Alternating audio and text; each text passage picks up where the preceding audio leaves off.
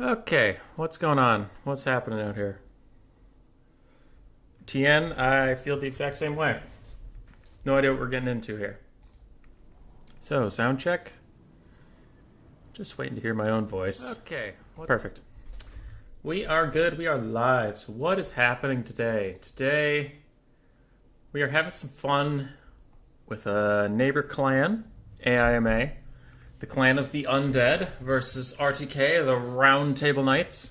And they have some newer players to the community that they want to test out, want to see how they fare against literally perfect players.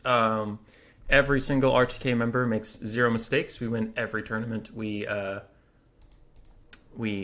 participate in. Sorry, I just got a message about the event. That is not important at this moment.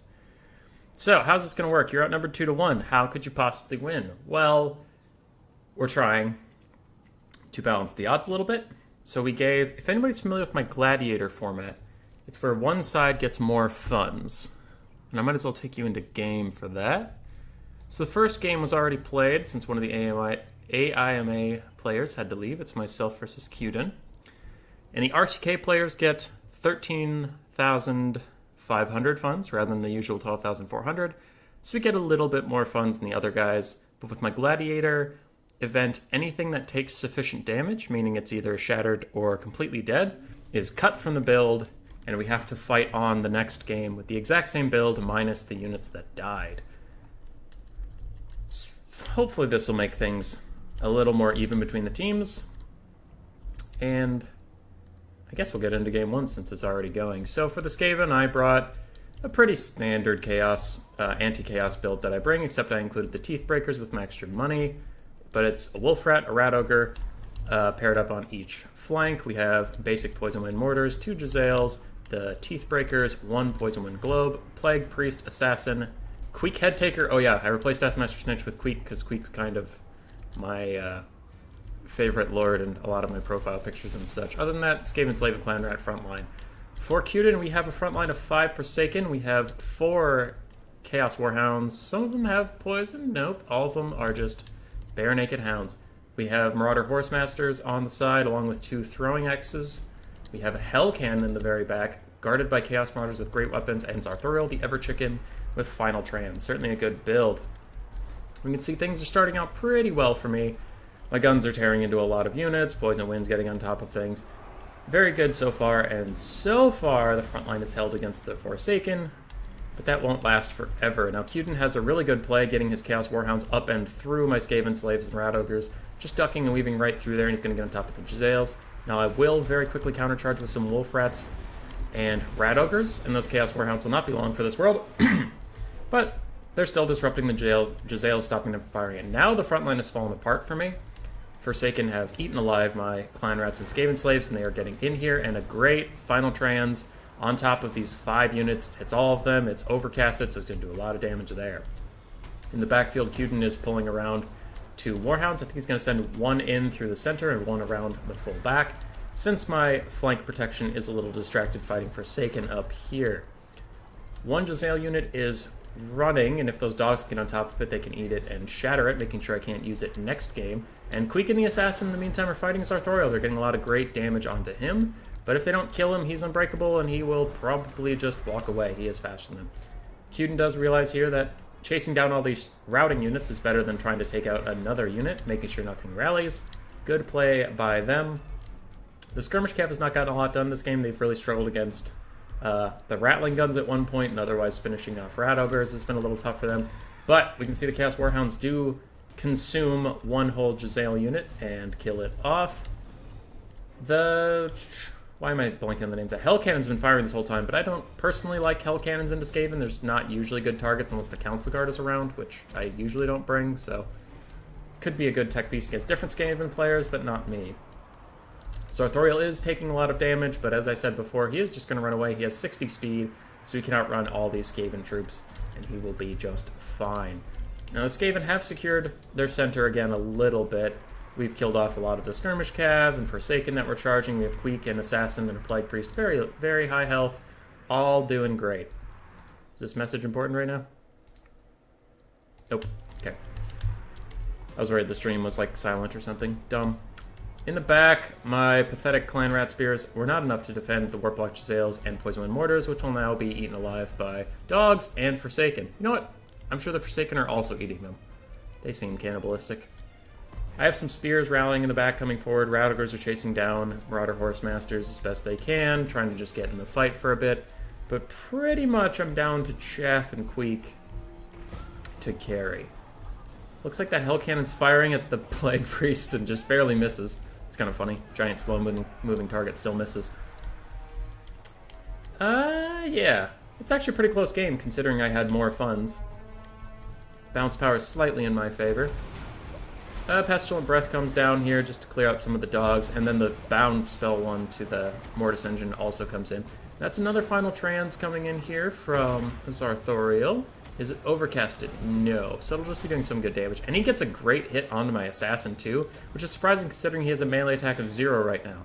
So that is some unfortunate RNG for me. And then my Assassin gets terrified and sprints away from all of his support.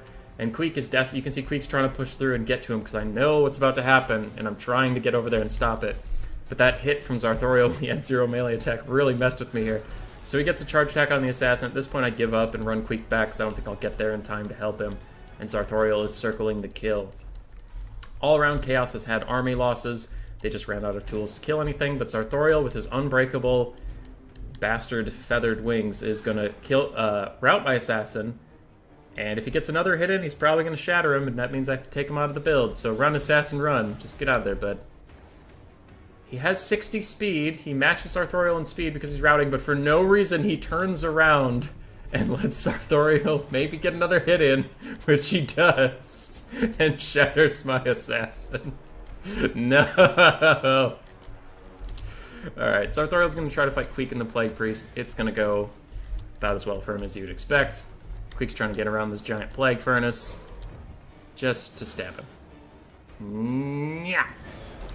And he's dead. So that was a good first game. Alright. Sorry, had to clear my throat there. Squeak did well as the Plague Priest, honestly. And Assassin did well, but he did die. We have 2 Skaven Slave Spears that did fine. I actually do have to message somebody really quick. Who has that? Wait. Yep. Arrowlast. Arrowlast, if you're out there, can you make a game? Also message him. Can you make a lobby? Alright. So that'll be set up while we finish doing this. Skaven Slaves didn't really pay for themselves, but that's not their job. They did okay. Poison Wind Globes did okay. Jezzails, I had to... Okay, so to be clear, if you're wondering why I have Jezzails versus Chaos, some people may not agree with that. I did have to build a build to fight anybody, not just Chaos. But I don't hate Jezzails here anyway. They're decent at counter skirmishing if you have that, or Manticores, or shooting Archaon or Sigvalds. They are decent here sometimes. Rattling Gunners didn't get much. Poison Wind Mortars did fine. Rat Ogres and Dogs did okay. Zarthoriel got a ton of value, 2,400. Forsaken struggled a little bit. They got a lot of kills, but they just weren't killing anything that was worthwhile. I think one of them paid for themselves. But I do like the pick here to get into the Skaven backline. Dogs did great. Like, some of them are getting their due in value, but they chased a lot of things down. They disrupted the guns, and Hell Cannon struggled a little bit. So let's see. Alright, my opponent is launching the game. I'll host and invite. So we are getting on to game 2 soon. I will pull up the scoreboard. So what do we have here? Oh, I just tried to click on it on my streaming software and not on Paint. Brush. And for the forces of the undead, we will use tan, like their bones. Cuden has been defeated. And RTK goes up 1 point. Alright. So we are up 1, an early start, a predicted start, for we are the greatest, undefeated, best clan in the whole world. And I now need to host a game. Human versus zombie thing. 1, 2, 3. Okay. Are Arrowlast and I friends? Nope. Human v zombie thing. Okay. And then I have... Start screen. 1, 2, 3. What the hell? Stop that. Don't do that. I did record my build. Where are you? Desktop. There we are. Okay. So I have to recreate that, huh? Got it. I suppose I could use it here. Media files. There. Boom. Alright, so we have Queek. He costs 1774, which means I have everything. How about you? Can you see stream? Alright, because he is allowed to see my build. My Plague Priest was on a furnace. 1806, yes. Okay, you can see my build. Ban Beastmen, Wood Elves. And Prague is a fine map. I'll just leave it alone. I need 4 Skaven Slave Spears. I need a Clan Rat. I need a Clan Rat with Spears. Another one with Spears. I get 1 Poison Wind Globe. I get 2 Dogs. And 2 Rat Ogres.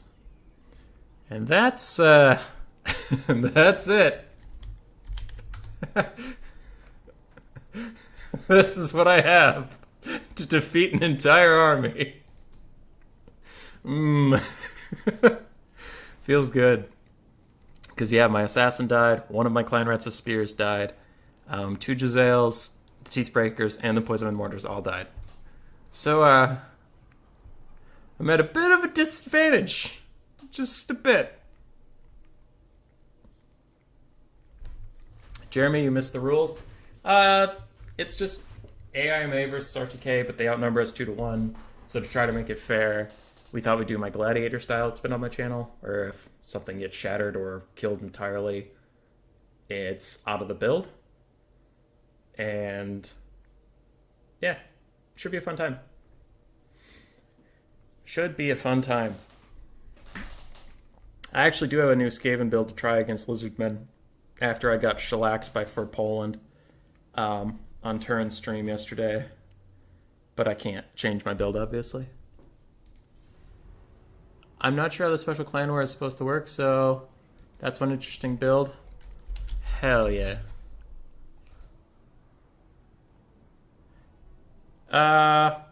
Tian and I hadn't talked about chevrons. I suppose in my normal gladiator event I could use chevrons, and we only have 1,100 more gold. There. I can max out everything and still have money left over. I can't use the spare money to upgrade things. But I think for the simplicity of the event, we're just going to do no chevrons. It's just easier. It's just easier. But we'll see. We'll see. What was I going to say? Oh yeah, the Lizardmen versus Skaven matchup is usually Skaven favored. I think it still is. But that skink build that For Poland took, dude, it's tough. I've fought a build like it a couple times on Anticity Ladder or in quick battles. And it is really rough. It's just Vanguard stalking skinks, all just sprinting at you, especially with banner rules, where on turn stream we're using fruit rules, so it was less oppressive, but with banner rules you can take 5 stalkers. Can you take 5 and 5? I think it's 4 and 4. 4 stalkers, 4 chameleon skinks, 5 skink cohorts with javelins. What? Fill out with some red-crested skinks, Oxyodal, and then a skink priest of beasts, and it's just a skink rush. It's all of the cheapest units possible for the Lizardmen. They just run at you, and it's really hard to deal with. It's so weird. It's weird for a tide of shitty chaff units to overrun the Skaven, because they're like, wait, this is my thing. You can't do that to me. Alright, I'll throw out the ready up. So...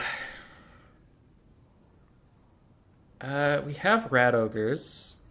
Those are necessary. We have one poison wind glove that we can maybe defend. Queek's okay. Do wolf rats help against it? Maybe. I have them in my new build. I'm not sure how they'll perform yet. I have them because I have the money and I needed mobile units. I don't have a ton of confidence in wolf rats versus lizardmen. Their leadership's really low.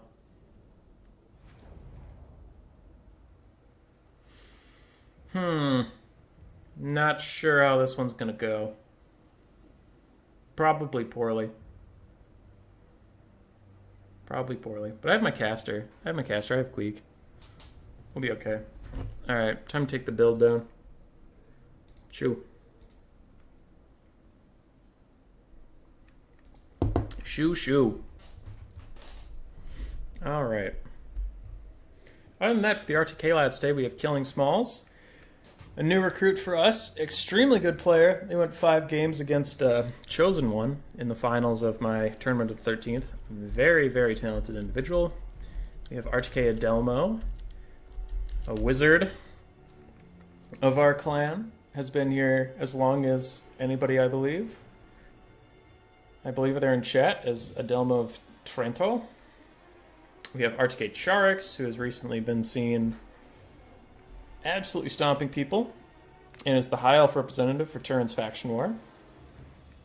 And then we have RTK Valkanos, who has his own YouTube channel that if you haven't checked out, you should go check out. It has a pretty funny series. I think it's like the Norskin News or Total War News. I'm blanking on it because I'm on stream, but it's kind of a comedy series. He had some really good casts of the Warhammer World Cup. Fun dude. I have some backups if we need them, because there are a shit ton of zombies clawing at us all. And Airlast and I are just loading in, watching the numbers tick by. 15 years in RTK now for Adelmo. Well, you're a treasure. You're a fine wine, good sir. Every year just makes you better. Okay. Oh, God. It's the old world news. Thanks, Nate Garrett. Thank you. Yeah. If Valk pops in, or if anybody can link his YouTube channel, that would be appreciated, unless YouTube stops you from doing it, in which case I will get around to it. Okay, that is not a lot of enemy troops. Oh, crap. If he has pterodons, I have nothing left that can shoot at them. So that'll be a little annoying. Probably has a bunch of big dinosaurs, considering how little funds he has. In which case, Queek will have to try to take him out, and that's not his favorite activity.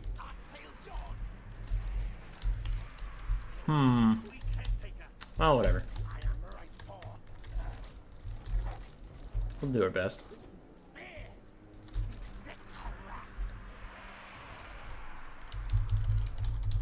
Ready, good luck, have fun. Well, it's not 1,500 units, so it's not the Skink Rush. We have 3 Pterodons, Salamander Hunting Pack, Horned Ones, Cohort of Sotek. Okay, this isn't terrible for me. It's not good, but it's not terrible for me. Mazdamundi has Banishment and all of his normal shit. Yeah. Those Pterodons are going to be annoying. I'll hit them with some globes just for fun, but not a whole lot we can actually do to stop them. Achoo! Dodge. Dodge. Good enough. You tried.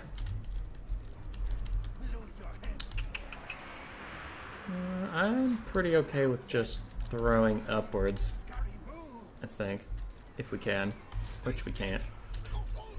Okay, advance a little bit. Just make it hard for him to hit you. Sideways. Sideways. Ah, there's another salamander hunting pack. Okay. Time for the dogs to go on a secret mission. Other than that, push that out there. Poison gloves have already died, which is not great. Don't break. You're fine. Nothing's even shooting at you. You're fine. Okay. Rat Ogres and Queek need to kind of push through and get onto that Slan. Oh! We are trapped. I see. Okay. Run around. Run around. Horned ones are coming for us, and that's not the worst thing in the world. Alright, Queek, get in there. Run into them, and then use your Verminous Valet to make sure you get through and kick that guy's ass. Pop thing, summon there, come in here.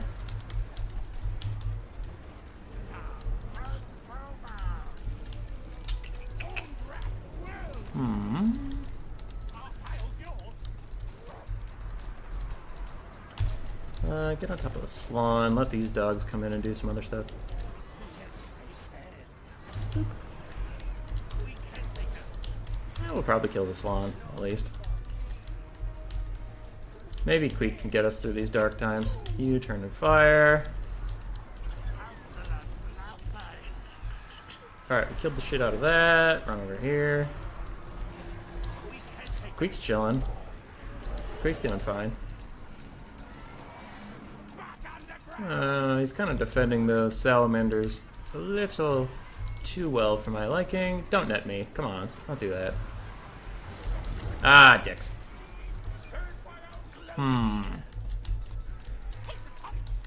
That's a lot of lizards. I think this might be over, but Queek's still like full health, which is pretty funny. Go. Fight, my minion.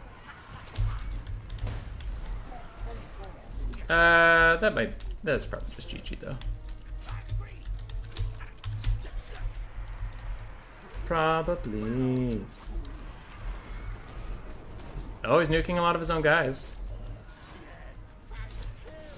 Do I surrender? Do I fight to the end? I should probably just surrender and save everybody some time. But I won't. Fight me! Fight me, you toad! You chow! Where are these rat ogres? Oh, they're getting attacked by horned ones. Yeah, they're all gonna die. Force path after him! You will never surrender! No, don't get knocked over! Go! Go! Go! Go! Go! Go! Go! These fireballs are constantly knocking him over. If anybody saw my Queek video about why he's not a great lord at the moment, it'd be that he spends most of the game on his ass. So for Arrowlast, I mean, that build was good versus mine. I do think that if my only asset was Poison Wind, you probably don't want to take a bunch of Saurus. Probably just take as many Skinks as possible, because you actually gave me a target to shoot at, but I mean, you did fine. Salamander hunting packs did a lot of work versus the Plague Priest, absolutely nuked him down. That was very nice. Mazdamundi was on point with the nets. Yeah, it worked. Serviced what it needed to. I have a friend request. Got it.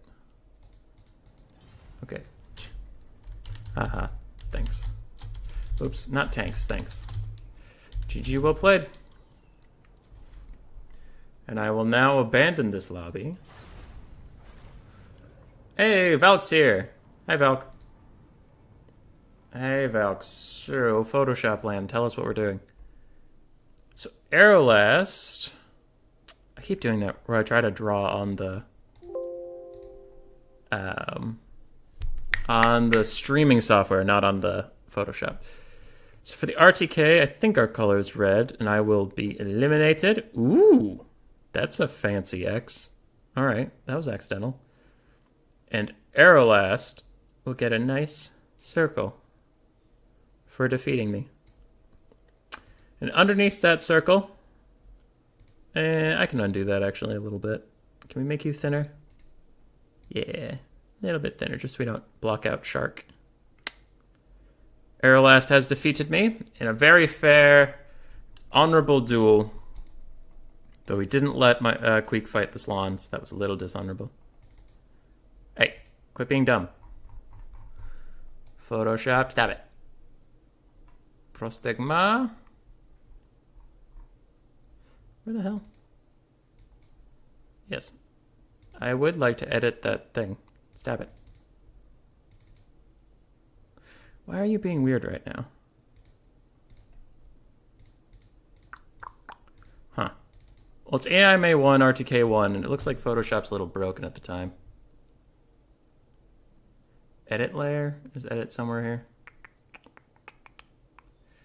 Oh, of course you do this when I'm on stream, not when I was working with you for the 2 hours before stream. Nope, don't move that. What? What? 1 second. Okay. You. You are the top layer. Yes. Oh, the paint's all attached to you. Oh! Okay. Undo all these brushes. Get out of here. Is that what's getting in the way? I don't give a shit. It doesn't matter. It doesn't matter. We'll just paint over it. Boom! 1. And Arrowlast, you get a check mark because now we are moving on. So we're up to Adelmo versus Shark. Adelmo, Shark, if one of you fine people could make a lobby, I will message the parties involved. Where is Shark? Does Shark exist? I'm looking at the AIMA server and I don't see a Shark.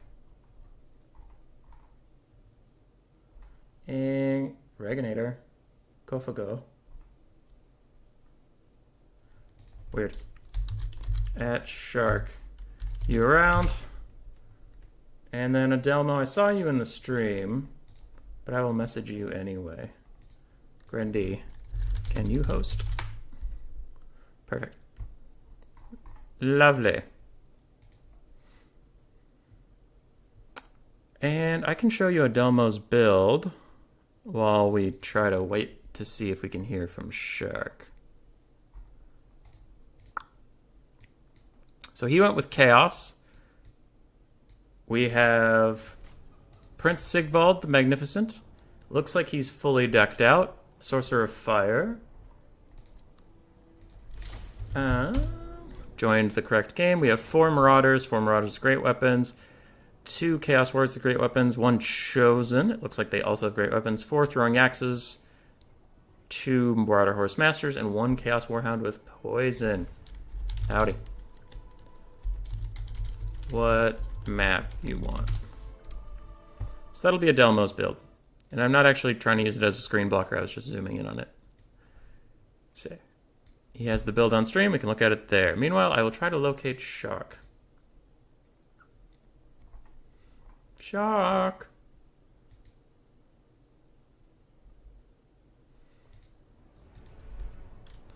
If you want, don't pick a really odd one.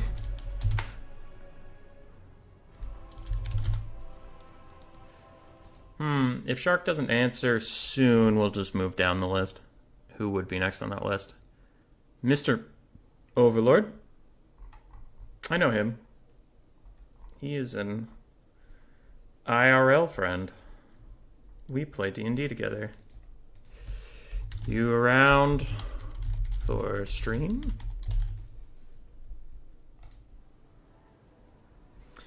So we'll get him ready if Shark's not.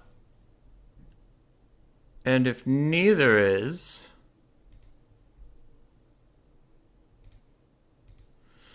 that would take us to Roscoe, who should be around. Okay. 1, 2, 1. And while we have this brief lull, I will make a new score thing that makes sense. 1 to 1. Perfect.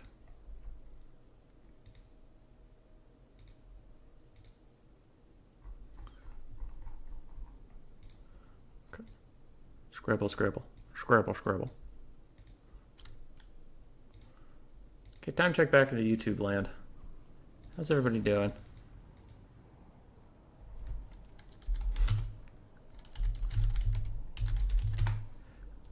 GG lol. Yes, but Terra's killed Globe, so he doesn't need to worry. Yeah. Roscoe is around. Hey, Roscoe. Mr. Roscoe. Oh, I need to get your name right. There we go. Can you hop in? It looks like neither Shark or Mr. Overlord is currently around. Let's look at Roscoe.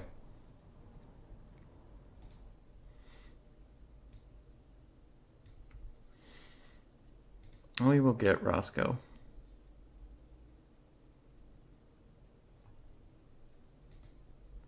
I think we're friends, Roscoe. I think you and I have been friended before.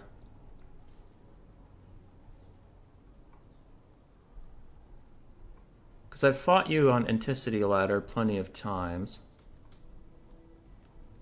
Oh, someone's behind there. Boom! There we are. Where's the Chaos? Build is on stream. 2 bans from the good Sir Knight.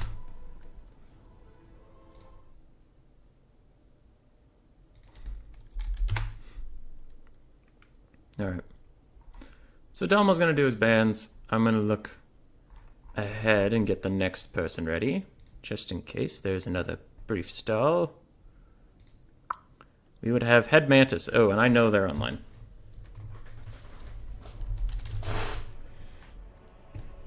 Yep, I know Head Mantis is around.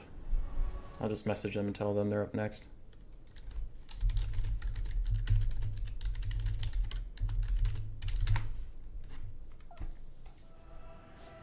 They have been informed.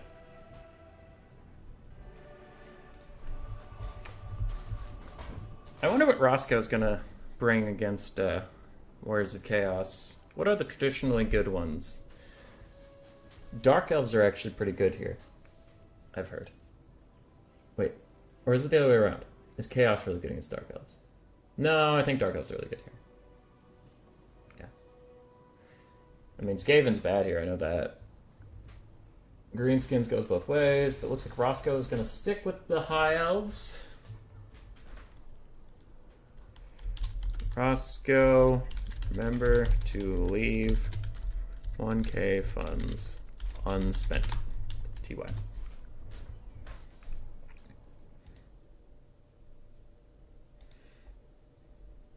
Alright, so he'll build. Caradoc, hello, hello.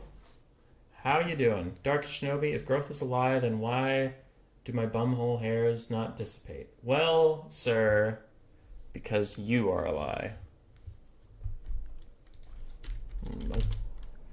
That's your advantage.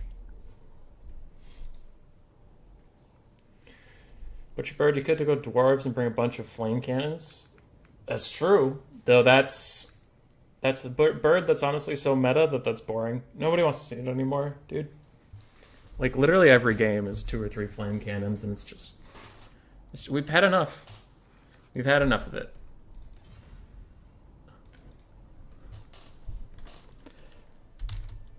Your valor and courage are also a big advantage.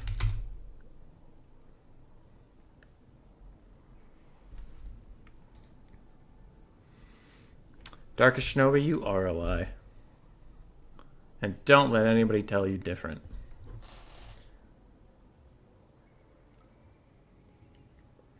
And don't let anybody tell you different. Double Hippo Knight Brett? That could be good. More like Brave Sir Grendy. What's going on here? I like Clan Wars. Hey, Caradoc, I will take you over to the Photoshop briefly. So AIMA has a bunch of recruits that they wanted to get some practice on stream and have some fun. So TN from AIMA contacted me. We got 5 nights together and we set up a little fun event where we have 5 knights versus, it looks like 11, 10, 11, 11 zombies just walking at us. And the kind of gimmick is that the knights have slightly more funds and are also usually more experienced players in the community, usually. But then the zombies get to know our builds ahead of time, and there are more of them than there are of us. And also any units that die, if you've seen my gladiator events before, get cut from the build, which you will see after just this game. And boop, boop. The next person up wanted this. Boom. All right. So if Adelmo's, if Adelmo loses, they lose. But if they win, any units during the battle that fully die or are shattered are cut from the build, and he has to fight the next battle extremely handicapped. Like I did in the first battle of the stream, where I had 1 poison wind globe and some rat ogres to fight an entire lizardman army. Which was very fair and balanced. Should be good stuff. It's kind of Gladiator is 15k bird, but since a lot of the AIMA players in today's event are newer to the tournament scene, we were worried that would be too much of an advantage, and it would turn into the Anticity situation of the Gladiator event, where Anticity didn't lose any units for like 5 battles in a row, and he ended up going on an 11 battle win streak. That was a fun stream, but not what we wanted today. So, if it's unbalanced, or if they have too big of an advantage, or the Knights have too big of an advantage, we'll adjust midstream. I'm pretty good at improv, but it's just for a fun stream today. Getting some games in with the new AIMA guys, trying to show them that our tournament community's fun. That we're a fun bunch of lads. Alright, for Roscoe, we saw Adelmo's build on the screen the whole time, so I'm going to get to the high elves real quick. We have 4 Illyrian Reaver archers to counter skirmish. We have some spearmen. Ooh, triple swordmasters of Hoeth, 2 white lions of Crace, and 2 spearmen, and a basic archer unit in the very back. We have a Mage of Life with Regrowth and Shield of Thorns, and then the Sky. We have a princess? I don't even know what you do.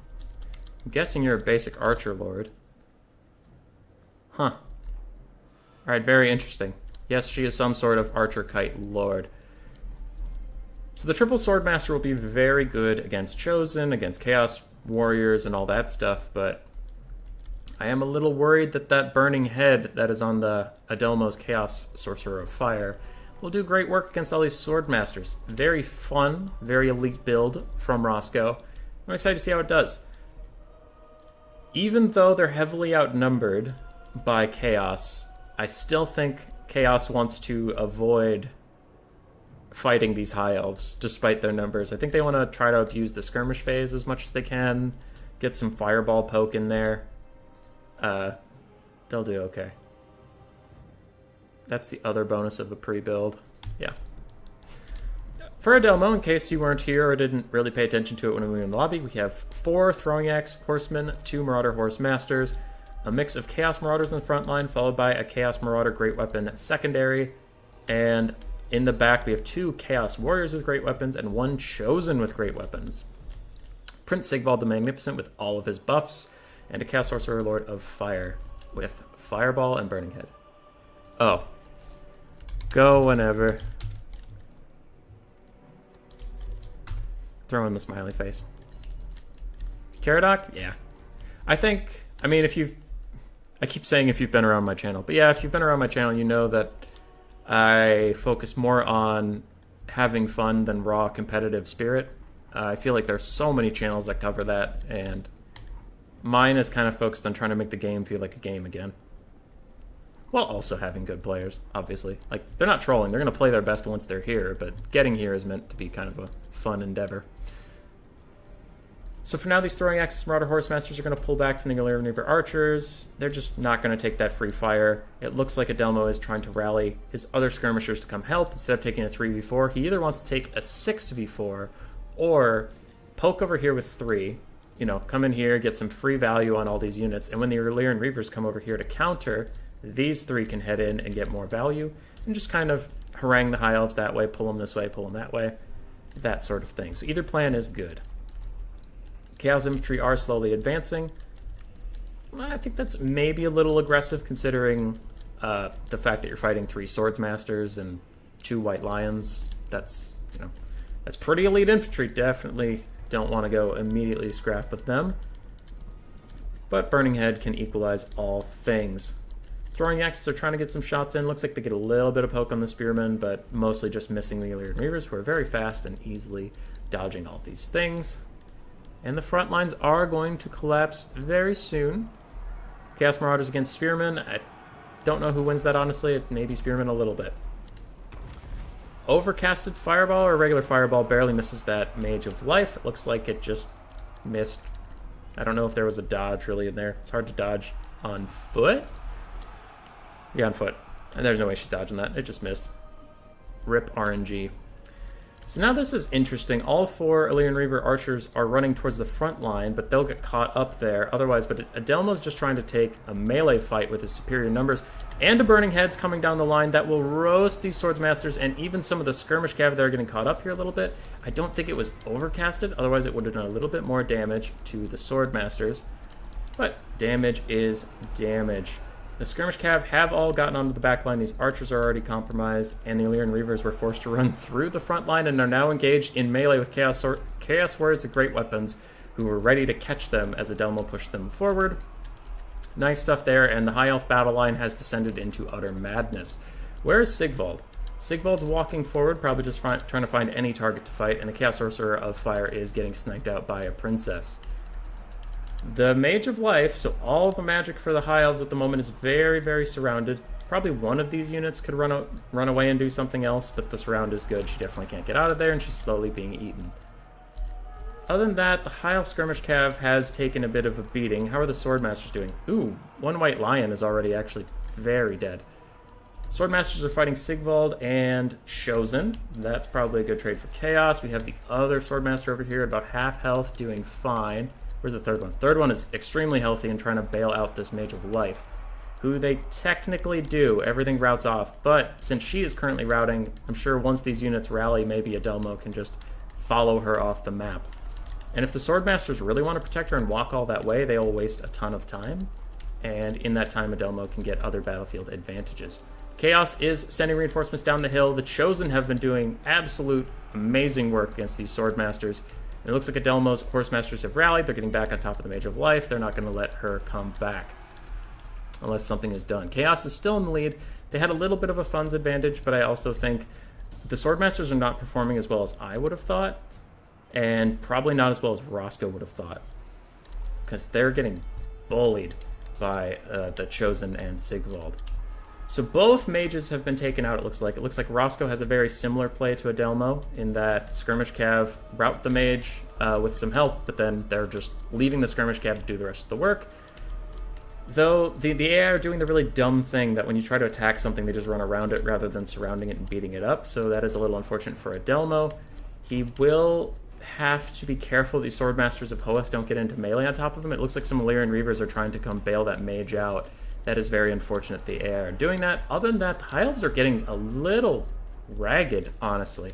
They have 1 full health unit of Swordmasters, 1 half health unit of Swordmasters, a half health Skirmish Cav, and a full health Princess who has maybe 1/3 ammo. And Adelmo has a lot of Great Axe infantry left. Oh, they have 1 more Skirmish Cav on the high ground. Didn't see that. It's funny that both players are doing very similar things, like Adelmo's using Skirmish Cav to try to go rally his mage, while Roscoe used Skirmish Cav and his Lord, to be fair, to rally their Life Mage. It's just kind of a funny mirror image. So over here, where are the Chosen? Okay, I was like, if those are the Chosen, actually, that's going to be a big deal. But the Chosen are not in this fight yet. It looks like they're chilling back with Sigvald a little bit. Sigvald needs to come over here and get involved, but all these Great Axe infantry are trading up so effectively versus Swordmasters. I did not think they would trade this well, honestly. Caradox saying so many elite infantry swarmed by a pile of marauders. Yeah, they're not loving it. Eagles. Ooh, eagles do cause terror. That's big. I thought they just caused fear. So that will be nice. Ooh, actually, is she even on an eagle? She's on like a weird griffin thing. Okay. I know nothing about the princesses. Adelmo again catches this poor Mage of Life who just can't get a break, as Roscoe needed to send the forces that saved her elsewhere, needed to help get these Swordmasters out of this tricky little pickle. And Sigvald's coming, he's coming in hot, and the High Elves are very far behind on the balance of power at this point. Those Martyr Horsemen with throwing axes and the Mage have shattered, it looks like. Yeah. Okay.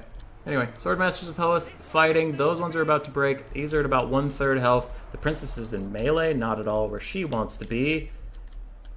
And I think Adelmo, the RTK Knight, the brave wizard of our clan, returning to fight once more on the fields of battle, will take himself his first victory.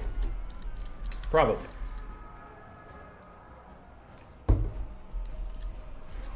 Excuse me, we need some water. Army losses is probably going to come in once all these units break.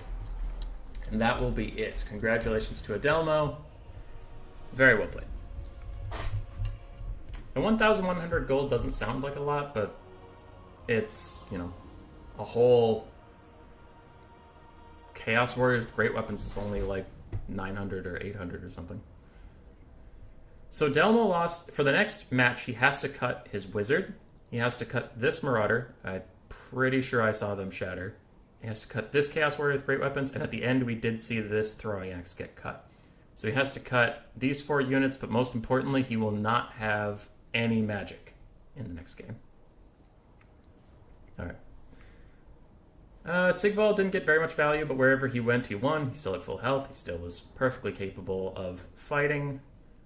Some Marauders, one of them traded up, otherwise they just kind of paid for themselves or died. Great Weapons did well, Chosen did excellently. Skirmish Cav was mixed, but they were very useful. They were very important. As for the High Elves, the Princess did a lot of work. The Mage was a life mage, so she's not going to have a big impressive number. Swordmasters did well, but not well enough, unfortunately. And the Skirmish Cav, 2 of them paid for themselves, 2 of them struggled. But the High Elves were at a disadvantage, obviously. So, good sir, you must cut 1 Marauder, your wizard, 1 Chaos Warrior, and 1 Throw Axe Horse. The wizard, I think the wizard died, Valk. Because those horsemen were surrounding it, and they never made it to the edge of the map, so I'm assuming it died. Yeah, I'm assuming it died. Because then those horsemen broke off and fought those throwing axes, and I doubt Roscoe would chase something across the entire map and then give up on it and chase something else. GG, well played. So we'll get Head Mantis in here.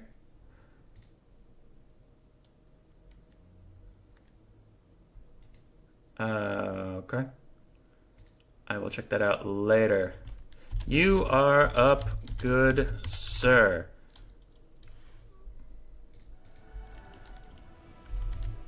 And Roscoe, if you check back on the stream later, I loved your build. I appreciated the memes. Our next combatant is coming. And with that, I will now take you over to the Photoshop so you can see what the hell we're talking about. Boom. Okay. I did create a new little scorecard because the other one was being buggy and dumb.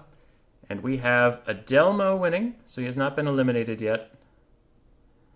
Also, I circled my own name. That's a little dumb. And we will cross out the brave Roscoe. Also cross out my name because I'm dead. I'm dead as hell. Boom.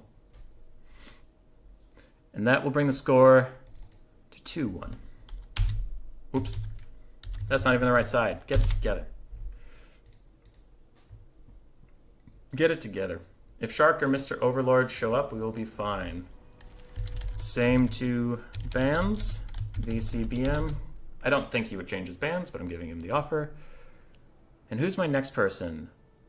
Dialatron. No, Hammond, I think. Let's see if Hammond's around. I know Dialatron's around. Okay. While I do some bureaucracy stuff, I'll let you watch the fine people. And now I need to go locate Hammond. Pretty sure he routed. He still had life left. Adelmo. Good, sir. I have lied to you. Chat says your wizard lived. Alright. If Adelmo still has his wizard, this is quite difficult for Head Mantis. Hammond, you're here! Hammond, you're up next, by the way.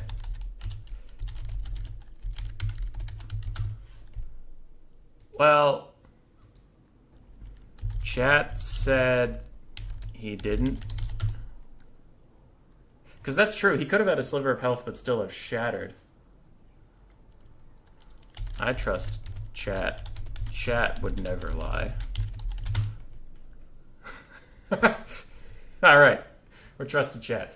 So in the end, he lost a Chaos Warrior with the Great Weapons. He lost a Marauder, and he lost a Throwing Axe guy. Now, if you look at the values, that is still more than his 1,100 gold advantage. So Adelmo's still coming into this game with... Well, let's just do the quick math. Roughly 400, roughly 800, 600 exactly. So he's coming in with a 700 gold disadvantage now.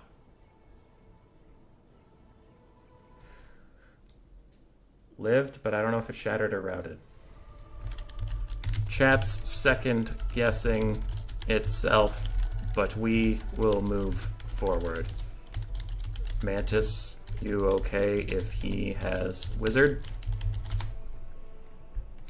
Prostegma, Hammond, if you're still here, by the way, if you didn't notice in the little title card for the stream today, I got you.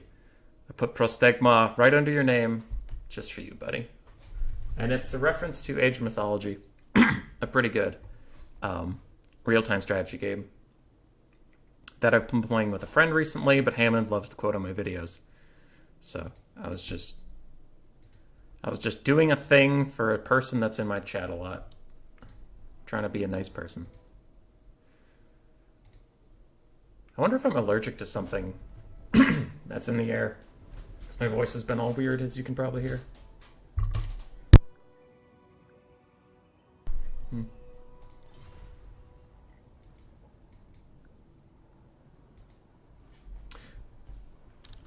Chat wants wizard, I think.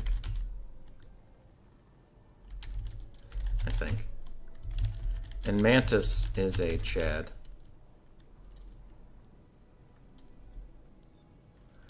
We aren't 100% sure if it lived.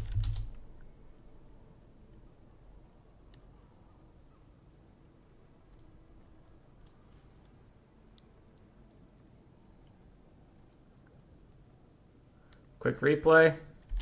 Nah.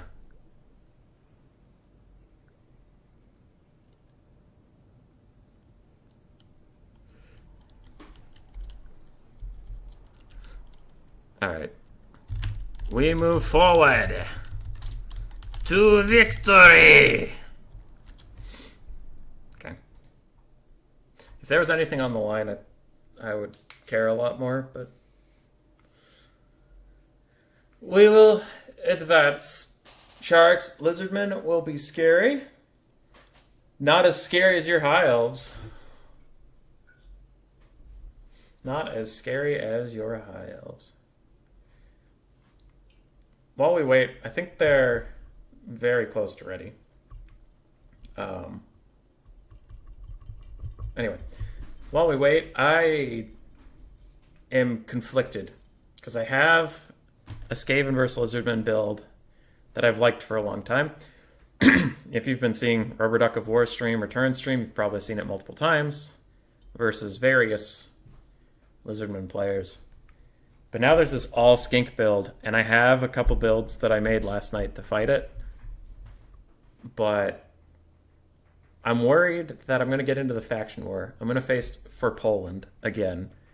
And it's going to be Lizardman versus Skaven. And I'm going to bring my build to counter his skink build. But he's going to know that I'm bringing a build to counter the skink build, and he's gonna bring a build that counters my counter skink build. I don't know. I'm getting in my head a lot.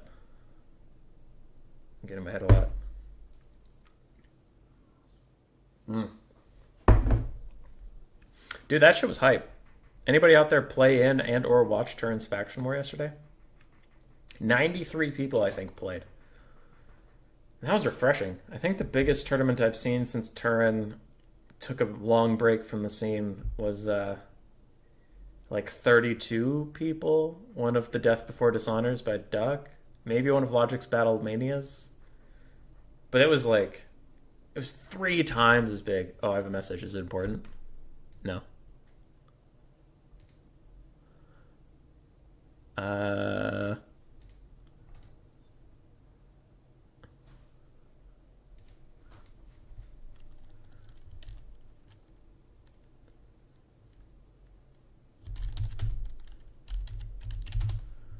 All right. Sorry. For Poland. You're here? You heard my schemes? Hey, for Poland. Yeah. Oh, well. It's a for fun stream. We'll let Adelmo have his Fire Wizard. For Poland. Yeah, dude. Yeah, I was talking to you a little bit about it. I have some schemes to do with all your skinks, but the problem is I was talking to Hammond about it a little bit, I believe. I believe it was Hammond.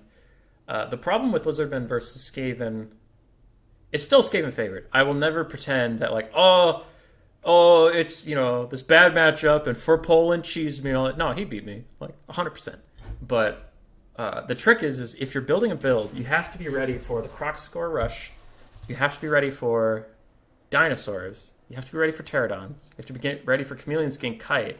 And now the skink build. So it's I need to bend my builds enough that I can handle all these skinks, which my previous builds were not good enough to do. But I can't lose the ability to beat the other builds. Because it's not a good build if it only beats one other build. That's a situational build, and it can be good, but it's like a truly good build needs to be able to win in any situation. So, that's my spiel. But yeah, because my current build felt so weak. It was just for Poland just ran me over on every front. It was rough. This damn chameleon stalkers. I was tuning in and out of the stream from there. I think if I remember correctly, Dactor won on the Wood Elves, didn't he? All right, what do we have here? So for Adelmo, we saw his build previously. Now it is just down 1 Marauder with throwing axes. So we have 3 with throwing axes, 2 with Marauder Horsemasters, 1 Chaos Warhound with poison. I believe we only have 1 Chaos Warrior with great axes left, 1 Chosen with great weapons left, and then 4 Chaos Marauders with great weapons and 4 Chaos Marauders regular. Sorcerer with Burning Head, and Fireball, Prince of all the Magnificent decked out. Now, for Head Mantis, we have a Kroxigor Ancient with all of his buffs, including Miasma of Despair. I love that one. And the Horn of Krygor. Skink Priest of Heaven with just a Thunderbolt and Curse of the Midnight Wind. Is that true?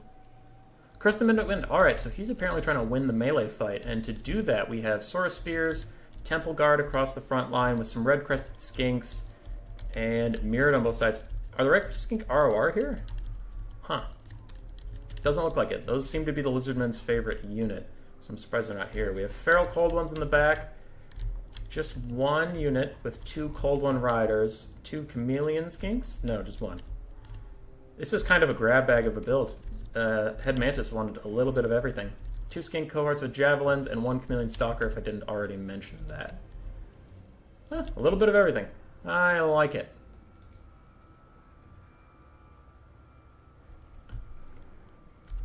Ready.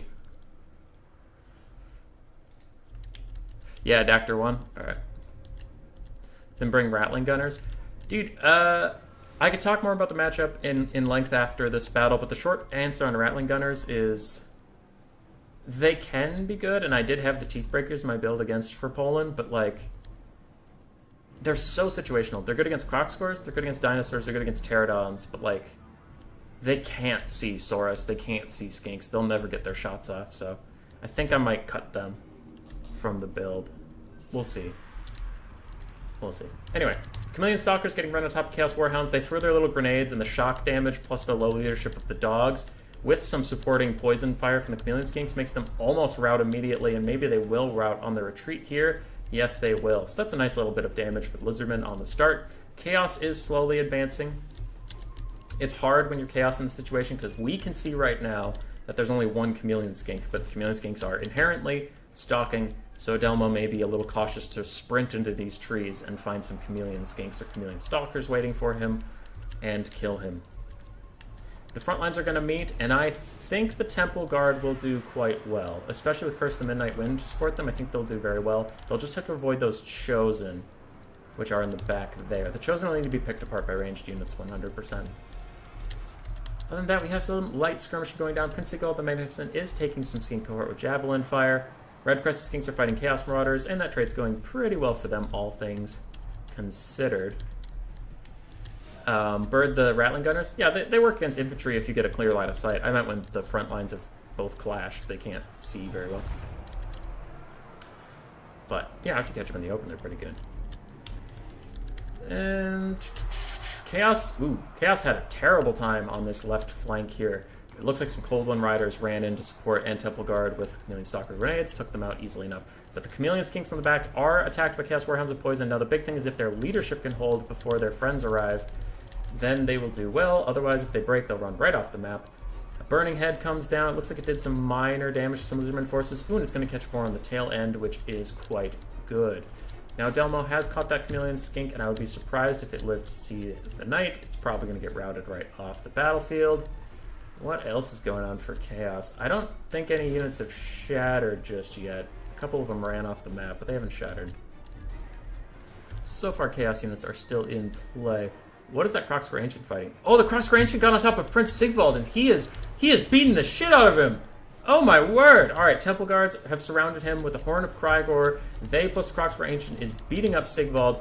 He needs to be bailed out by something, but there's nothing around him to help him, and he is so low! Holy crap, Sigvald might actually die. Lizards are slightly ahead on the balance of power. It looks like those Chameleon Skinks did get routed, but so did the dogs near them. And Delmo's been doing pretty well on this right flank. The right flank has gone entirely to him, but Sigvald is gone. Uh-oh. Uh-oh, if that Crocscore Ancient can get on top of him and shatter him, and he's shattered! He is dead. I will explain what that means after the game, because that does mean something if Adelmo wins. So, Skink Priest of Heavens is standing in the middle of all these bad Chaos Warriors and Chosen. He is going to want to run for the hills. Cold One Riders are trying to fight alongside him. What else is happening for the Lizardmen? There's this big back pocket that does need to come up and get involved. I wonder what can kill the Chosen at this point. But Chaos is falling further and further behind on the balance of power. Without their leader, they will be in trouble. Is that the Sorcerer Fire? Okay, the Sorcerer Fire is safe. He is fine. That's good. Burning Heads will help clear out a lot of these chaff as long as you don't accidentally friendly fire the Chosen. That'll be okay. 2 Skirmish Cav in the back here are still alive. Both of them are Horse Masters. They'll probably want to throw at the Crocscore Ancient for most of this game, as he can do some good damage to the Chosen. Now, the Chosen will deal it back, to be fair. And, yeah, this game's pretty winnable. Ooh, if that's a Burning Head, that might be a mistake. I wonder how many Chosen it's going to hit. Oh, it wasn't Overcast. Okay, that's pretty clever. The Chameleon Stalkers don't have high armor. They'll take a lot of damage from a normal Burning Head, and Chosen have so much armor they barely took anything, so it just cleared out a bunch of Chameleon Stalkers. Very creative play from Adelmo. These Marauder Horsemen with throwing axes are going to get hit by Temple Guard. It looks like their skirmish mode is off, and they got caught a little bit standing still there. Temple Guard are fighting in the trees. They're killing a bunch of Marauders. I wonder if any of these units will shatter off. So far, I've only seen Lizardmen shattering. Mostly the Chaos troops have rallied or run straight off the map, but they haven't shattered from what I've seen. So these Chosen, as we said before, the Crocscore Ancient is actually doing amazing work on them. Marauder Horse Masters are fighting Spread-Crested Skinks, fighting in the woods with these Temple Guard. And Chaos is doing its best, is falling a little bit more behind on the balance of power, and without those Chosen who are just about to break off, I don't think they will have the stopping power to win this.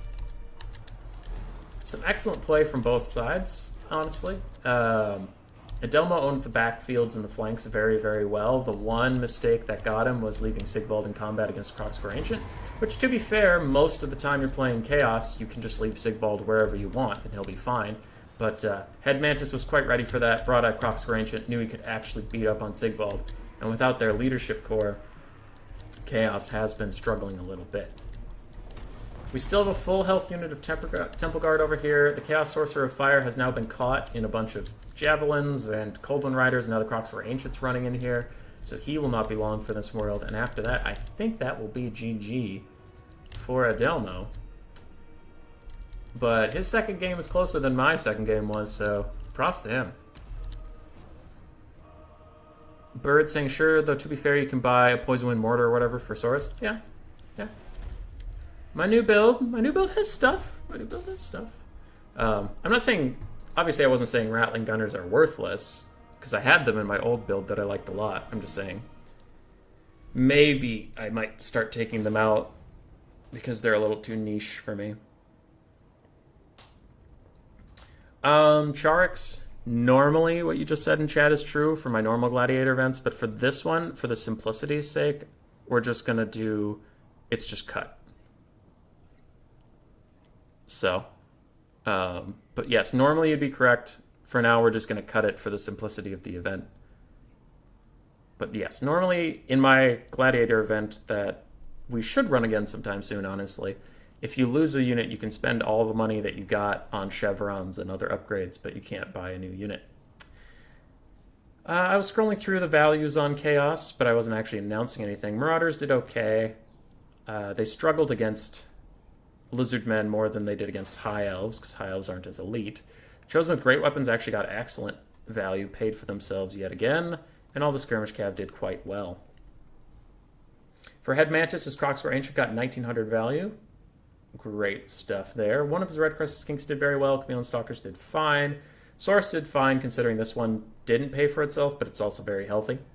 So that's perfectly normal. Temple Guard did pretty great at just holding the line and slapping things, and Coldwind Riders did pretty well. GG. Yeah, of course. But Rattling's OP. Rattlings are OP, Butcher Bird. They are. Okay, who's up next? Hammond, who we mentioned, will now be facing Killing Smalls. Killing Smalls. I'm going to probably just host this one myself. Host as a spectator. AIMA versus RTK. Okay. And while I get them here, you can all look at the lovely Photoshop. Hammond, are we friends? I feel like we're friends.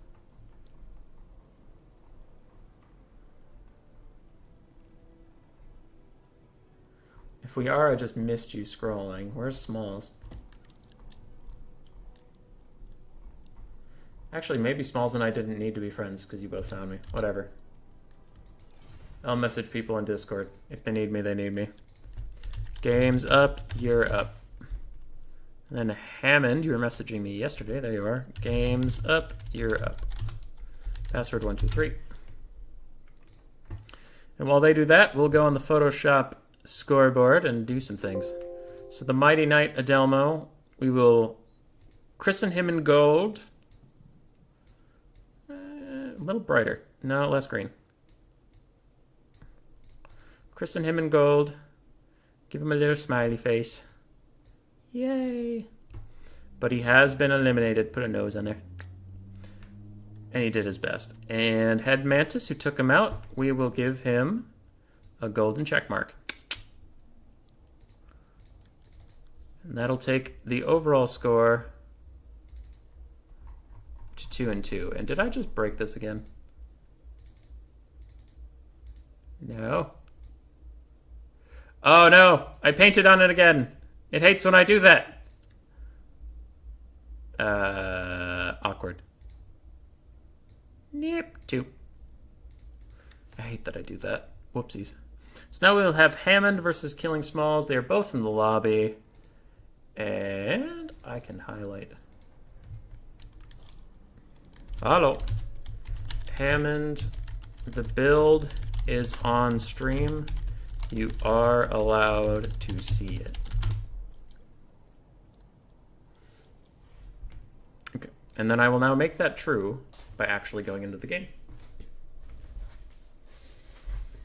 So, this is Killing Small's build. Hammond will have to leave.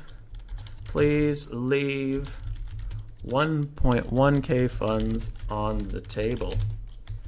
Smalls, your bands and map of choice. What? Stream's lagging.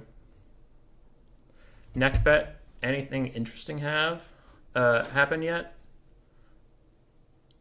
I would think the whole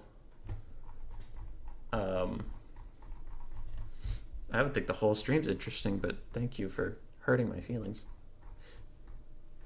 And Smalls told me what map they wanted, but I forgot the name of it because it's weird. Ah, I found it again.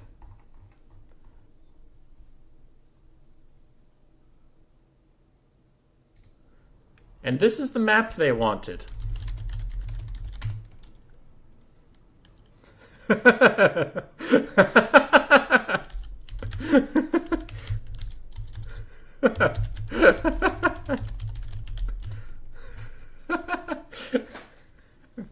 So we're gonna have a good time. We're doing golden tributes, lads.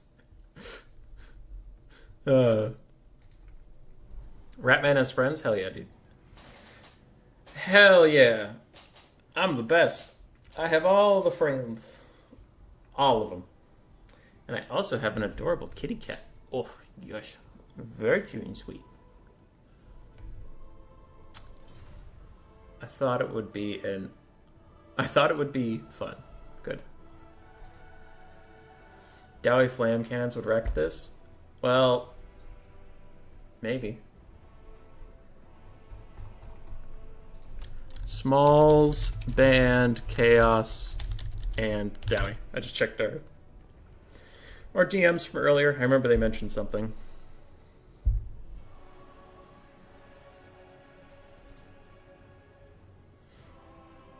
Hey, Luke Sanders. Good to see you. Good to see you.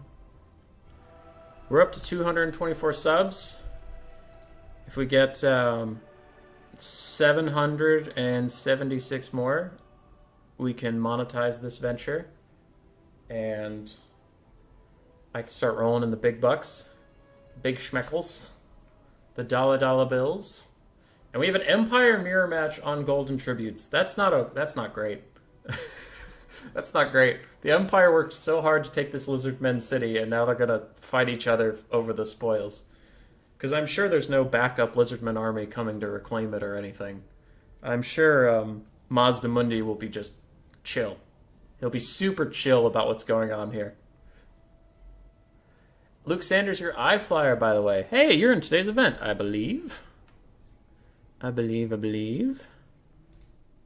Yes, you are. You are in 3 games. Well, depends on how you count. We have Hammond, Dialatron, Contende, iFlyer, and Aragoth. Not to be confused with Aerolast, who was in this earlier. And then Shark and Mr. Overlord are still MIA at the moment. So we will see. Somebody trolling me right now. Why can't I focus on the wizard? Or at least have it on frame. You know what, Cyrus? Because I am but mortal man and I make mistakes. I love this kitty. If anybody has a kitty at home, give them a scritch. They deserve it. Oh, such a good boy. A friend of yours cracked 1,000 subs. You gotta start making romantic book reviews for the big numbers. I could review my own book and tell you all it's great, even though it was in production, 4 years ago? And it's hard to get a copy now? In fact, I'm down to 1 copy because I gave them all away. But yeah, I could do that. Or I could review books, though I haven't been reading as much as I usually do since I started this stuff.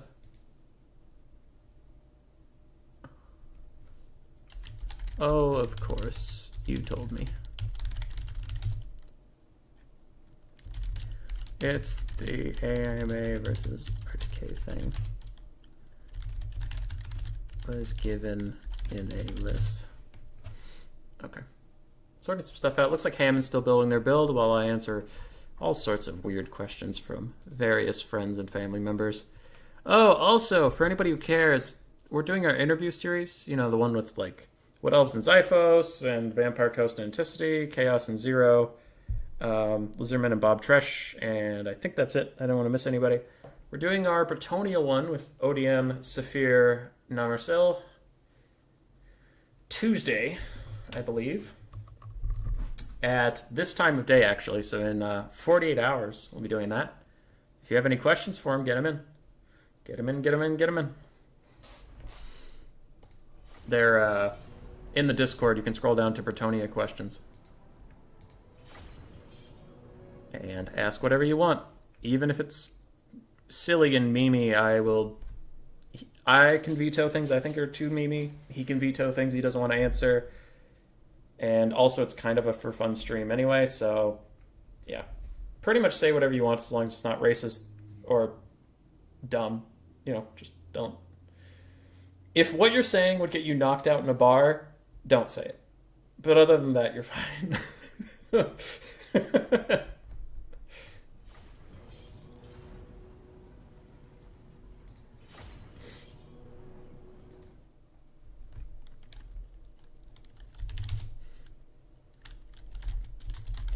No pressure. Or fun event.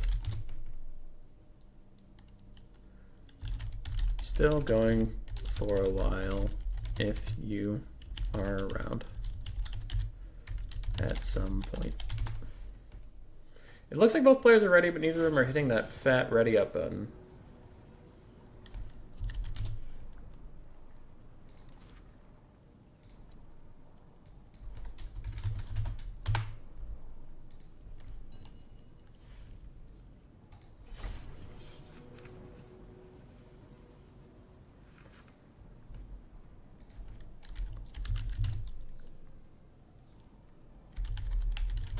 Alright, it was my fault. As per usual.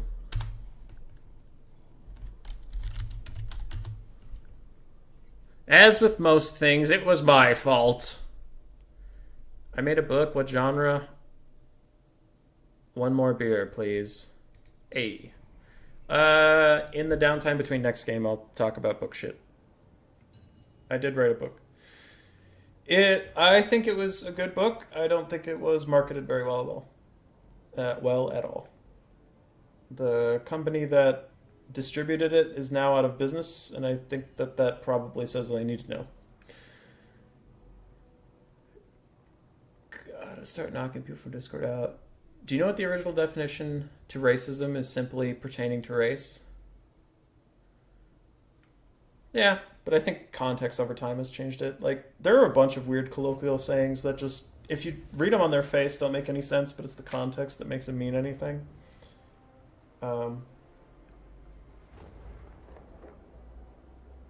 Like pissed, I guess.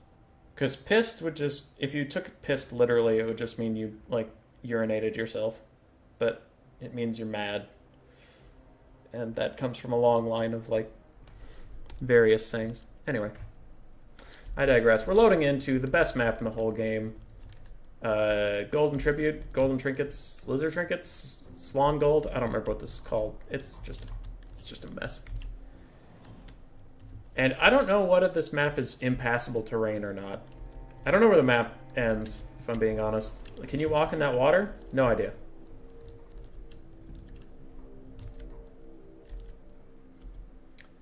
Just a weird fact to share. Yeah, that's fair. Who's messaging me on Discord?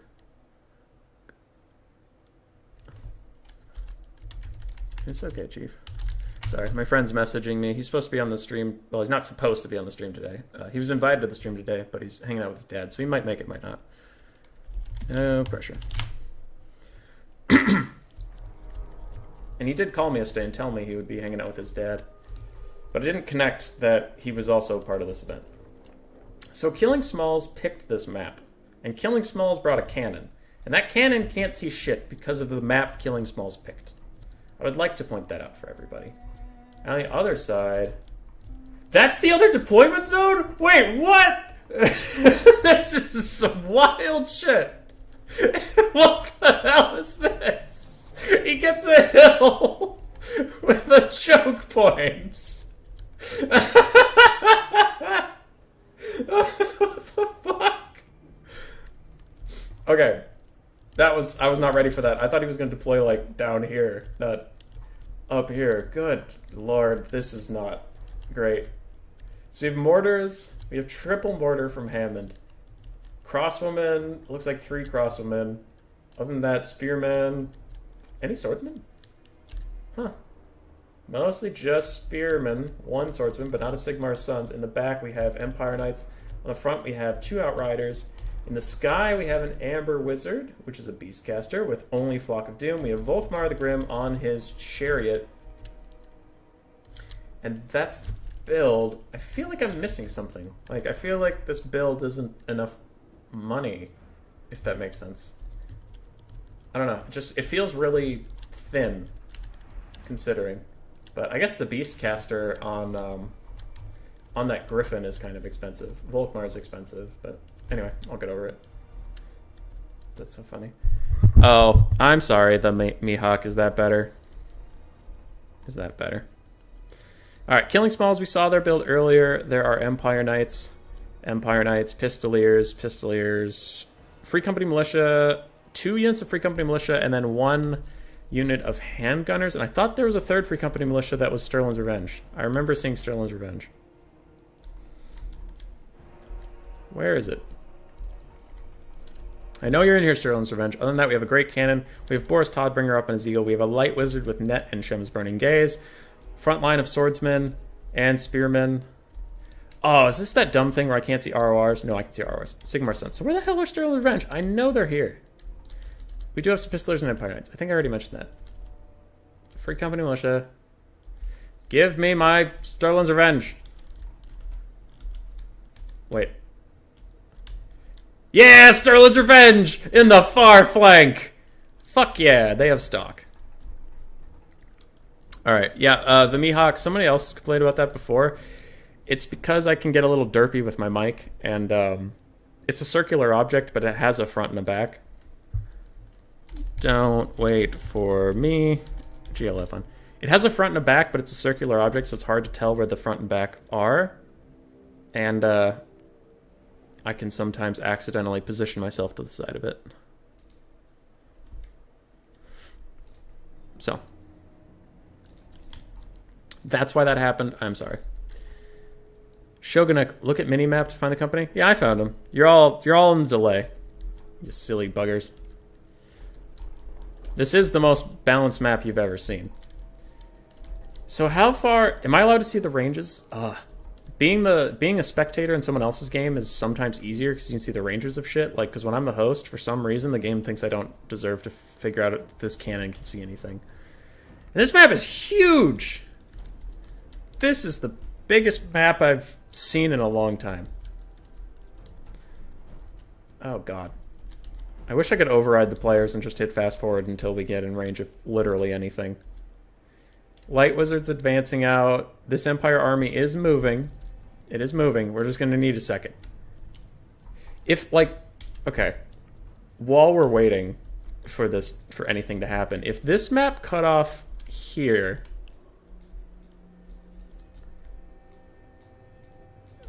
This wouldn't be the worst thing in the world. Like, it could be kind of a fun map. I don't know if it'd be the most tournament-like competitive map, but it could be okay. But the fact that, like, all that exists... And the white line is out here! Holy shit! This map is so big! This is the biggest map I've seen! Oh my god! Where's the backline over here? The backline... You could fall back from the hill and go to a different choke point up here. Holy crap. Alright. Okay, cool. Cool, so we're all chilling. We're having a good time. Sterling's Revenge is slowly climbing that hill. Killing Smalls' army is advancing. Very slowly. Is Hammond obeying the attacking rules in some way? Not really. Okay. Red must advance in some fashion. I was distracted by the map. I didn't realize that technically red is camping at the moment. Okay. Those outriders can't keep pulling back.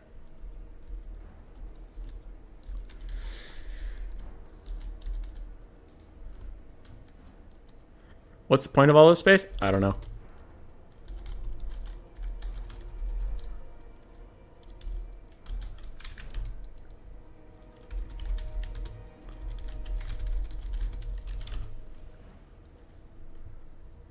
Okay. We have some mortars moving up a little bit. I just, killing smalls is already at a disadvantage due to the terrain. I can't also just let the red players sit up here. What is the point of all this space? Free-for-all is a campaign mission? I know this isn't a free-for-all map. I'm 90% sure of that. I think it is a campaign mission. Okay. He is advancing now. There was a couple moments there where Hammond wasn't technically advancing, but it's fine. I believe they're a newer player. They're not new, but they're newer. So we won't be total dicks about it. It looks like the Empire cannon for the blue team has finally gotten involved a little bit. These outriders came into range and took a nice side shot. Looks like Flock of Doom is firing down. And we're going to have mortars on the hill. And because these aren't cannons, they have a nice arcing firing point. They could just fire over here with very little issue. That is quite funny. Sterling's Revenge still haven't been discovered, have they? Empire Knights are going to try to engage some outriders on that end, but Sterling's Revenge is just sneaking around. They're just playing Metal Gear Solid while everyone else is playing Total Warhammer. So these Empire Knights do manage to catch some outriders, it looks like. I don't think they had skirmish mode on, and Hammond does pull away quickly. They should be able to outrun those Empire Knights and get to safety. Can they run into that water? Time to find out. Yes, they can. All right. So they have ways out. They'll be okay here. The Amber Wizard's running around. And Sterling's Revenge has not been discovered. Still going. I don't know if they're going to join this battle before it's over, but we will see. These Free Company militia are engaging some outriders. The outriders are also engaging, so the attacking rule is being fulfilled while both armies chart a map on how to get across this frickin' map. Oh my god. That is huge. One outrider unit takes a charge against Empire Knights, it looks like. Oh, they got netted. That's it. They got netted and ran down. And the other outriders, it looks like Empire Knights just managed to catch them and rout them off. So 2 outriders are down for Hammond. Interesting stuff. This mortar lost some ammo, so it's been firing at something. It looks like it's poking these Empire Knights a little bit. And Killing Smalls even sent some Pistoliers on the outside. They're actually trying to use the entirety of this gigantic map. I suppose Killing Smalls doesn't want to just sprint up this choke point and die. Oh my god. It's been 5 minutes and almost nothing has happened.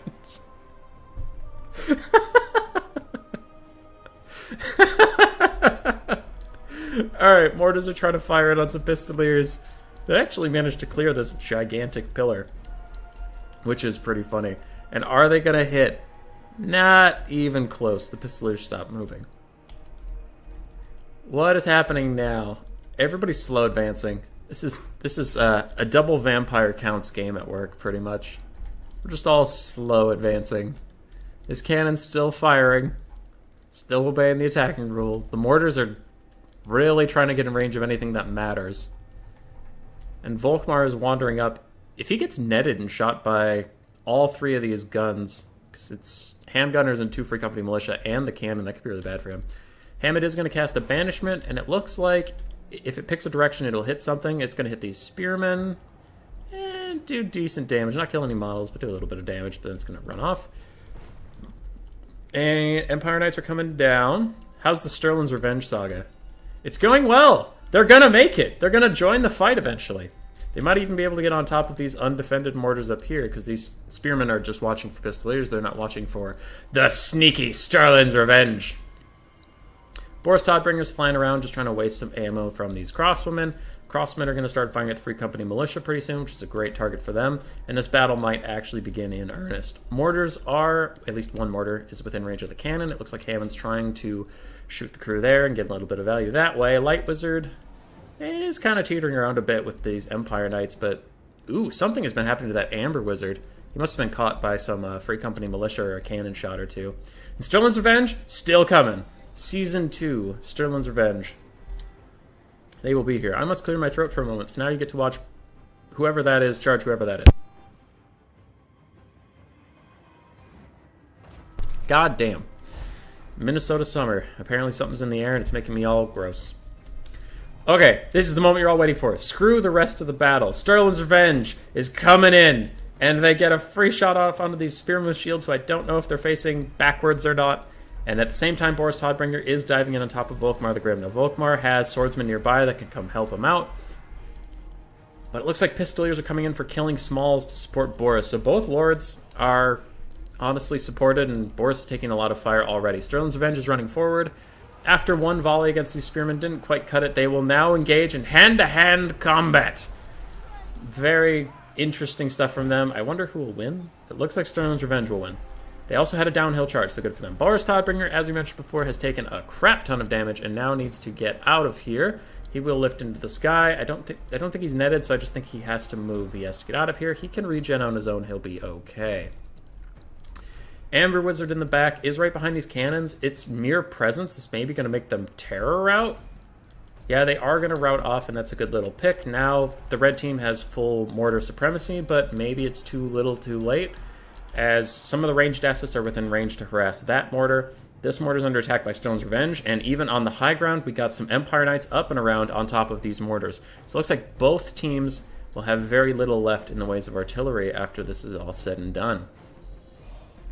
I don't think any of Killing Small's units have shattered yet. I'm going to take this approach on the battlefield, because then we can actually see everything. And if any blue team units shatter, they will be cut from the build, as Killing Smalls did have an advantage when it came to money in this round. Volkmar the Grim is taking a lot of damage from surrounding shots, but it looks like Hammond's trading back pretty effectively on the Pistoliers and Free Company Militia. They have not had a free ride. Crosswomen have been firing back at them. It looks like maybe Volkmar himself has been doing a little bit. And in the back, that cannon crew is shattered. 99% sure of that. So Killing Smalls will have to cut their cannon no matter what after this battle. Blue is looking to be in a bit of an advantage. They are pushing up. Maybe if Volkmar can get over here and clear out some of these chaff units, he could turn things around, but it's looking like blue might be in too much of an advantage state. Just probably want to eliminate as many units as you can from them for permanency's sake. Sterling's Revenge is back here, and they're scrapping. They're scrapping in here. They got rid of these mortars. It looks like they fought off those spearmen. They could maybe even turn and fight some crossbowmen. That's all going quite well. I almost said Boris Johnson. Boris Todbringer's healing cap is within sight, but he's holding on for now. He's doing okay. How's the rest of the map going? Red team's struggling a little bit. That shattered unit is the red mortars. And Volkmar the Grim is down. Without him, they will take a big leadership debuff, which will not be great for them. Flock of Doom upgraded comes in on top of these Free Company Militia. I think the Beastcaster will want to charge them and rout them off, maybe kill a few more models there. Boris Todbringer is routing off the last of the mortars. Looks like it's already down to pretty much just state troops for the red team, all fighting away. The Eagle is diving down on top of these guys. Will they rout? They will rout. Will they shatter? That's another question entirely. But yeah, Killing Smalls slowly advanced to what looked like a victory. This looks like a game of Company of Heroes 2. Yeah, for Poland, it really does. What happens if the Lord is killed? Jeremy, that has been discussed. It is, you take... So that cannon is cut from the build. That's about it. GG, well played. Smalls, your cannon is deleted. Alright. So yeah. What, the Lord. Got it, yes. So what you do is you take your basic melee Lord and you make them as cheap as possible. So you take off all their abilities, no mounts, no items, nothing. And you just have this placeholder. You have the shitty placeholder Awful Lord. That's what you got. Best map of all time. So Hammond eliminated a canon. And we have Dilatron up next. And he was also messaging me, so I know he's around. You're up, boss. Different map, please God. It was fun. It also took 50 minutes to start. But Sterling's Revenge, their flank, it paid off. Okay, so Dilatron is probably coming. And I can take you over to the little Photoshop board and we can paint some pretty pictures.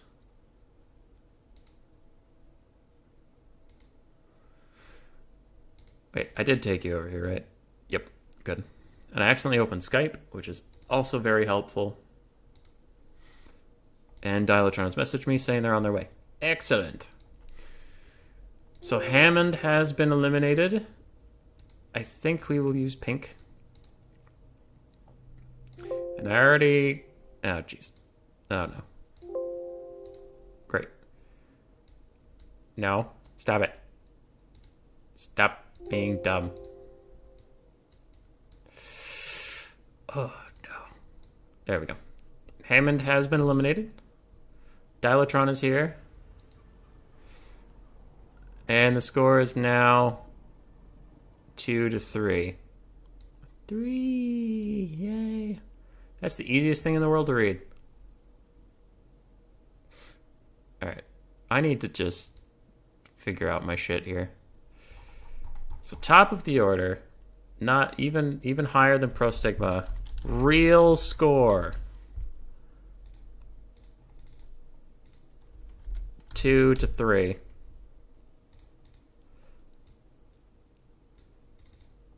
I'm gonna make it bigger. We're gonna put it over whatever this nonsense is. And we're gonna go into blending options. Give it an outer glow. Make that outer glow thick as hell. To cover up all of our past mistakes. And now we will not draw on this layer of Photoshop. We will not be dumb. Perfect. Just game. Dilatron build is on stream. Please leave 1.1k gold unspent.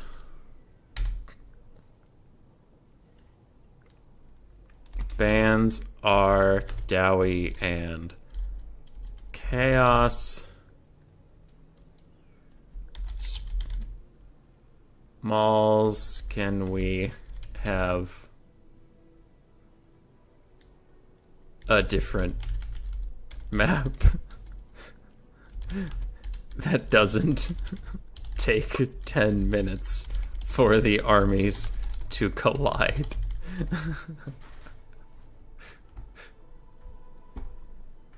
Funny once. Very funny once. Twice. It was.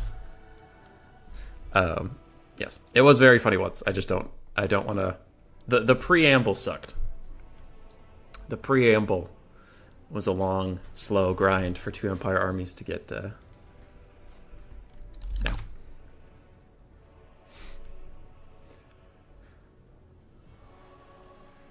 Flabbergasted is a quick battle, probably done soon. Blue for Athens. The wrath of Athena will befall you, sir. Well... Slon gold.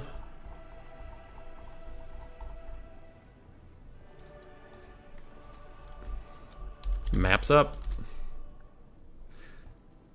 You I fear. It's Yuri Fair. Dude, I was playing 2v2 with Dylan last night. He's my friend. And we were I was Thor, he was Odin, and we were playing an archipelago. And he got an island all to himself, and my island was attached by a land bridge to both the AI, and the AI were just constantly blitzing me, but I had these walls set up on the bridge between our lands, and I was like, okay, I can hold this shit. And then one of the AI gets an entire fleet and transport boats and shit, and goes around my walls towards Dylan's island, and Dylan's like, oh shit, I've only built economic buildings. I don't have an army at all. I was relying on you to protect me. And I'm like, yeah, you're in trouble now. And then the ships take a hard left and land all their troops behind my walls in the middle of my settlement. And I'm like, fuck! Shit! So they burned my empire to the ground. And then Dylan's like, oh, I actually have to play the game. So then he had to 1v2 them for a while I built a side settlement on his land. Anyway, apparently Hammond's upset that I used pink, so we'll go back here. And we will not draw on that layer. And instead we will carefully try to paint over it in blue. Yep. Perfect. Nailed it. There you go, Hammond. You're welcome.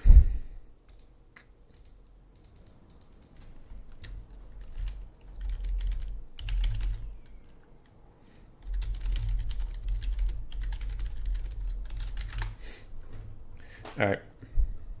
Oh, I promised you people I would mention something. Where do I find that again? How much gold do you have to save again? 1.1k. So someone asked me about a book. I did write a book once. So there's now this thing of like, there's a new game up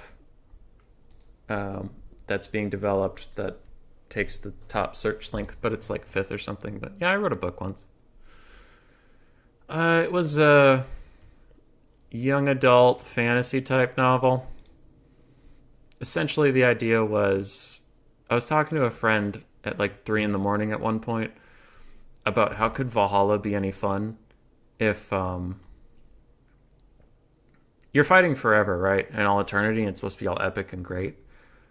But if you're already dead, and if you die, there's no consequences, then how can a battle be any fun? Or if you kill somebody, I mean, there's 2 things to talk about there. One, do they never die? Do you just like hit someone in the head with an axe and they laugh at you and then you both go have a drink and it's kind of dumb? Or do they die and they like, quote unquote, respawn somewhere? How's that work? Or if there's no reward, what's the point? It's basically, how would this shit not get boring immediately? So I was thinking about that, and I was thinking, well, what if, like, you stole anybody you kill, you steal their strength, and you become this bigger and bigger badass, and harder and harder to defeat, but then it's, like, super cool, because if you hear of someone that's like, hey, man, you heard of RTK killing Smalls? Like, they've killed 100 warriors. They can, like, bench press a house. It's like, oh, dude, I want to go kick that guy's ass. So then that kind of makes it like cool again. Sorry, somebody's asking me something on Discord. So it was kind of playing with that idea, and then it's like, well, what if you have a real piece of shit who doesn't want to play by the rules, and they like get together with some other dudes. So essentially what happens is Romulus and Remus, this is just a setup, I'm not spoiling anything. Romulus and Remus from the Roman Foundation story get up in Valhalla, and they work together for a while, and then Romulus betrays Remus again, like they did in real life, kills him, and they had amassed so much power that when he has all the power, he's like nearly unstoppable. And then he goes around to everybody else who's remotely strong, and he says, hey, I'm either going to squash you in one hit, and you'll have to start over from the bottom, or you can hang out with me and bully other people around, and no one can defeat you. So he gets like a bunch of people together, and they form a pseudo-government in what's supposed to be this like free land, if that makes any sense. Like, you know, where you're just running around and having a good time. Now they're making a government, they're making rules, and like a bunch of brave warriors are like, man, this shit sucks. So then the book just follows them trying to like break apart this government that's like way more powerful than them. I don't know. It's a young adult style fantasy book. I like it. Whenever I reread it, I'm like, huh, This is all right, but it's definitely it is what it is. It's not the Da Vinci Code or anything. You get what you sign up for. All right. Anyway, I'll focus now. So, Killing Smalls decided to be on this side of Slon Gold. I don't know if they knew that this was the choke point side, but I guess both sides have a choke point, so whatever. We have Sterling's Revenge, 2 other Free Company Militia, a handgunner, a mix of Empire Knights and Pistoliers, and a front line of Spearmen and a couple swordsmen, one of which is Sigmar's Sons. Light Wizard in the sky, Boris Toddbringer in the sky, and 1 Halberdier unit. For the vampire counts of Dilatron, Skeleton Warriors, Skeleton Warriors, Skeleton Warriors. So it looks like a whole bunch of Skeleton Boys. 2 Graveguard in the back, including 1 Sternsman. It looks like we have 3 Crypt Horrors, 1 Cairn Wraith, Corpse Cart with Balefire, a basic Corpse Cart, a Necromancer also on a Corpse Cart with an Unholy Lodestone, Helman Gorst on his Corpse Cart, another Corpse Cart basic, and another Corpse Cart with Balefire. Jesus. Alright, Dilatron, calm down. And then we have Black Knights in the back. I am worried that this build lacks killing power. Ah, and then we have the Feasters in the Dusk, very far in the back. I am still worried that this build lacks killing power. But we will see.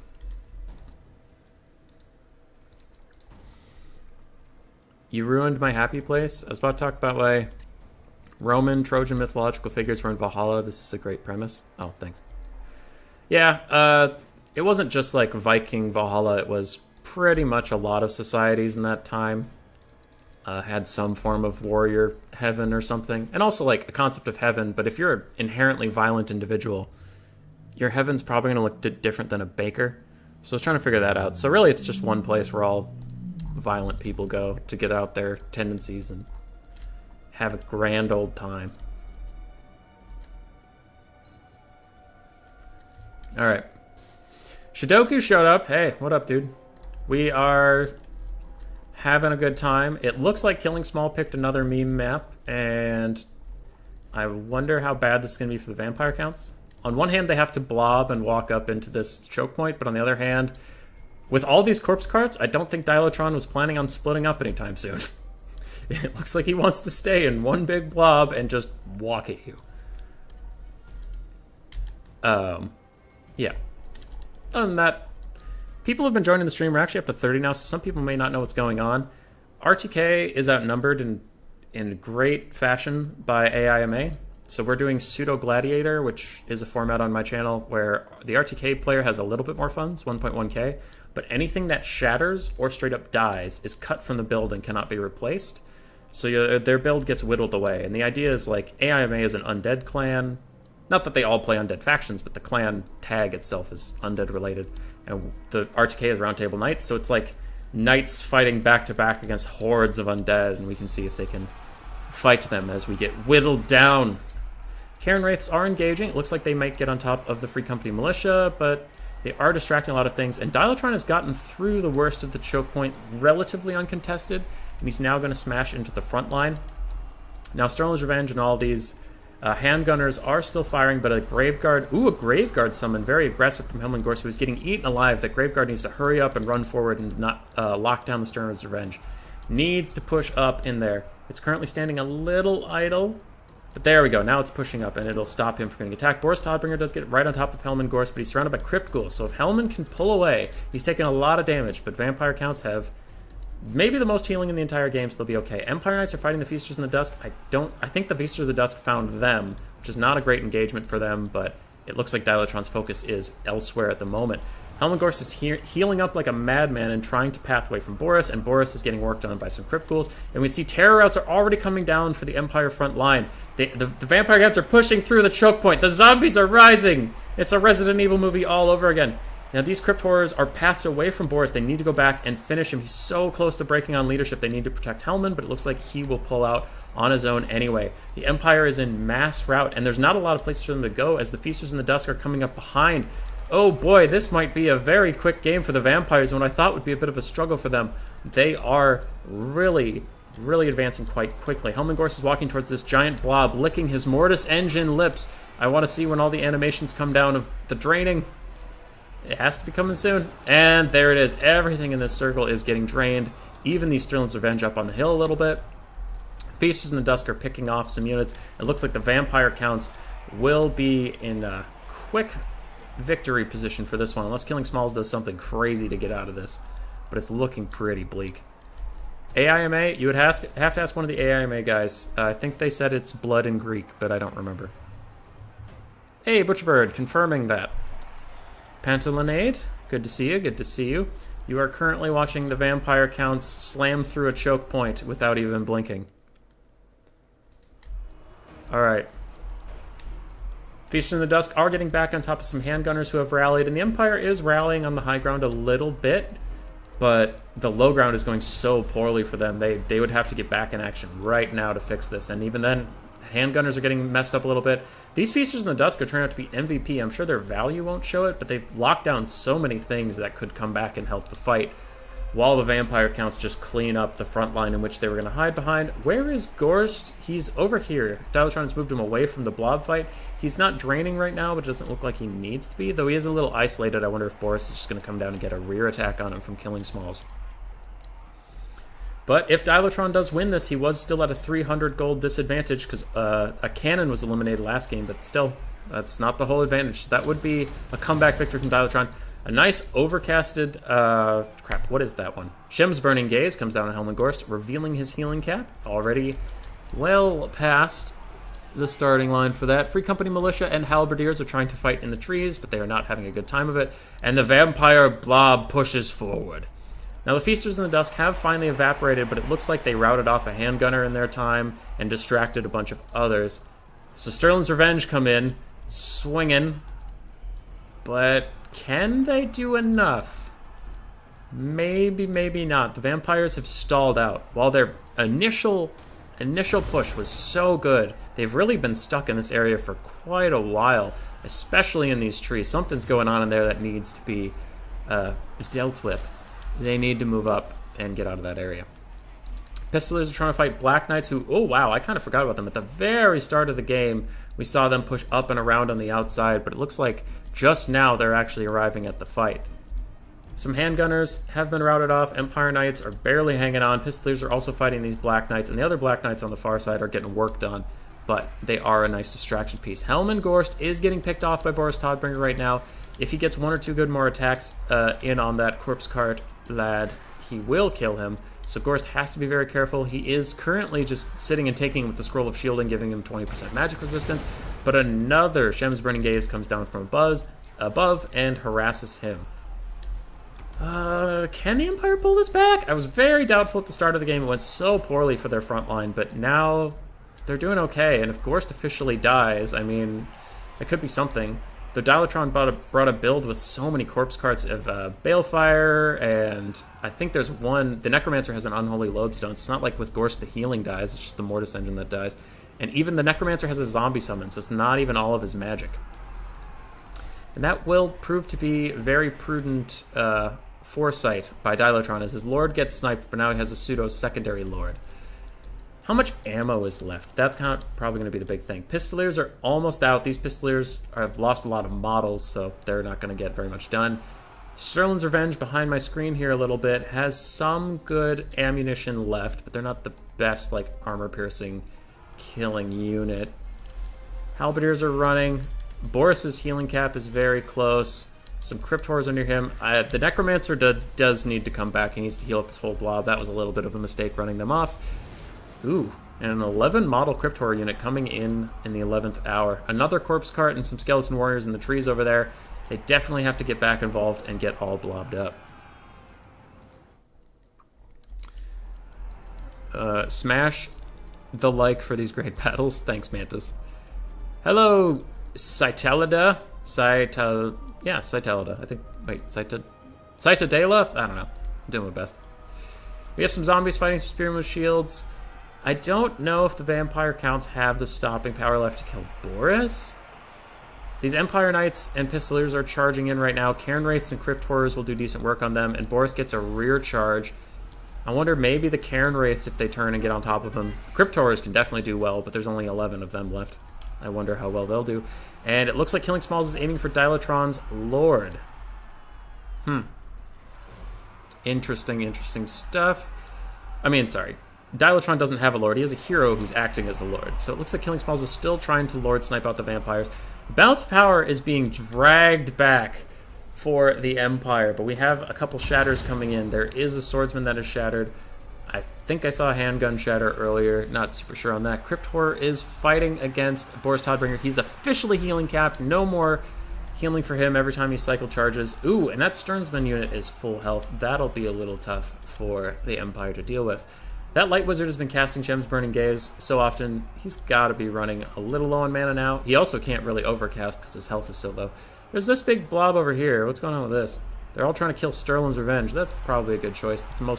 That's all of the Empire's ammunition left, honestly. That Free Company Militia will run at the nearest sign of trouble. So I doubt they're going to get any good value. Their range is so short they have to come close enough that they would probably break. Good cycle charging here from Killing Smalls, really trying to scrap back into this game. Sterling's Revenge is managing to pull away. It looks like they'll be able to fire in on the blob again. Pistoliers are getting trapped down. Spearman shields shattering off as well. Looks like we've lost 2 of them at least, and the swordsman. But yeah, these Pistoliers did manage to come back in. They're not breaking just yet. These Free Company Militia are so close to breaking as well. Maybe a zombie summon near them would scare them enough to get them out of here. Sterling's Revenge getting charged once again by Skeleton Warriors, Crypt Horrors, just the whole blob. I think there are still some Cairn Wraiths in here. Yeah, I can see them. And I think Killing Smalls has maybe got this. The balance power is once again against him, but Boris is going to be so hard to take down. And Corpse Carts are a little bit inflated on the balance of power. So I think Dilatron will just have to shatter as many units as they can. Maybe. There's so many with so few... Yeah, sorry. Few isn't the right word for leadership. So low leadership. They're hanging in there. These Empire Knights have shattered. So what is left? These Free Company Militia rout. They didn't shatter. For anybody who cares why I care about that, it's because the format we're playing, if it shatters or dies, it gets cut from the build. But if it only routes and just routes off the map, it's fine. Another charge in for Killing Smalls, and ooh, Boris is actually getting worked on a bit. Are there Crypt Horrors in here? That must be what's doing the work on him. He will have to pull back just a little bit, and this ended up kind of being a banger, which is weird to have on Slon Gold with Vampire counts versus Empire. It's hard to have a banger with Vampire counts. They're not usually the most interesting faction. These Crypt Horrors, I mean, have heal capped. That is honestly hilarious. And they do disintegrate away, so that's a lot of the stopping power left for the Vampire counts. No longer available. Those Pistoliers rout, but don't shatter. These Free Company Militia are still here, still fighting. Does this Necromancer have any zombie summons left? We have 2 Graveguard units left fighting, one of which is the Sternsman. They have their own regen, plus all the regen from these Corpse Carts and the Corpse Cart buffs. Maybe they could break these Spearmen. This is the slowest, most exciting thing I've ever seen, and I mean that. This is very slow, but it is quite intense. Another Spearman is shattered. I think that count is 3 Spearmen, a Swordsman, a Handgunner, an Empire Knight, and a Pistolier, if I remember correctly. But we will see. Another Spearman routes, doesn't quite shatter yet. Boris has dove into the middle of these Corpse Carts, and the Corpse Cart's going to try to bully him away. Somehow, this is still going. These Free Company Militia are turning into heroes, not running away. Probably need to get rid of them. Light Wizard's going to try to charge in, get a little bit of damage in there. Oh, Vampire Count blob fights. How we missed ye. How we missed ye, indeed.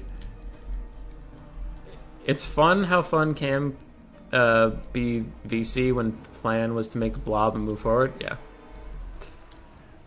The Light Wizard is routing. Empire Knights are routing. Boris is back in the middle. Aye, those Free Company Militia finally shatter. And another Spearman shatters. That's 4 Spearmen, if I counted correctly. 4 Spearmen have shattered. Empire Knights are routing, but both of them have not shattered just yet. The Sterling's Revenge are still in this fight. And as long as you have Sterling's Revenge, you're winning the game in my heart. They're one of my favorite RORs. I just love their voice line.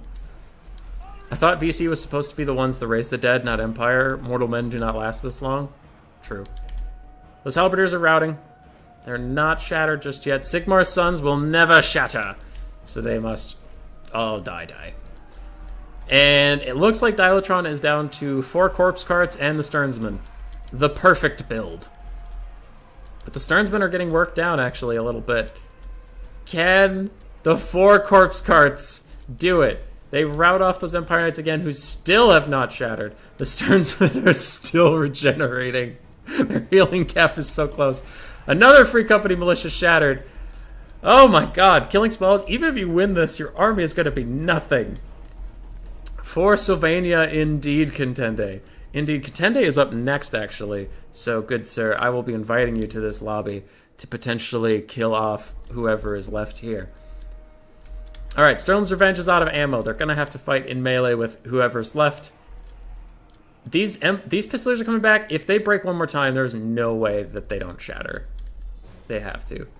Smalls is setting up a bit of a surround. What is that? Spearman? Okay.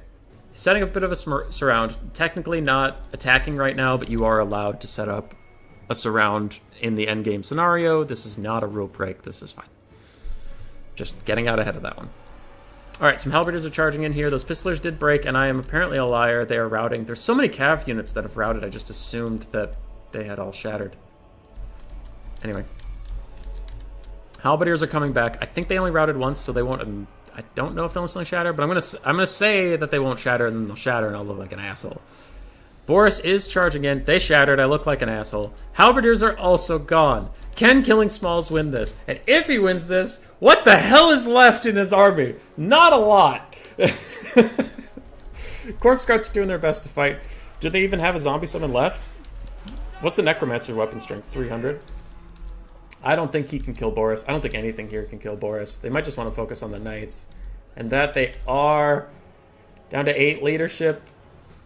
Are the Sternsmen still in there? The Sternsmen are still in there, and now they're dead. They're dead at last, but these Empire Knights are wavering. Dilatron, do you not have a single zombie summon left? You got nothing? It's just corpse carts!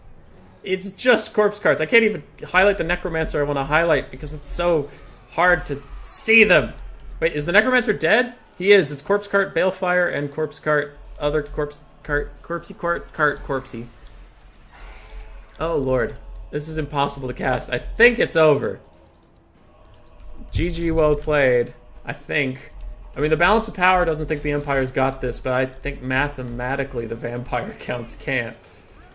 They have 26 melee attack. I mean, 26 weapon strength and only 1 attack every so often. They can't do this. Come on. This is impossible. The Empire Knights are fluctuating wildly on leadership, and the Pistoliers charge in and shatter, and Empire Knights are trying to run away, but they'll present their backs to the enemy, which can sometimes make them rout. And they're just up and down from 30 to 0 on their frickin' leadership. Holy crap, you lost a Pistolier too. Killing Smalls, what is going to be left in your build? Again, we charge. And I think if the Empire Knights pull back this time, they'll definitely rout on the retreat. Because you'll have enemies behind you and your flanks are unsecure and all that shit. Dilatron will concede. Okay. Whew. What's left? So he lost 4 spearmen, I counted. And he only had 4 spearmen. Alright, so that count was right. His Sigmar's, this swordsman routed, but they didn't shatter, I don't think. No, wait, they did, because he lost a swordsman shattered at one point, and it definitely couldn't have been the Sigmar's son. So all 5 of these infantry are dead. One of the halberdiers shattered. I don't know if the other one did. I'll say it didn't, because I didn't see it. All these handgunners and free company militia shattered. An Empire Knight shattered. A Pistolier shattered. So he has... Yeah. Okay. Yeah. Yep. Great. So it's easier to list what he has left. He has a Pistolier, 2 Empire Knights, Sterling's Revenge, a Halberdier, Sigmar's Sons, his Lord and a Wizard. You have 1 Pistolier, 2 Knights, Sigmar's Sons, Sterling's Revenge, Boris, and your Wizard.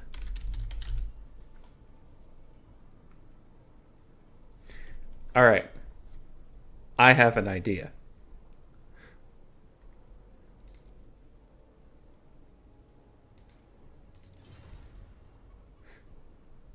I have an idea. Who's next? Photoshop. Charix. So I was just messaging Charix. 2v2, okay.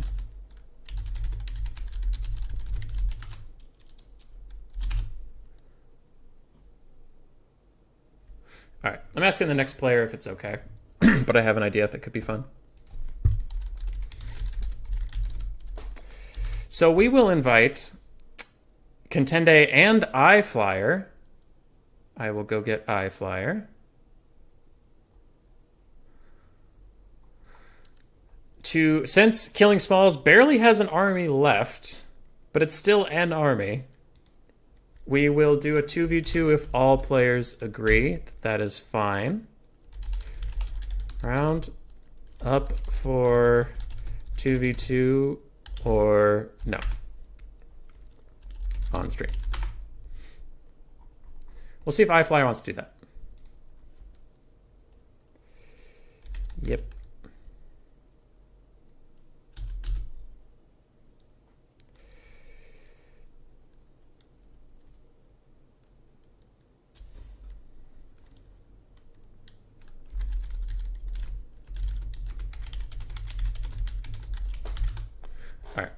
We'll see if iFlyer wants to do that. I don't, if they want to play a 1v1, I will not take that from them. I'm just proposing this idea.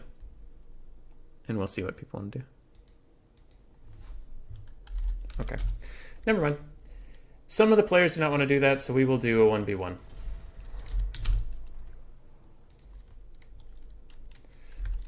Sounds good. Oh, we lost Contende.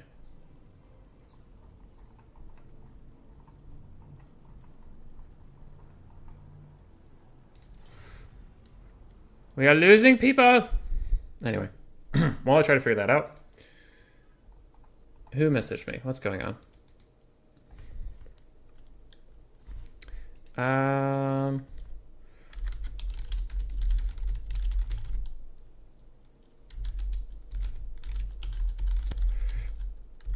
As planned.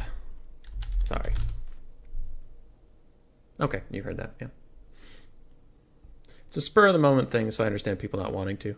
Contende has left the lobby, so if either Contende or iFlyer join, that's fine by me. We just need somebody. And we will go on. Good. Who's messaging me? Mantis? Aragoth coming in. Ah. Works. So we have Aragoth coming in. He's at the bottom of the graphic in front of you right now. So we will give Dilatron his in memoriam while the other player gets ready. Dilatron's picture on Discord is Aldi's, so I will give him a deep blue. And the score will go up 2-4 for the Knights. But Killing Smalls, I am going to take a shot in the dark here and say they will probably not win a third game with a build that consists of what is on your screen now.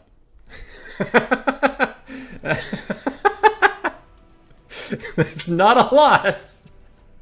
It's not a lot at all. Very funny. You know what? They're gonna lose very badly. I need to get Aragoth in here. Have they friended me? You see lobby.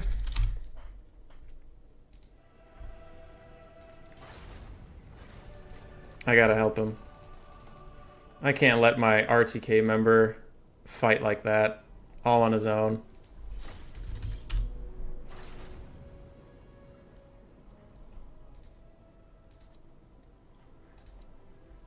I got you.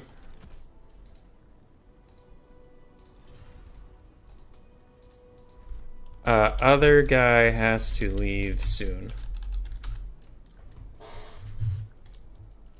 Hey. I'm bringing Just Tretch. Smalls build on stream.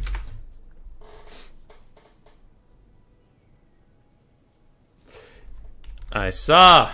Sterling's Revenge did carry. All right. We had some administration to do. I am sorry, YouTube chat. You have been ignored for too long. Yep. Okay. Yep. I see now YouTube chat was trying to tell me that all along, but I was busy looking at Photoshop and Discord and all those other things. Are the bands the same? Dowie and Chaos.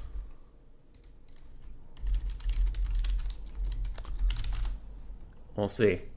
I doubt Tretch can really change the course of this, but I will try.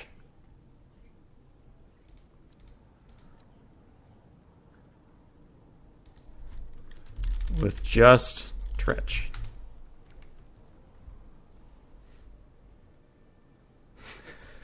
just good old Tretch Craven Tail. All right. We're going to help. We're going to help him. We're going to do great.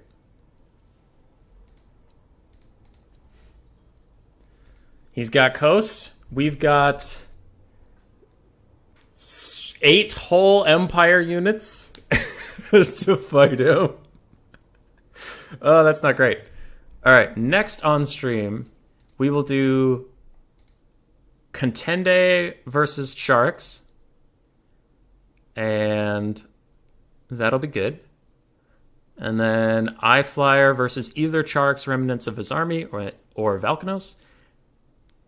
And then Valkanos versus possibly Mr. Overlord, possibly TN, and possibly Shark. There's a lot of AIMA guys that are a big old maybe. And whenever we're done with the stream, we're done with the stream. But it's been a fun one. I have had some good laughs and some good times. As I hope you all have as well. And if any of you out there are looking to join the competitive scene, even if you don't want to join a clan, find somebody with the AIMA clan tag. They're all very friendly people. A ton of new guys have been going there. Or if you're inclined, you can hop on the RTK Citadel Discord. I think it is posted in Turin's chat. Yes. I thought you...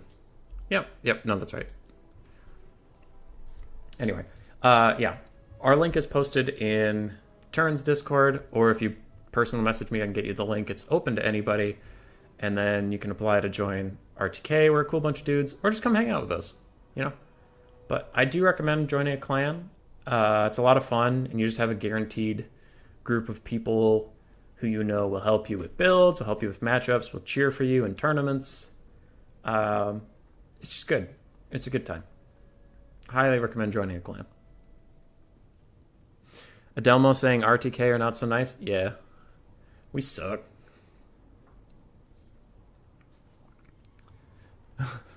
They need a thorough bath. Yeah. We have too many filthy lizardmen mains in our clan, but not to, you know, I don't want to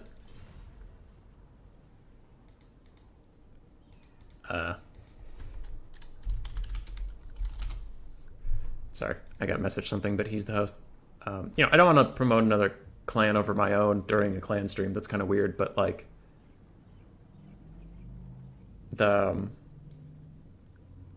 sorry, things are going on in game that are distracting me. The AIMA guys are all just very nice. Even if you're not going to join a clan, definitely hang out with them. They're just sweet. What map? What's your fave map? Valley of Thieves.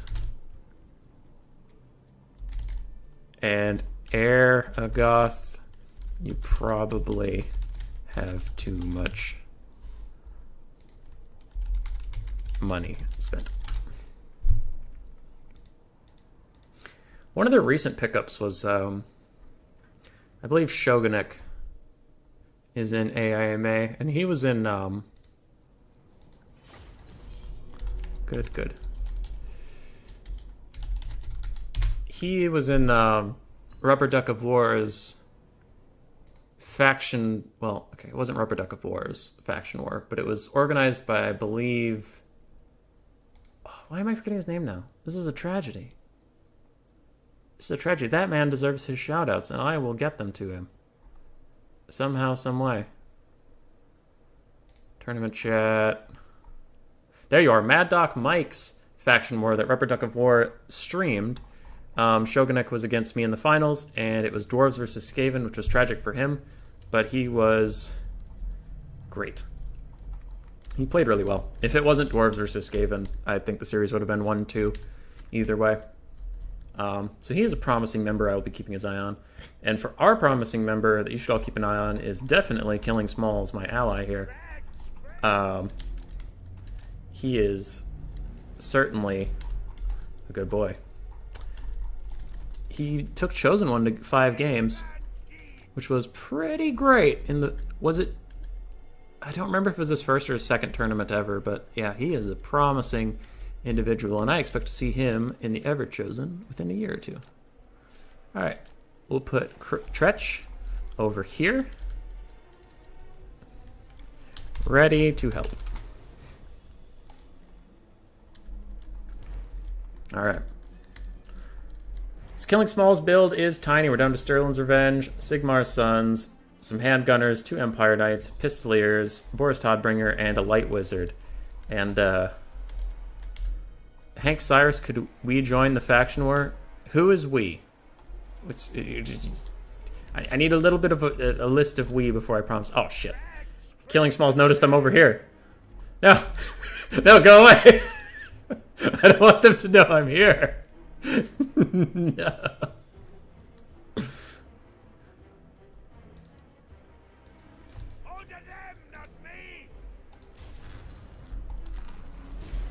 Alright. Alright, so we advance. Oh, I'm getting team chatted.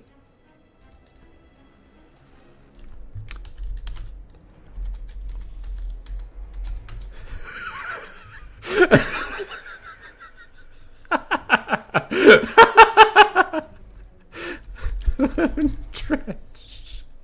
It's my thing.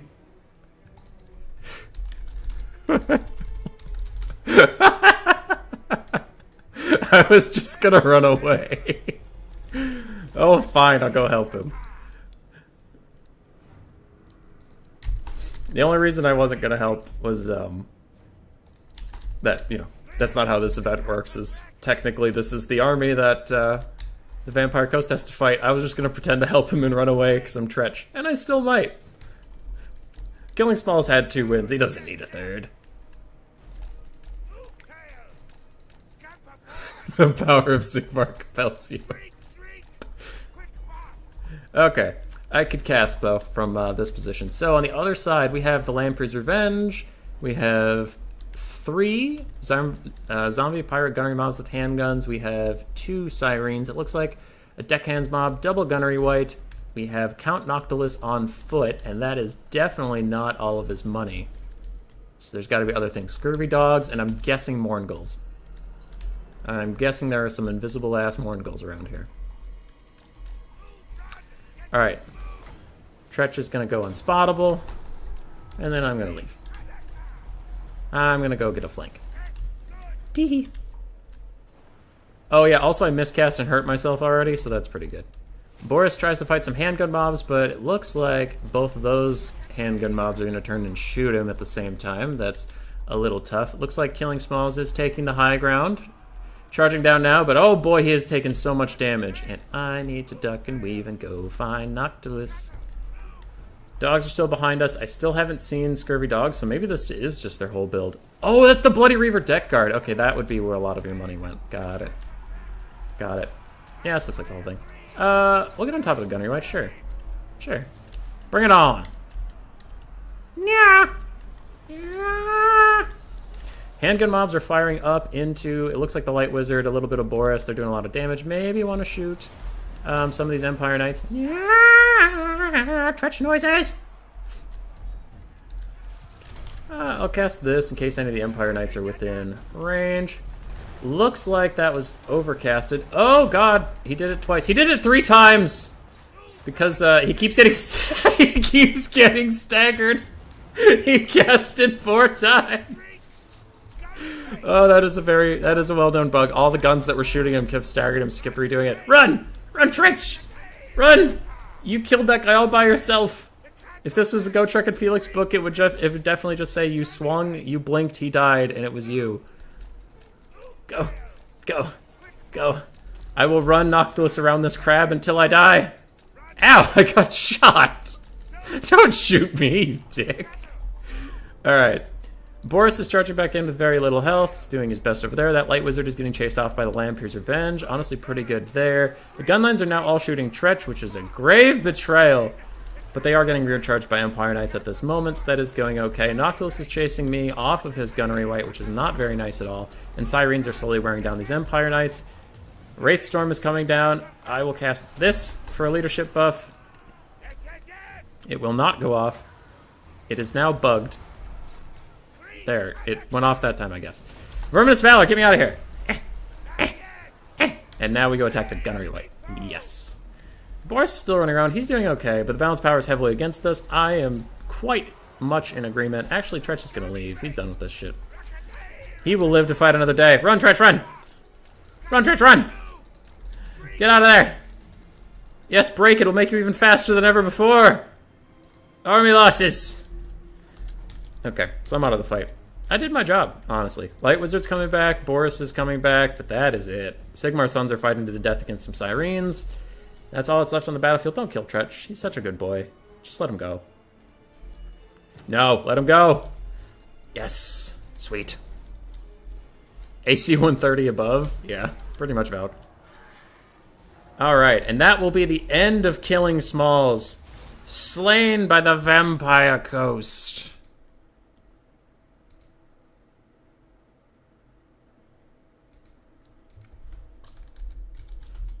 Alright. Sorry, I got distracted by a personal message. Tretch got 46 hull value. Yeah. Boris got 400. Light Wizard got 1,000, mostly from triple blasting that Gunnery White to death, which was pretty funny. And everything else struggled a little bit. Noctilus got 1,000. Gunnery White got 1,000.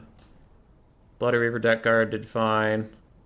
All the guns were pretty well handled, honestly, and the dogs did really well. So well played out there. GG. Okay. Multiplayer, host, spectator, RTK2. Lovely. So this time we will get Contende and Sharks. I believe I am friends with both of you. There we go. And we'll get this train back in the station. What's happening here? What's going on? Okay. Cool. I can go into the Photoshop. And we have Sharks and we have Contende. Hello. We'll do Southern Chaos Wastes, if that map is okay.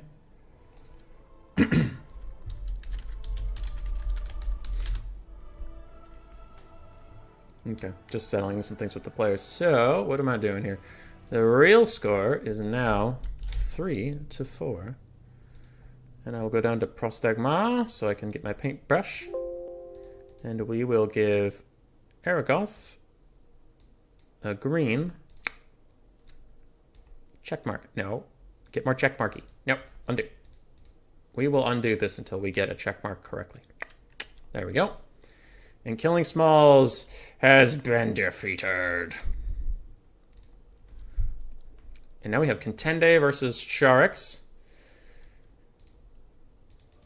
Alright, maps up. High Elf build on stream. Contende. You are allowed to see it. 1.1k funds left up, please.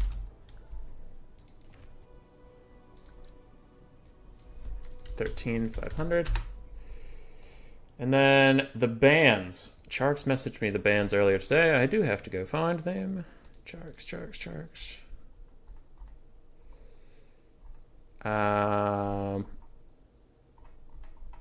What are your bans? Okay. I can just ask him what his bans are here. It doesn't click message me. Sharks bans. 2.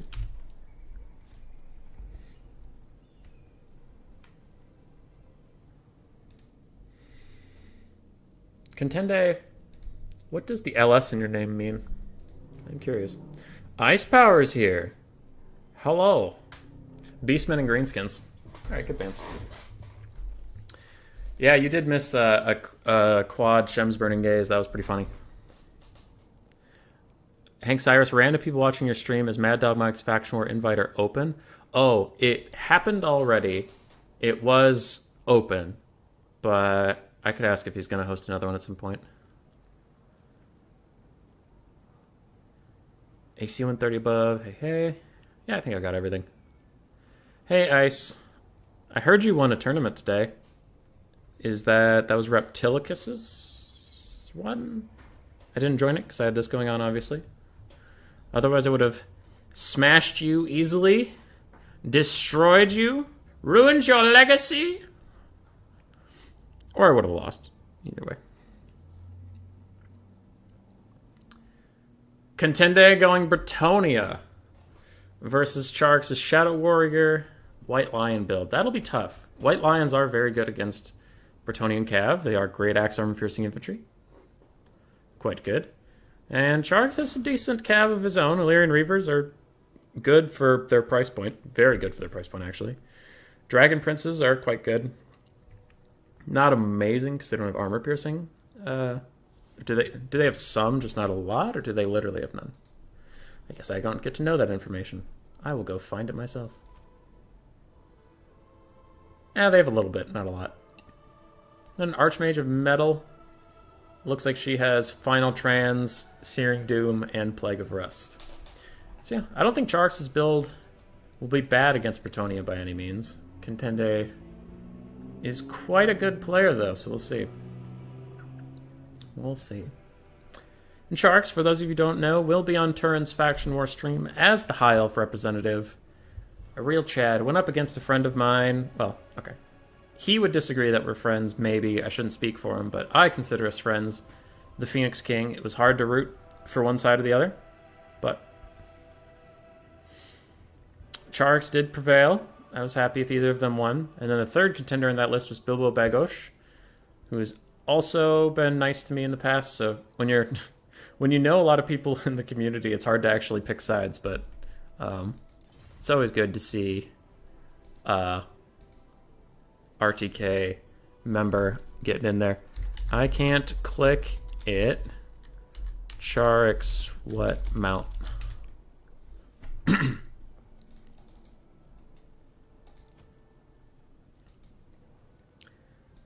It does seem, with 110 speed, that thing's on an eagle. I'm guessing it's on an eagle. That's so fast. 110 speed. Probably an eagle.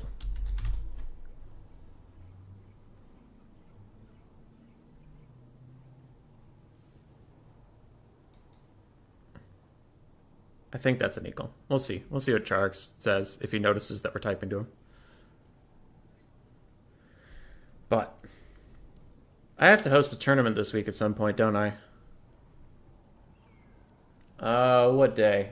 We have an interview with Sphere Tuesday. I was going to do it during European times. Probably Thursday. Doesn't Rubber Duck of War do shit Thursday? I'll message him. I'll figure out when we're doing things. If we overlap, I guess we overlap. I guess. Or Logic also does stuff Thursday. Shit. So many people doing so many things. Alright. I will ready up. I will, before I forget, message the Duck of War. There he is. You hosting an event Thursday. And I'll also message Logic.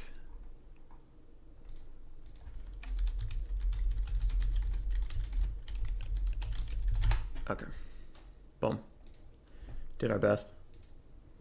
Strat Game and iFlyer have joined the Dumb Rats Den, my Discord. Hell yeah. Welcome. Welcome to the party. We host a lot of tournaments. Some are silly, some are serious. It's mostly community voted, so you vote on what you want to play in. So if you don't have enough serious tournaments, then vote for serious tournaments. And if you want more silly tournaments, then vote for that shit. I don't care. It's the same set of buttons I have to click to set it up. I really don't care that much what we're playing, as long as you're all having fun. This next one will be in a European time zone, however. I switch off from NA to EU. Last one was NA. We're going to EU. And then maybe this weekend I'll do another tournament of the 13th, because we have 2 of our playoffs done. Chosen One and Ice Power waiting in the playoffs. That's pretty tight. Shit just got busy. Grace's Miss Rat. Miss Grace. Grace's family's in town, so I have obligations to go hang out with them sometimes. And that makes it hard to host a 6-hour friggin' tournament. Luke Sanders, guess you're a dumb rat now? You're just in a dumb rat's den. That doesn't make you the dumb rat. In fact, if you were the dumb rat, you would own the Discord, which would upset me greatly, because that would mean I got fired. Contende is ready. They unreadied briefly. Put 1. Okay, left, up. I think they spent all their money out of habit and then immediately realized that they had to leave some behind, would be my guess. But yeah, iFlyer and Strat Game, who joined.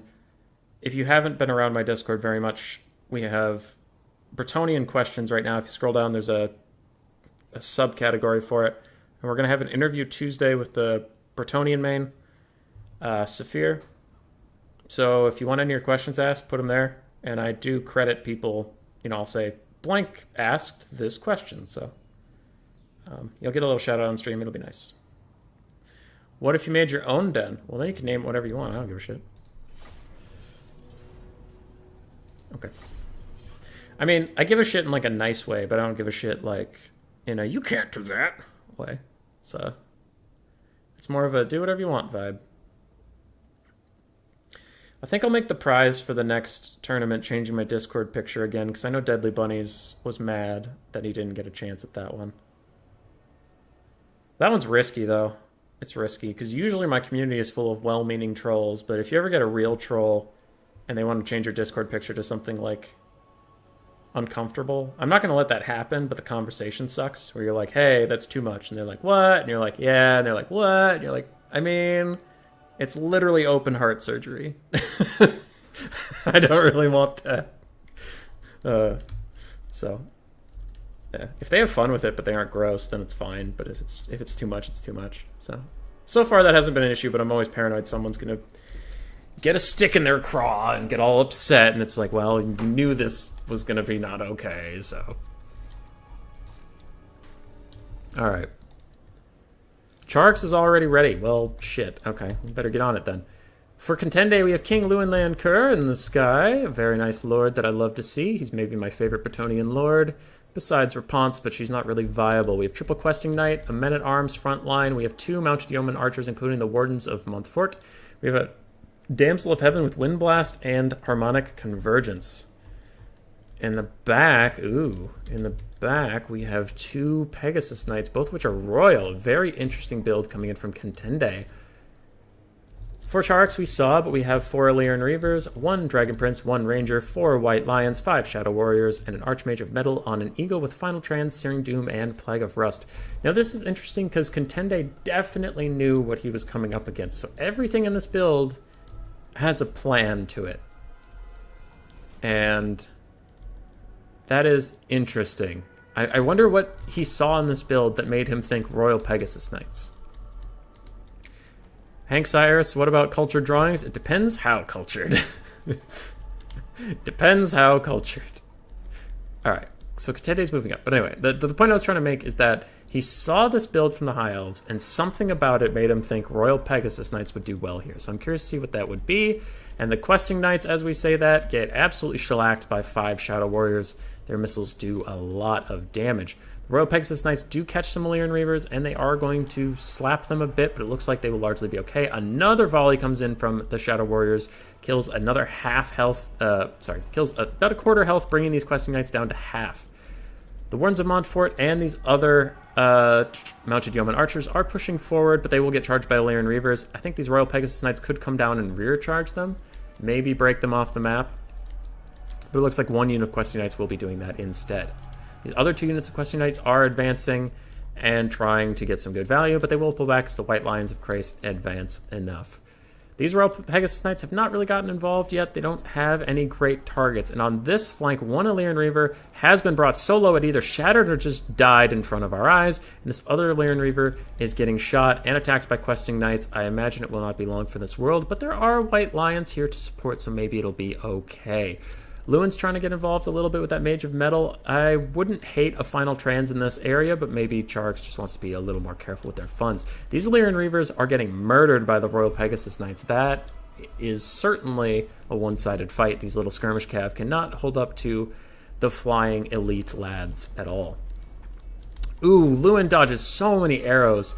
High Elf ammo is precious, and that was probably about 50 to 75 gold's worth of ammunition just thrown into the sky. So that was a good pick. The Royal Pegasus Knights are caught on the ground, though.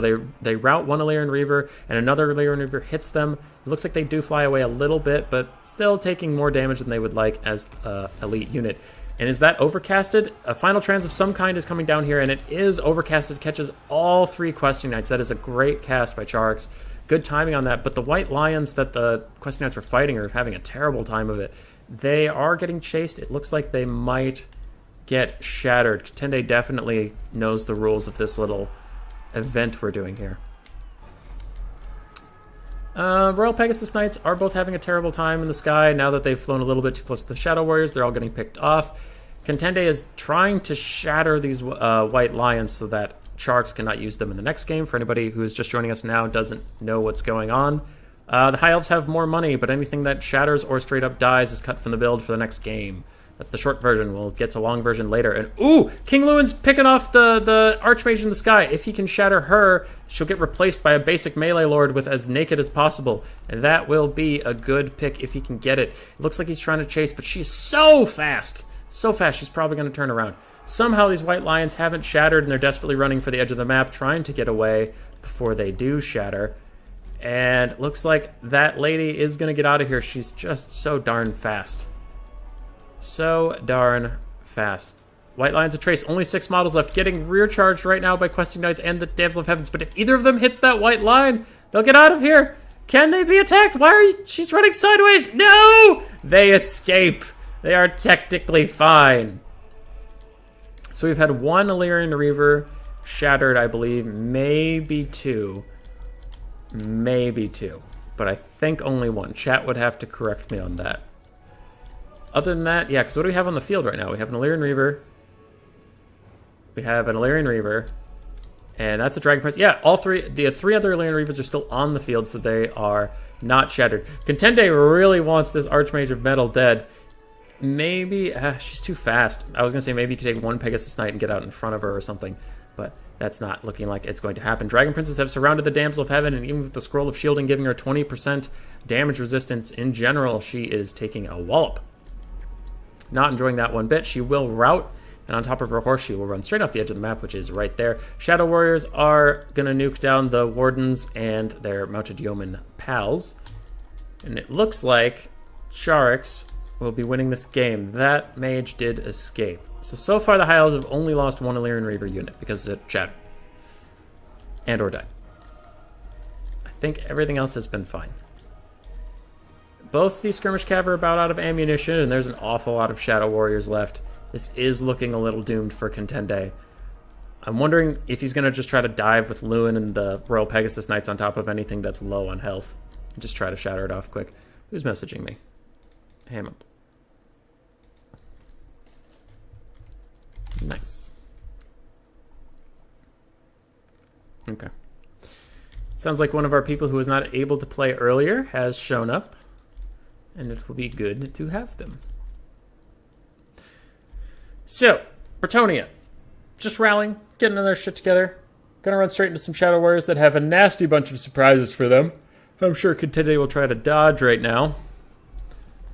Oh, he does not. It looks like they're firing at Lewin. I would have fired at the Pegasus Knights, just taken them out for a bit.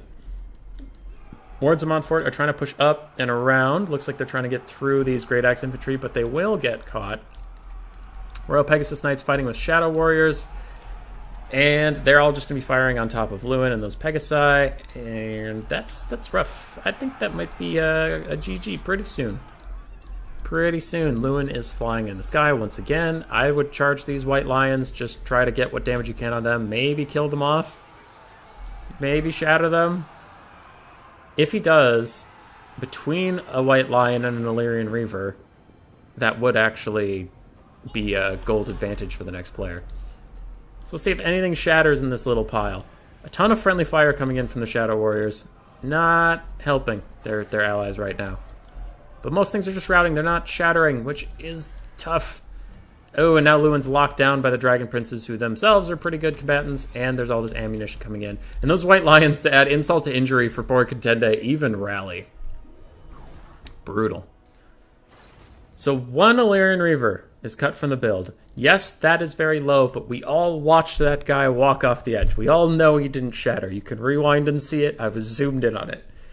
That guy lived. That guy frickin' lived. I don't think he should have, but he did. GG, well played. One Illyrian Reaver. The other White Lion with 6 models and like sub 200 health, that one rallied. Don't know how, don't know why. Okay, it didn't rally, but it didn't... that's tragic. Dude, that thing should have gone. That thing should have gone. That was not great. Freaking getting rear charged. And it's like... yeah. iFlyer, you're in now. If you're out there. If you can hear my voice. Apparently.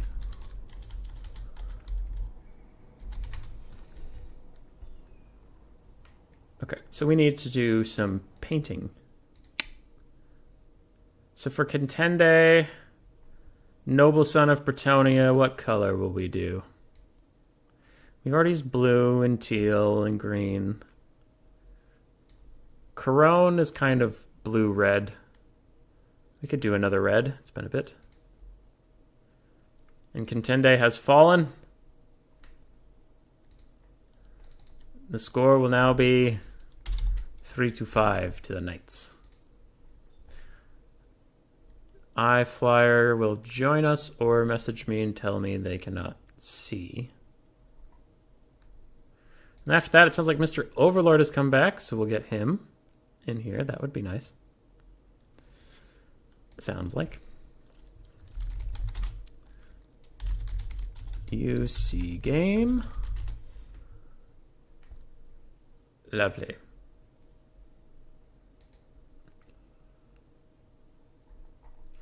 Lovely, lovely, lovely. Password 1, 2, 3.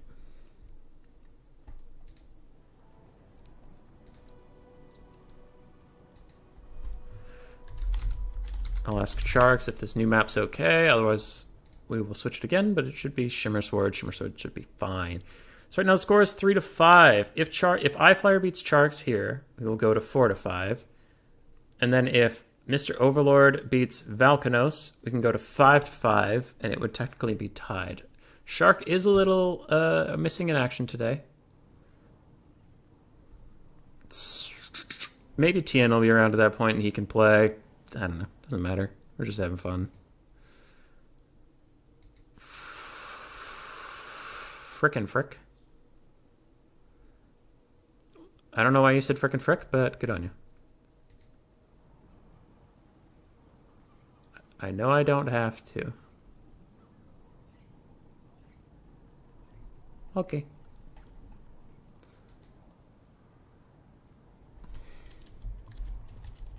You will be closing the stream? Oh, okay. I see. I see. Closing the stream is in not looking at the build instead of... I thought iFlyer meant like the stream's done after this game, and I'm like, no, no, it isn't. I will decide when it's done, my friend. But yeah, I know what he meant now. Bans were Beastmen something.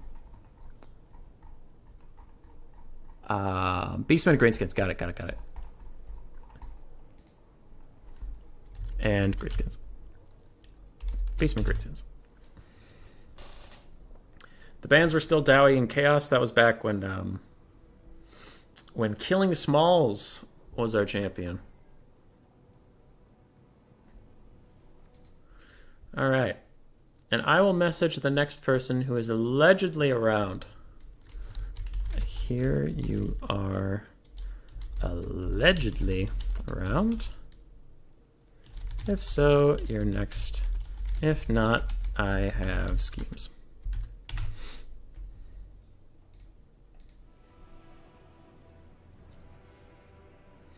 All right.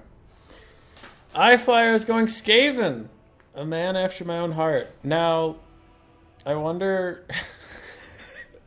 Some of the RTK guys might get this reference, but I wonder if he'll take the same build I took against Phoenix King, and then the build that Sharks asked me for to fight the Phoenix King.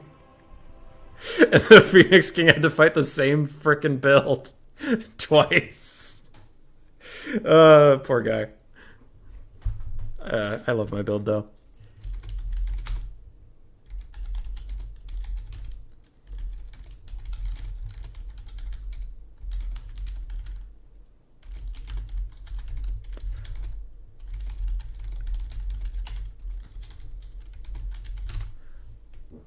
All right.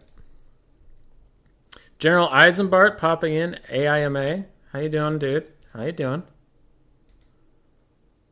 Mr. Overlord is listening to my stream now. Well, sir, I can tell you matter-of-factly, because I know what your face looks like, that you are one handsome bastard. Real human beings here! Chat, anybody who's actually like here and typing in the chat, can we get some hearts or some Fs or something for real human being? Because they broke their wrist today, and that's not great. All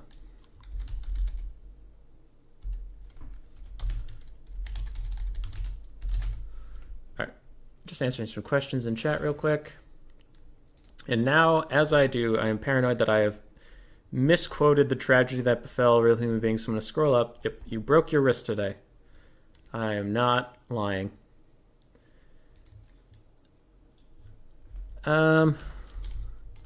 Opponent bans 2, and you just bring banner legal army. Oh, I watched that. Okay, cool. So iFlyer still building their build. General Eisenbart is asking us to let the blood flow. I hope that is not from real human beings' shattered wrist. I hope you mean in Total War Warhammer. Aw, the little hearts have like the plus sign in them.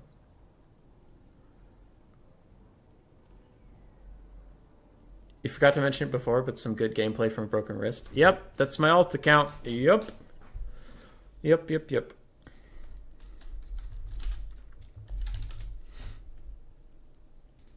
All right. Oh, GG. GG indeed. I'm curious what iFlyer will bring. Skaven are not common right now. Multiple people have talked to me about them. And I think I was talking to For Poland.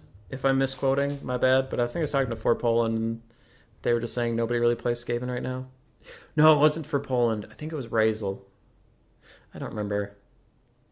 Someone very good at the game and better than me was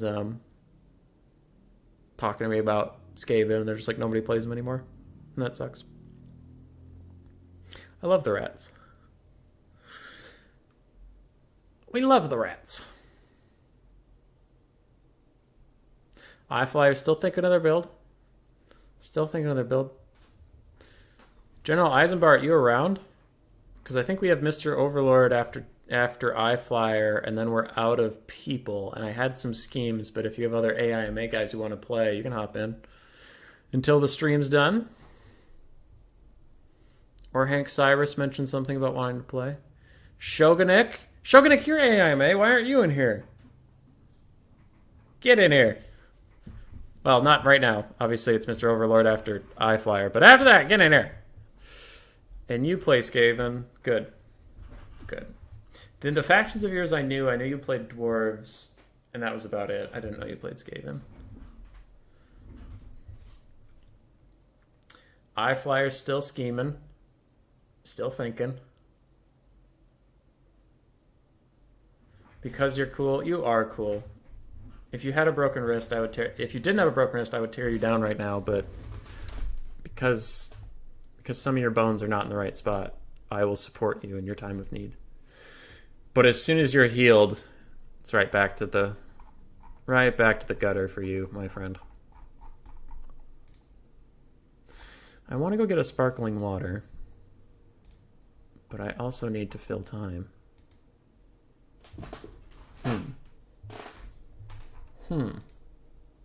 The troubles.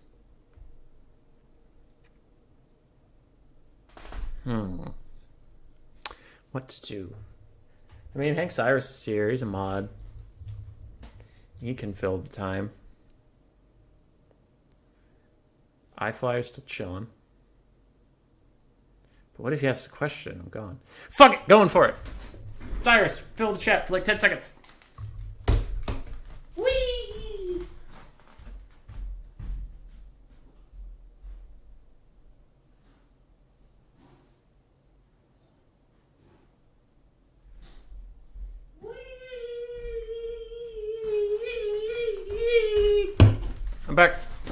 I'm back.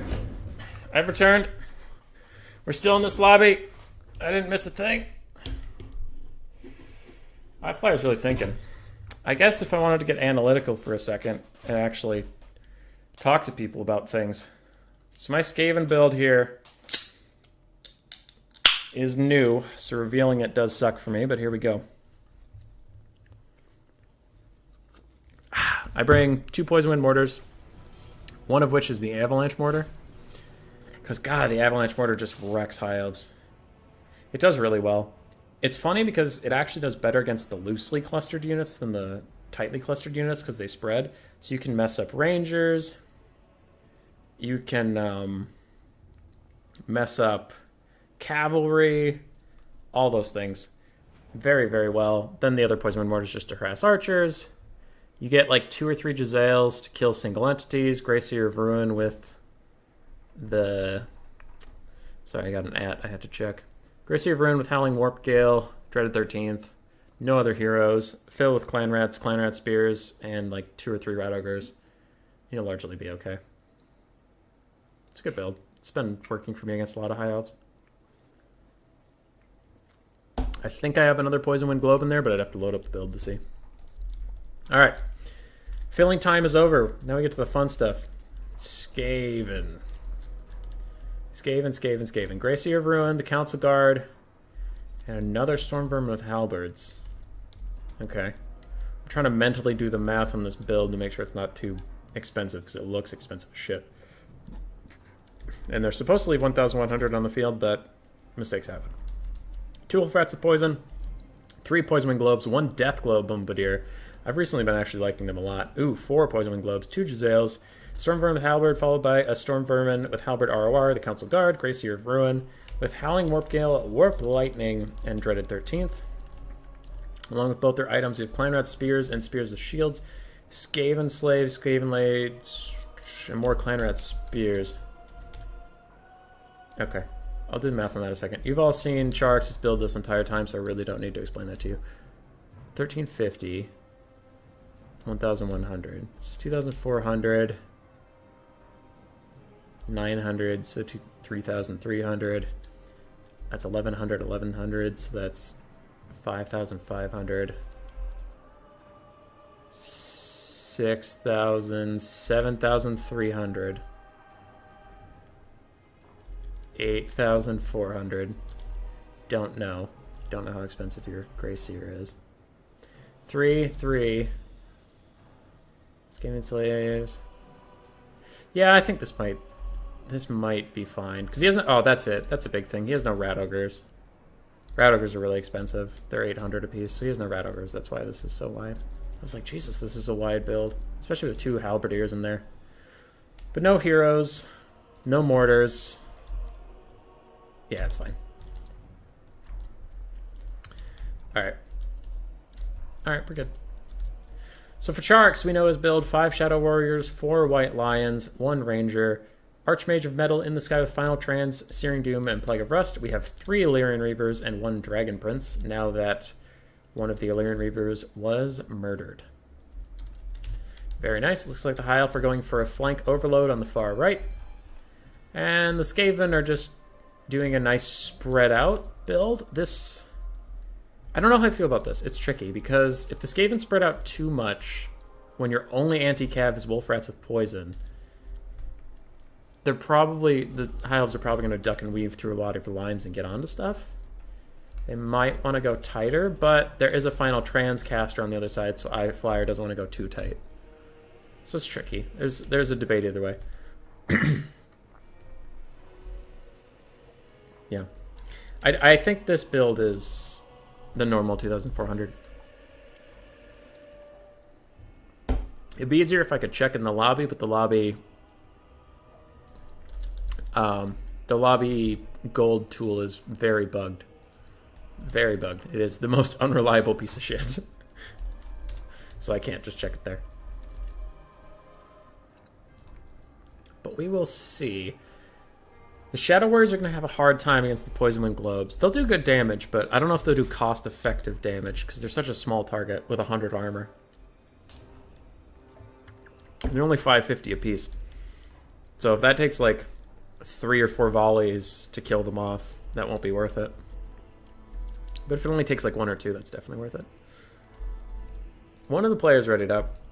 I don't remember who, but both said they were fine, so we should be good. Excuse me. Yeah. Gunky throat today. And someone hasn't ready just yet. I wonder who it is. They look ready though. The Skaven build is very, very wide. How does your build protect from sniping the Lord? Howling Warp Gale, and then you shoot with your Jezzails. And if they ever land, the Rat Ogres can run in, pin, because it's High Elf specific. So if it's a dragon, your Jezzails will do fine. If it's a Phoenix or an Eagle, your Jezzails can have a hard time hitting them depending on what range you're at. But if either of those units runs in, Rat Ogres can easily pin them down and take care of them. Dragons are the least scary because they're just so big that it's hard for Jezzails to miss.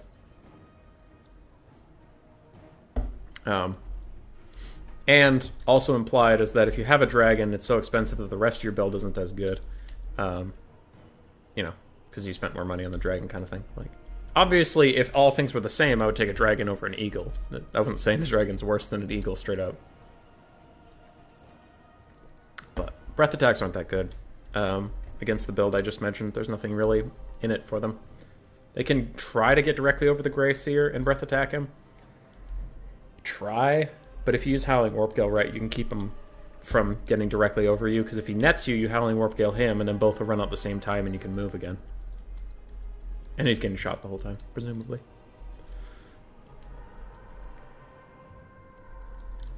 It's not the perfect build. Like, obviously, if your opponent knows exactly what you're bringing, any build can lose because they know exactly what you're bringing. It's just a build that's good against High Elves in general. You know what I mean? Like, no builds are perfect if you know it's coming. Illyrian Reavers, we mentioned this at the start of the game, but with the Skaven force so spread out, sometimes the High Elves, if properly microed, can get in between the cracks and get on top of things like this. It looks like iFlyer doesn't quite know that that one's under attack yet. And the only things that can fast respond are wolf rats. And there's one way over there, and there's one so far over here that's going to take them a while to get involved. Another thing that's difficult about it is I have a mod on right now that lets me move around and such, but most people's screens are probably like this, and if you can't keep your whole formation in your screen consistently as Skaven, it can be a little tricky to track when you even have a breach in your defenses, which is why my builds are usually tighter, but then my builds are also much more susceptible to final trans and terror routes, so teach their own. iFlyer does realize that there has been a bit of a problem and starts to fire his Giselles over into the Illyrian Reavers, doing pretty good damage, and then we have a minor game stall.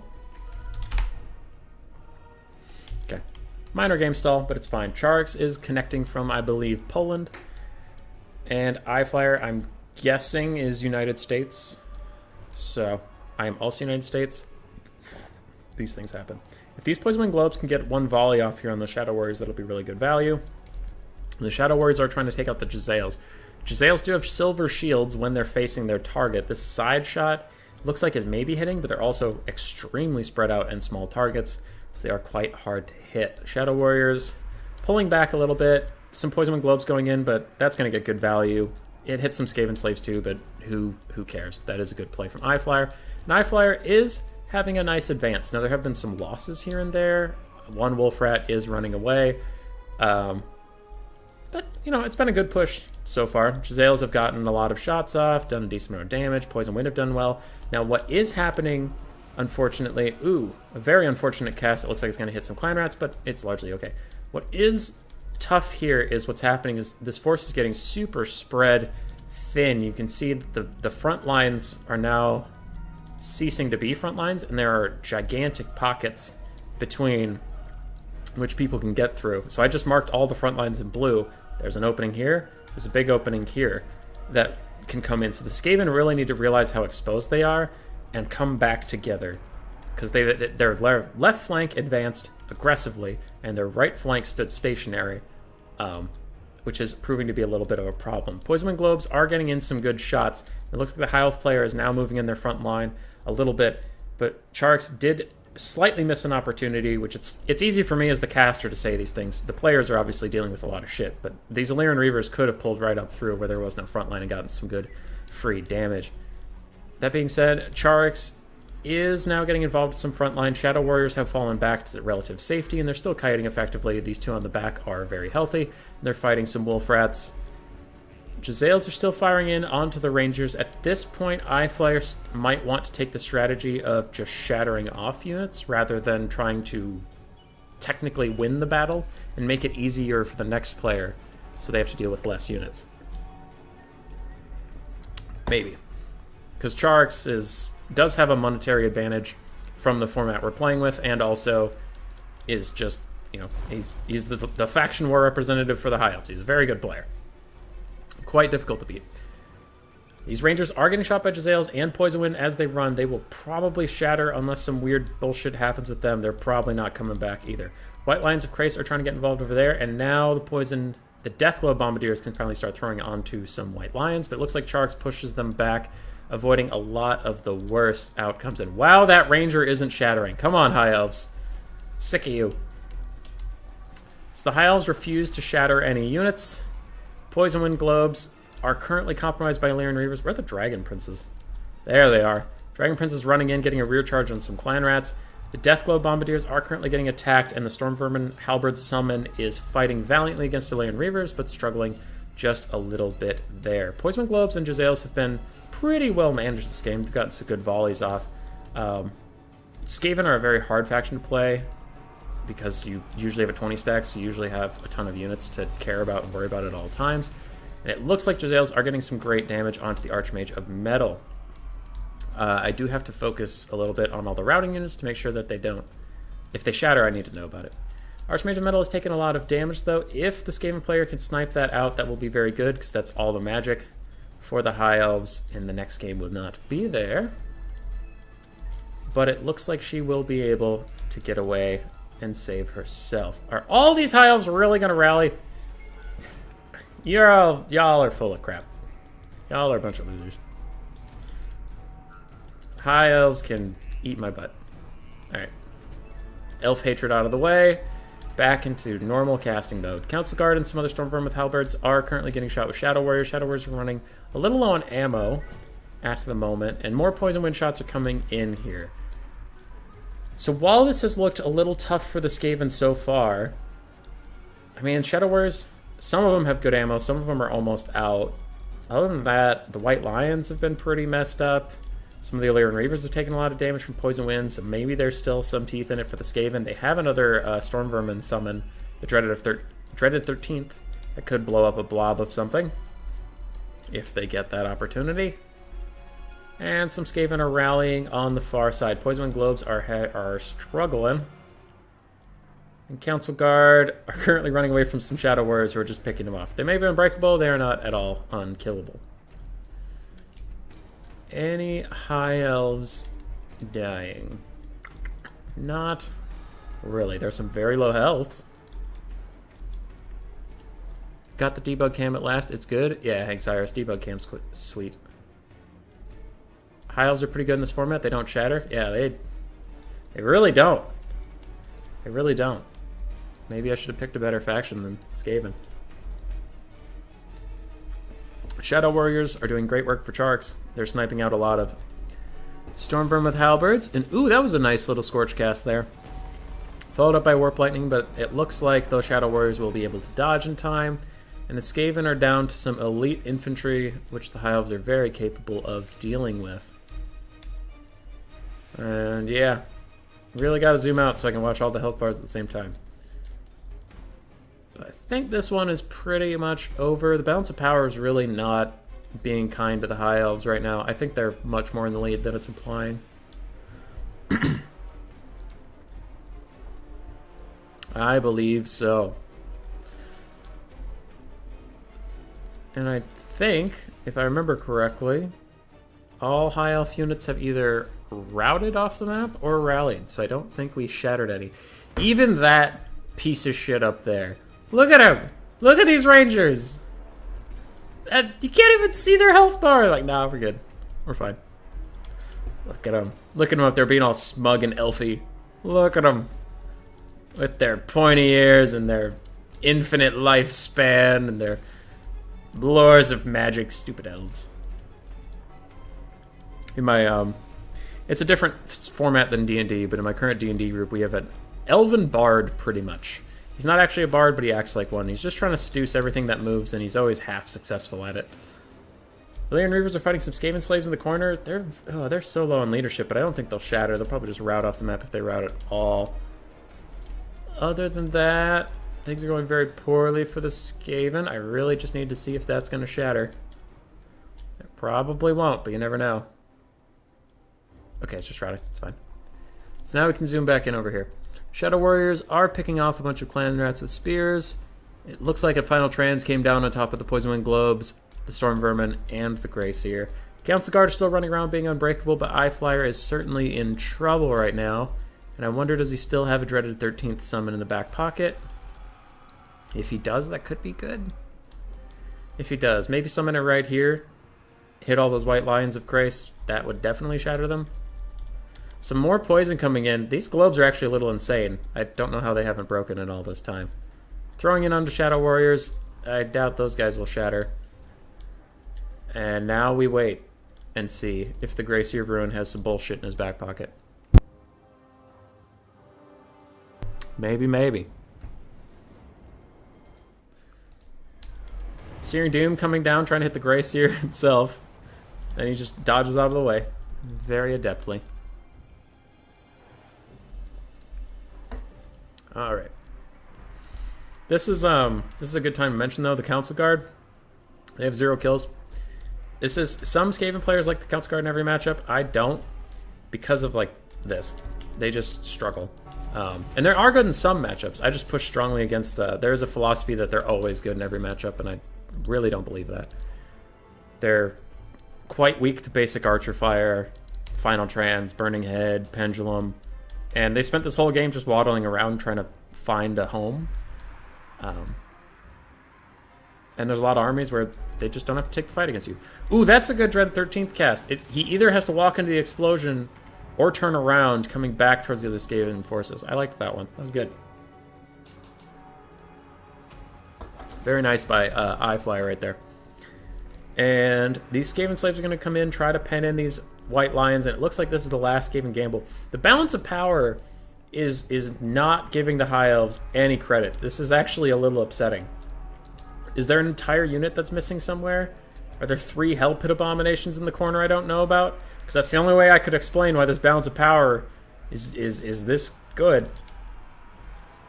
Alright, these white lions are routing. Dragon Princes are rear charging some Stormvermin with Halberds. Going to break them off. Also probably break the Skaven slaves very shortly here. And it looks like the Skaven are just trying to run down the white lions of Krace. I am getting a message. Is it pertaining to this immediate thing? Potentially. Okay, yes it is. We have more zombies lining up to kill the RTK members. And Valkanos and Sharix stand alone. Skaven players still trying to kill these white lions. And even though the Skaven have theoretically faster speed, they are really struggling to catch up because sometimes chasing in Total War can be a little weird. Are they Shadow Warriors? Nope, they are Shadow Warriors. Yeah, Shogunik. Yeah. They're pretty much unbreakable. Archers have spent a lot of ammo. That's true, but Shadow Warriors are pretty good combatants too. 38, 34. That's not bad. Those white lions are going to rally. Ugh.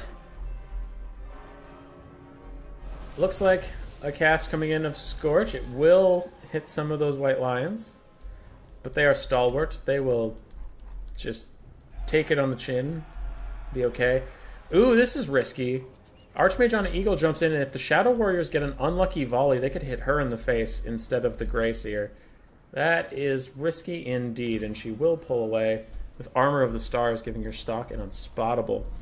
Skaven slaves are going to rout very, very soon. Council Guard down to 2 whole models, and army losses comes in for the Skaven.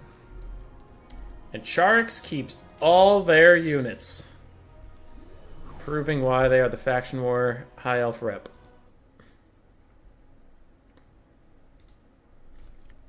La GG, well played. GG, well played. iFlyers Jezzails did well. Some of the Globes did well. Some of them struggled a little bit. Well, actually, wow, all of them eventually managed to pay for themselves, especially that one. Stormvermin didn't get as much value as they would have liked. If there had been Phoenixes or Dragons or something, they could have done well, but not getting kited around the map like that, unfortunately for them. Greyseer just shy of 1,000 value. For Charix, the Eagle Caster had about 1,000. White Lions struggled a little bit because Skaven don't have a lot of things for them to get value on. The Shadow Warriors all did pretty great. Land Reavers did pretty great. Dragon Princes were very healthy, so the fact they didn't get much value is fine.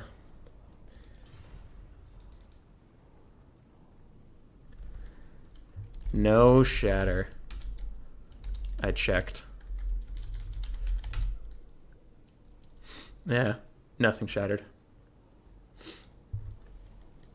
Charix remains whole. But it was a good play by iFlyer. Still haven't answered your question, Hank, if anybody from the random YouTube crowd can join. Sure, if you want. But after the scheduled people, if like anybody's still left alive, we can have random YouTube people fight. But we'll get Mr. Overlord in here, and iFlyer or anybody else who fought Charix or any of these people and is like, damn, you know, I played bad, or I did this, or I did that. It's, remember, Charix is literally the High Elf representative for the faction war. So he's quite good. He's a very good player. So, you know, try not to take anything too hard. And we will get Mr. Overlord in here. This Ponce. This buffoon. This handsome devil. Though he's my DM.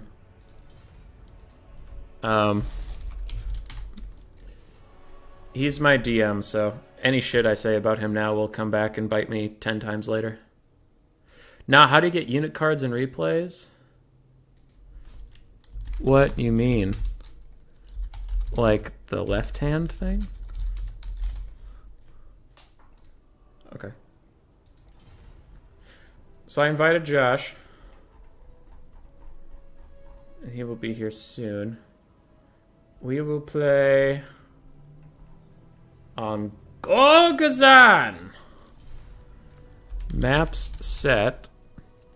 Beastmen Greenskins band. Howdy, boss.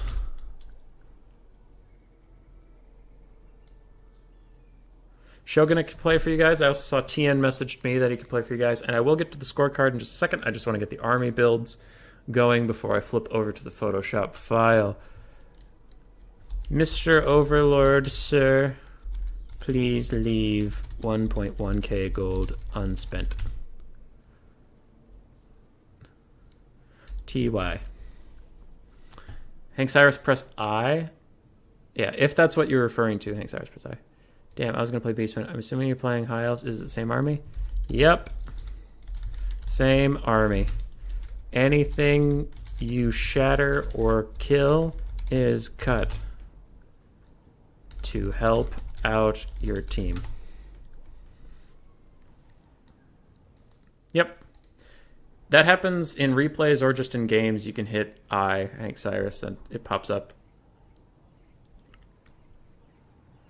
I keep it up because I constantly like to check unit cards for stuff. Some people don't like it in the way, but I like it for various things. All right, Mr. Overlord's doing their picks. In the meantime, to the scorecard. Eye Flyer the Noble has fallen. And we need a color. Eyes are white. So we will... No! I must not draw over the real score. No, no, no, no, no, no, no, no, no. No, no, no, no. Okay, so we're going to draw a circle. And then we're going to fill in a little bit more of the circle. Yeah.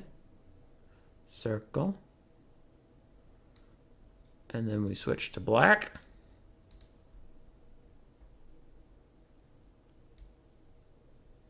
And then we just put an eye there. An eye flyer has an eye. Dot, dot, dot, dot, dot, dot, dot, dot. Lovely. And Charix, the mighty high elf overlord person man, brings us to 6 points for RTK, but we do have some late additions. So Shark is still missing in action. I will replace you with AIMA R. And I need to check Discord for their name to make sure that I'm even typing this in right. Oh, it's not even R. It's just AIMA Shogunik. And TN is also around, so we need to copy. On the other screen, by the way, Mr. Overlord has selected Dowie to fight High Elves, and while normally that's a bad matchup... Oopsies. Undo that. Normally that's a bad matchup for the Dwarves. When the High Elves can't change their build, it's all of a sudden not so bad. Because he can't change his build to have a bunch of chariots and, you know, sword masters and other shit. Oh, how do I want to position this for TN?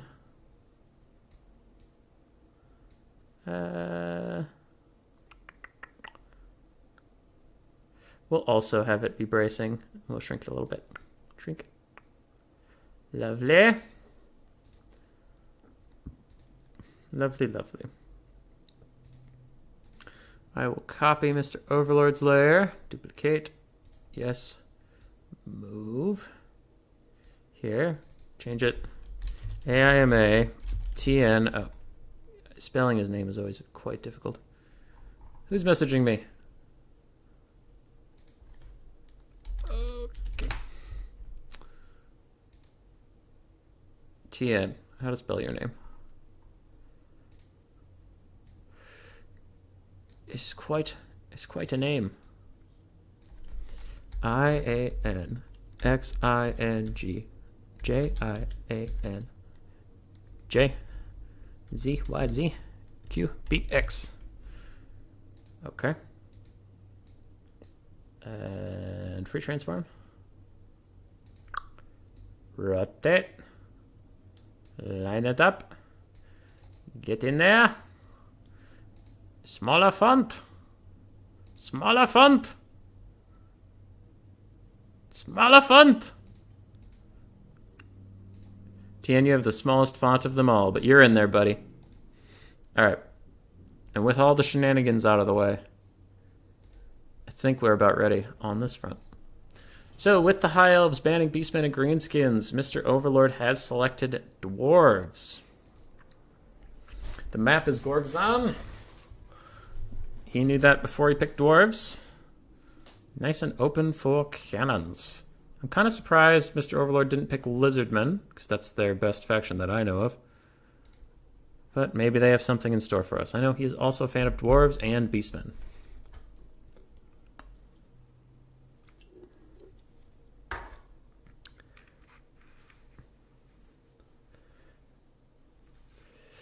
Luke Sanders, I believe, if I am not mistaken, you are iFlyer.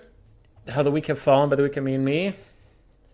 You're playing a very hard faction. I haven't seen you in a lot of tournaments, so I'm going to presume you're new. If you're not new, then I don't mean that as an insult. I just mean I haven't seen you. But if you are a newer player, Skaven are really tough. That's not to boost my own ego. It's just you have a lot of units, and they're all going to rout very quickly. So they'll take a bit. They'll take a bit. I don't think you played altogether that bad. It looks bad when you leave, and it's like, wow, you didn't even shatter a single unit from Charx, but there were 2 Illyrian Reapers, a Ranger, and a White Lion that were all, like, their health bars weren't even visible, and they just didn't shatter because High Elf leadership's too good. But you should have taken out, like, 4 units.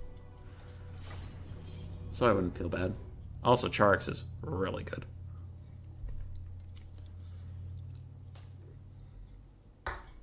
What in tarnation is this Getty Museum of a Modern Art? I don't know.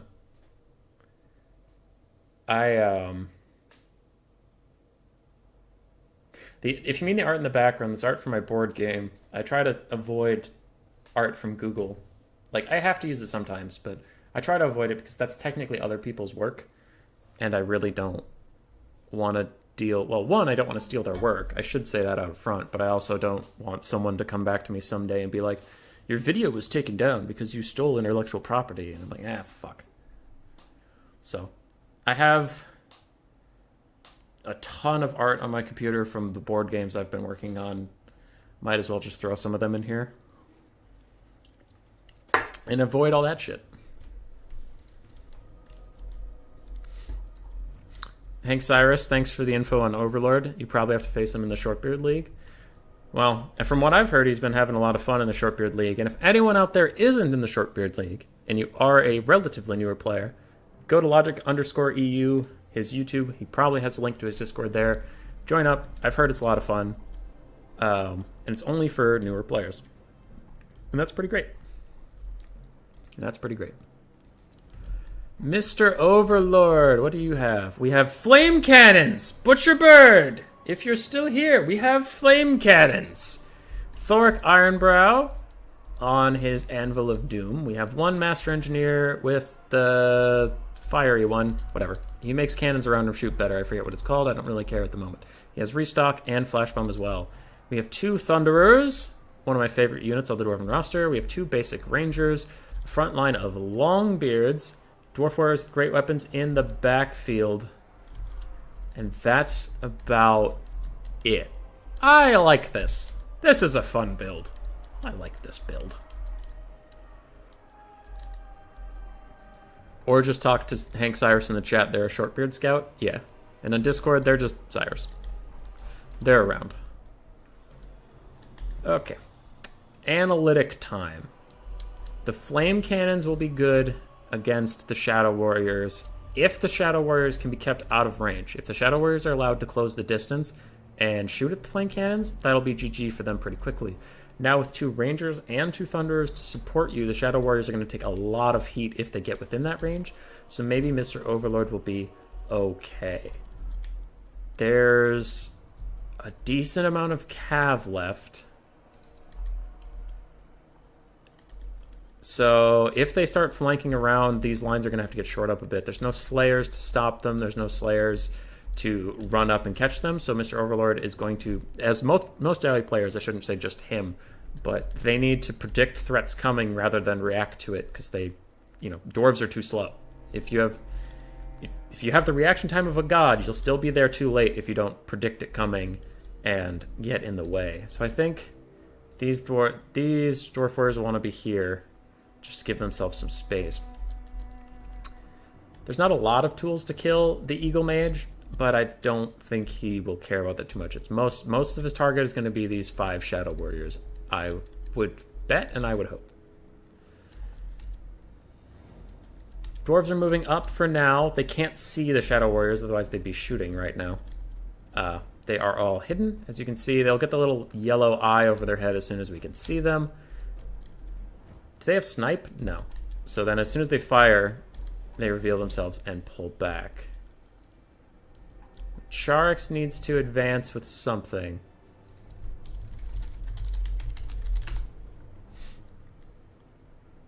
He can't pull back everything at once. Okay, now he's moving up again. Just a minor rules thing. Like if it was just moving back to dodge, that would be fine, but he kept running backwards is the only reason I had to bring it up a little bit. A final trans coming in on top of Thoric. He will largely be okay. And these rangers took a lot of damage from those Shadow Warriors. So now they're all revealed. I wonder, are the flame cannons really not in range after all this time? That's so unlikely. Final trans is coming down, and it does so much damage to the flame cannons. Holy crap, it even breaks one of the models on each of them. Rangers are now getting a little bit of retaliatory fire, and that is shocking. The Dwarven formation has been extended a little bit. The Shadow Warriors are now coming back to attack once again. They're firing at the Thunderers. These flame cannons, I don't know. Their range says it's 230. It feels like, oh, these guys have range of 180. Huh. Okay, dwarves are still advancing a little bit. They're getting pulled apart just a smidge as they try to move up as one unit. Shadow Warriors are firing again, doing pretty decently on ammo. Thunderers are shielded, and they don't take that much damage from the volley, considering who it is. And it looks like the flame cannon rip one fire at last, and they hit some rangers. Kill 5 of them. All right, nice. I really wish I could see the range on these flame cannons with freaking stupid thing. The fact that I hosted this lobby, I can't see the ranges on stuff is dumb. Because I should be able to see why they can and can't shoot, and I swear to God they should be in range right now. If they aren't, that unit sucks. And they should get more range, because that's ridiculous.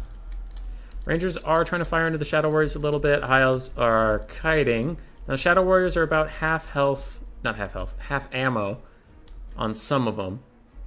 And the dwarves are getting really spread out. There's a lot of holes for the cavalry to come through and run in.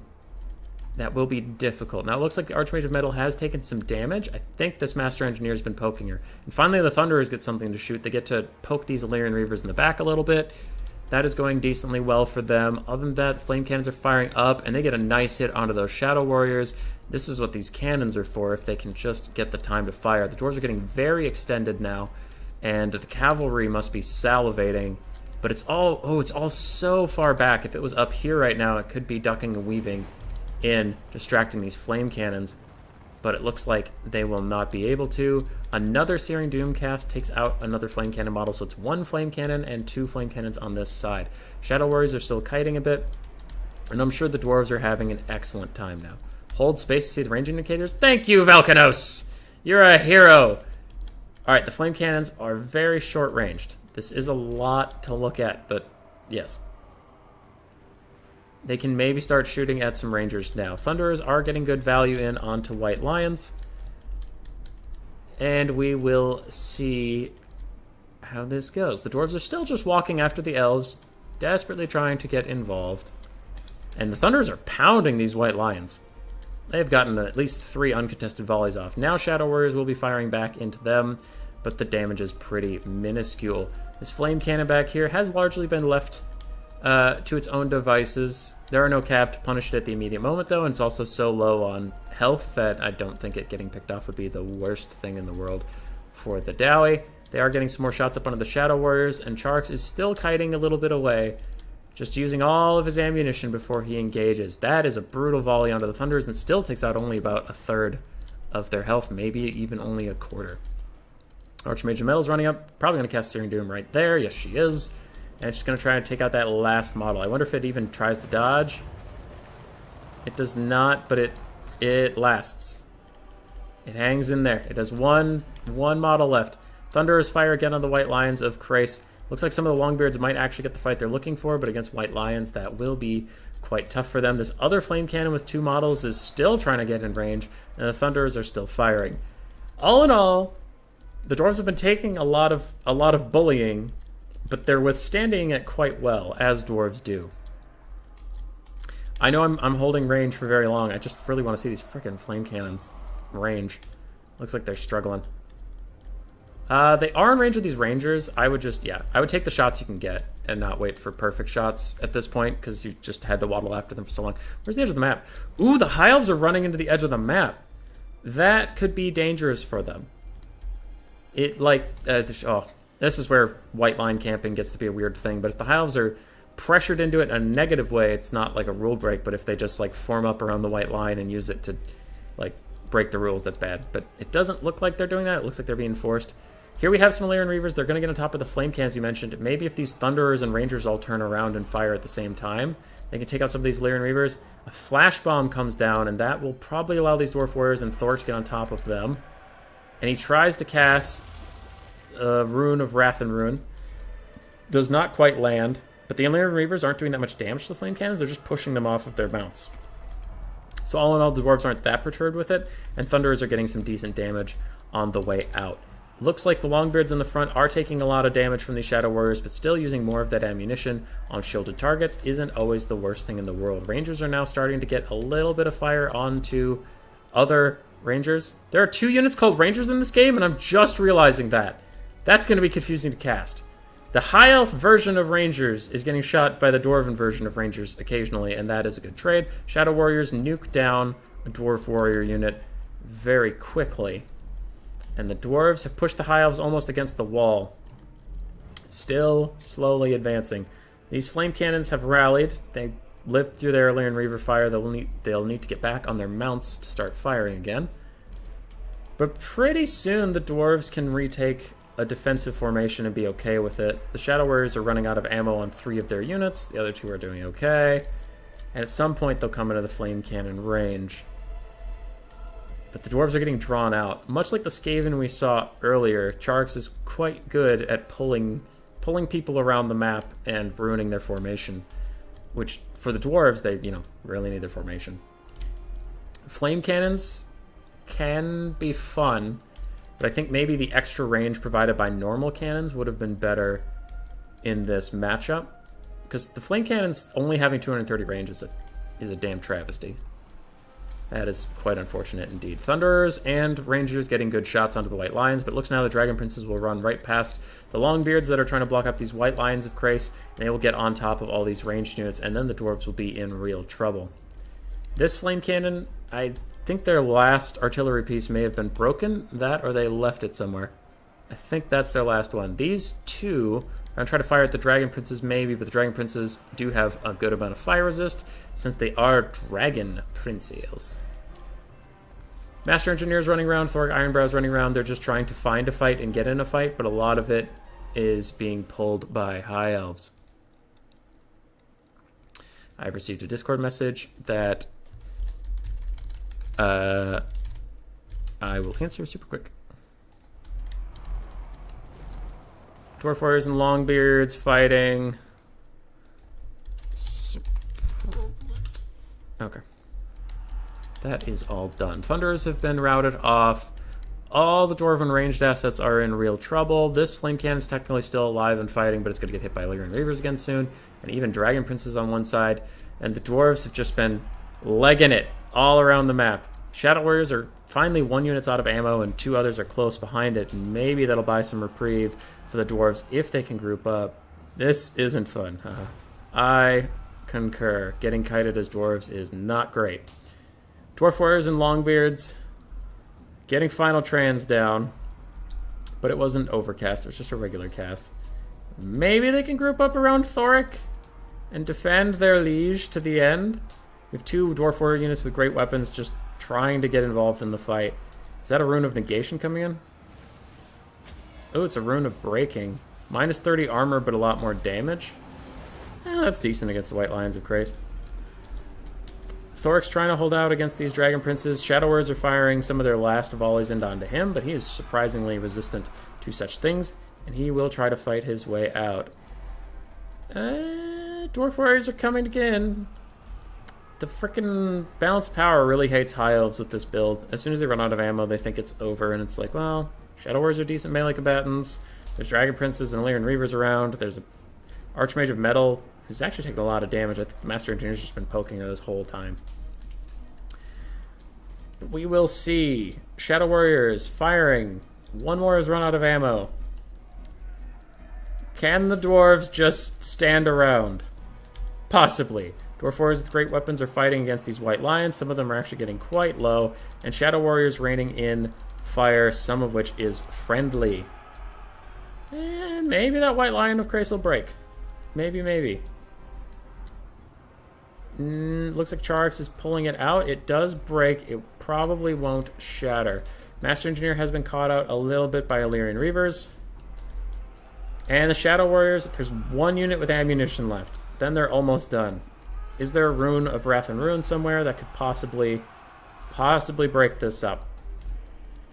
Maybe. What do the dwarves have left on the map behind me? A lot of routing things. Nothing much that can come help them in their time of need. White Lions are routing, but they're not shattered. And Thoric is currently surrounded by Dragon Princes. And not loving that. I think the dwarves will have been slowly walked to death. And that is a kite game. That is a kite game. Oh, flame cannons. Why do you have such low range? Such low range. Shadow Warriors all did well. Well enough for using all their ammunition. Metalcaster got 2,000-ish value from Final Transing and Searing Dooming and stuff. That Dragon Prince unit got some good value. For Mr. Overlord, Thoric Ironbrow got 1,100. Master Engineer got 550. Ooh. Some of the Dwarven Great Weapons did okay. Some of them did not. Longbeards had mixed results as well. Depends on if they could get on top of something. One Thunderer got 1,100 value, but the rest struggled. And unfortunately, the Flame Cannons were out of range most of the time. GG, well played. You had all. Okay. GG. What's going on now? Who am I inviting? What's happening? We'll get Shogunuk in here. Shogunuk. I don't look like we're friends, so you'll just have to join on your own. I will message you on Discord, however. Who's messaging me? No. Okay. You are up if you want.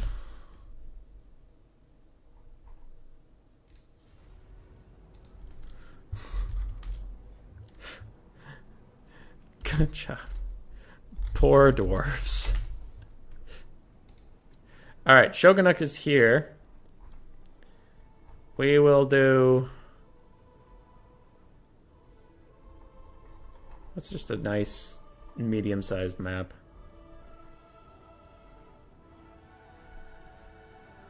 Medium-sized map. Oakenhammer's always safe. Map set. Greenskins, Beastmen, bands.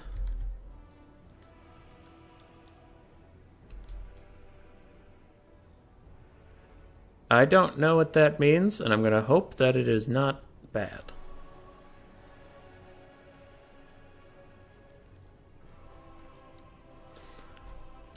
Leave 1.1k unspent, good Sir Shogunuk. Okay. What's going on? You're in? Great. Great, great, great.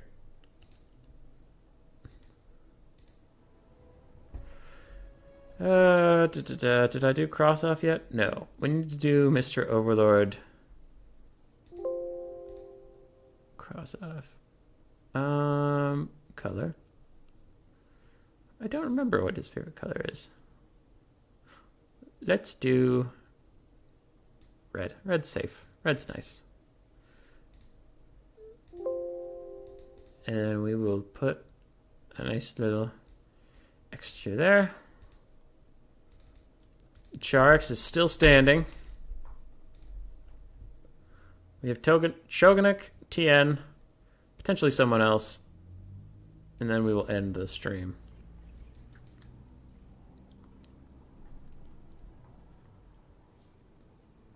Talk Charix. I am wondering if they're both Polish. No idea. No idea.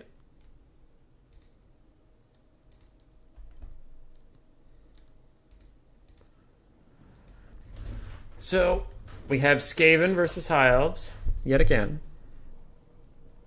I wonder if Shogunuk will take my build or not. I don't know if it would be good against 5 Shadow Warriors. I think it would. I think it would. Double Poison Wind Mortar can be pretty good. Charix, so RTK 1?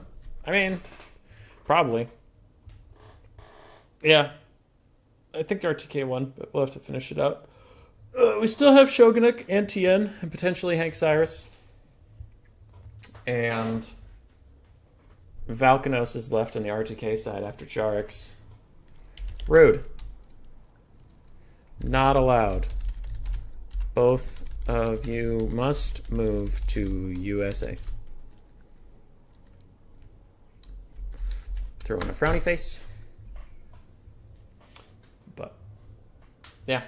I know this was also an event just for, from what I had heard, the AIMA lads wanted to play with some of their new recruits, and they wanted to host a fun event. So Tien did a lot of the planning behind the scenes and included me on some of it, but just making events.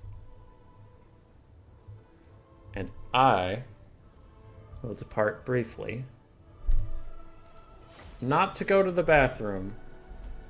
I will go huff Warpstone, or whatever Skaven do. Yep, that one. I'll be right back.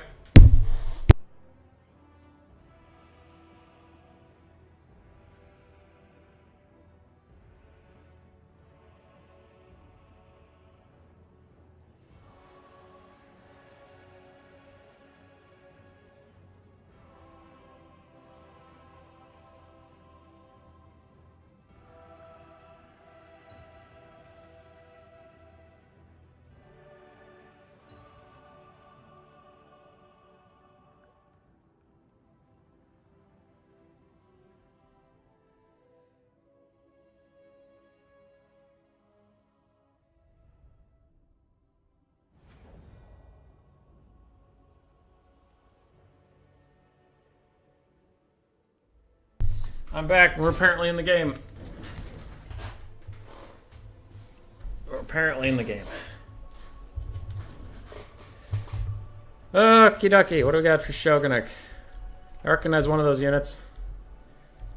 Yeah, that build's looking familiar. Alright. While he sets up, we know Charix build 3 Illyrian Reavers, 1 Dragon Prince, 5 Shadow Warriors, 4 White Lions, 1 Ranger, and an Archmage of Metal in the Sky. For Shogunuk, we have a front line of Clan Rats, mixed shields and spears occasionally. We have 2 Jezzails, 1 Poison Wind Mortar, 1 Avalanche Mortar, another Clan Rat Spear, Poison Wind Globe, 2 Rat Ogres, 1 Wolf Rat, 2 Wolf Rats that moved as soon as I got close. It looks like 2 Rat Ogres, 1 Wolf Rat. We have Lord Skrulk on foot with Pestilent Birth and Vermintide. We have 2 Assassins, both of which with Rival High Talisman and Assassin's Trophy. What was the score? The score is currently 6-3, 3-7. 3-7 RTK's up. But we have had more funds. 1.1k. Looks like Shogunix is ready. I think it's maybe late at night over there and he wants to get to bed. So we will see. I feel like my pride's on the line with the avalanche mortars now. Now I need them to do well. Also, hey Geese Howard, how you doing, bud? How are you doing? Now, if we don't have any shatter dunes this game, I'm going to be so sad because the avalanche mortars can almost shatter things on 2 volleys, which would be quite good for the Skaven. Skaven, looks like they're going to pull off to one side, avoiding these cavalry that are placed over here. Maybe just trying to move and get some free poke onto these Illyrian Reavers. But soon these Shadow Warriors will come into view. Chark's getting aggressive with a Searing Doom, dealing a lot of health damage to the avalanche mortars, but not actually taking out a model just yet. Now these guys are revealed. I wonder if the poison wind mortars will get off a shot quick before they get hidden again. They'll try. They will try. Poison wind globes coming in. They're so close. Can any of them hit? Alright, a couple hit, and Jezzails are getting some fire in. Ooh, and the avalanche mortars are coming. Charks is trying to dodge, but they still get some good hits in. He dodges a lot of it, but not all of it. And the problem for him is that he has to dodge backwards into the Skaven, so that gives them more time to reveal him, more time to shoot with Jezzails, more time to shoot with poison wind mortars. And Skaven are getting some good poke off in the early game. Illyrian Reavers on the other side are getting poked down by Jezzails a little bit. And the avalanche mortars are advancing a little bit aggressively, and they're within range of some Shadow Warriors. But it looks like those Shadow Warriors are going to pull back. Meanwhile, Poison Wind coming in again, trying to catch those Shadow Warriors, but doesn't quite. There are dogs right behind them, though, and Rat Ogres. Jezzail's firing up at the Archmage of Metal. Chark's probably going to dodge with her. And it looks like the Skaven are getting drawn out a bit far into the field. So Wolfrats are going to try to get on top of the Shadow Warriors, but there are Illyrian Reavers to protect them. If the Rat Ogres help them with that fight, they'll win it, but alone they'll probably break. We can see the front line for the Skaven is a little confused on where it wants to be. It is struggling. Currently the Skaven are extending pretty far to try and engage with the High Elves, and a final trans coming down here. Is it upgraded? Nope. Basic final trans. Wolfrats will rout, and the Rat Ogres will take some good damage. Skaven can probably sit back and abuse their artillery advantage. I don't think they have to chase out this far and subject themselves to the will of the very mobile High Elves. And it looks like Shogunuk will start pulling back after realizing that. Some Clan Rats, the shields are going to advance forward a little bit. Doesn't matter if they get shot. The ammo's probably worth less than their Skaveny lives. Hey, Mantis and Geese Howard are reunited at last. Apparently they are homies. Another Searing Dune coming down, taking out a few Jezzails, but still, that's mostly health damage. You haven't taken out that many guns just yet. And Jezzails are getting some nice poke in, firing up at this Eagle, who can dodge a lot of things. Avalanche Mortars coming in again, doing some great damage onto these Shadow Warriors, along with Jezzail fire. Yeah, Skaven should be fine if they just pull back and let their range do its work. They're getting some decent poke onto the Shadow Warriors, especially zoning them out with the Clan Rats as they have been. They just need to pull back at some point. Like, the zoning has been good, but the chases go a little bit too long at times. Wicked is showing up. Hello, Wicked. Shadow Warriors are firing into Warplock Jezzails, but similar with the Dwarves, they are shielded and spread out, so they're not getting that much damage down. And with Jezzails and the Avalanche Mortars firing in, those Shadow Warriors are having a very bad time. So I think the Skaven are doing quite well in this game. Poison Wind Mortars and Jezzails coming in for more Shadow Warriors, but again they fall just a little bit short because Charix immediately pulls back. And some Globes even tried to throw as they were running, but they do get away there. How are we doing? Of the 5 Shadow Warriors, 1 is untouched, 2 are untouched, but 3 are quite injured. And another Poison Wind Shot will get on top of that one, with Jezzails chasing a few of its members. Good stuff. It's slow and progressive, but that's what you get with a High Elf kite build. Nothing's going to happen that quickly, as the Dwarves last game unfortunately found out. They are going to run away from you. They're going to run away from you and shoot. Another Poison Wind Volley landing on top of those Shadow Warriors. And it looks like the Archmage of Metal is coming in here. Where is Skrulk? If he can get a Lieber on top of her, that would be very good. Oh no, Final Trans! If it's overcasted, that's going to kill a lot of things. This happened to me once. No, okay. It's basic cast. Still is going to do well, but overcasted can like almost insta-kill certain weapons teams, and that's pretty messed up. Kills 2 mortars outright, lowers all their health by a lot. But High Elves are not enjoying this state of the game at all. And I think Charx is trying to figure out how to change things in his favor, because right now it's not going in his way. More High Elf archers die to mortars. And Skrulk should be trying to zone the Archmage a little bit. He's not that scared of Shadow Warrior volleys. He's largely fine with them. He should just be standing out probably about here. And whenever she tries to come near, he can threaten the Lieber. Probably what I would do with Skrulk at this point. These Jezzails are down to 11 models, but if they rally, they'll be okay. Another Avalanche Mortar shot coming in, but it's all firing at the Archmage of Metal, and it doesn't happen to hit anything behind her either. That was probably just fire at will being fire at will. So the High Elves are kiting. I'm sure Xiphos would be proud. Everybody else involved is not as proud as Xiphos. Some of us are reaching for the popcorn. Maybe if you have 2 monitors, you're watching Lord of the Rings Extended Edition on the other screen. And trust me, Lord of the Rings Extended Edition will be done before this game. Promise you that. Avalanche Mortars, trying to figure out what they want to shoot at, but High Elves are sneaky and they keep disappearing for a bit. Can these hit? They were aiming when the High Elves were running away, and then the High Elves move forward. Ooh, that's a couple good hits. A couple more. And the High Elves are quite wounded. Jezzails are probably going to start shooting at those Illyrian Reavers with their next volley. Yup. There they go. Whee! And Charx is dodging some of those shots quite effectively. Scatter shot, get him. And scatter shot, did done, got him. Those guys might break. No, they rally a little bit. Which isn't altogether bad for Shogunate in this format, because you need to shatter things for them to be cut from the build forever. So if they routed, that would be not enough. So hopefully they can come back, take another full volley in the face, and shatter. Hopefully, hopefully. Skrulk has been very passive. Again, I would like to see him positioning more aggressively forward and getting off some casts. Maybe some summons that could chase things. Maybe Liber Bubonicus's. Anything to really contribute to how this game is going. These High Elves are very close. Jezzails are trying to fire through the woods, and they're getting a couple volleys through. And here it comes. If these volleys hit, it will be critical to see if they shatter the units. That is so much damage. And Jezzails coming in. They're at 100 HP, 7 models left. They're still not shattering. Poison Wind even hits them. All right, there's no way they come back from that, right? Right? They're dead, right? They're right? They have 65 health left. Just shatter. Get out of here. That's not all right. There's a lot about that that's not okay. Skaven are still rallying around a little bit. I wonder what these guys have been firing at, or if they're firing at all. And Charx needs to use ammo. There we go. He's firing at the Rat Ogres now.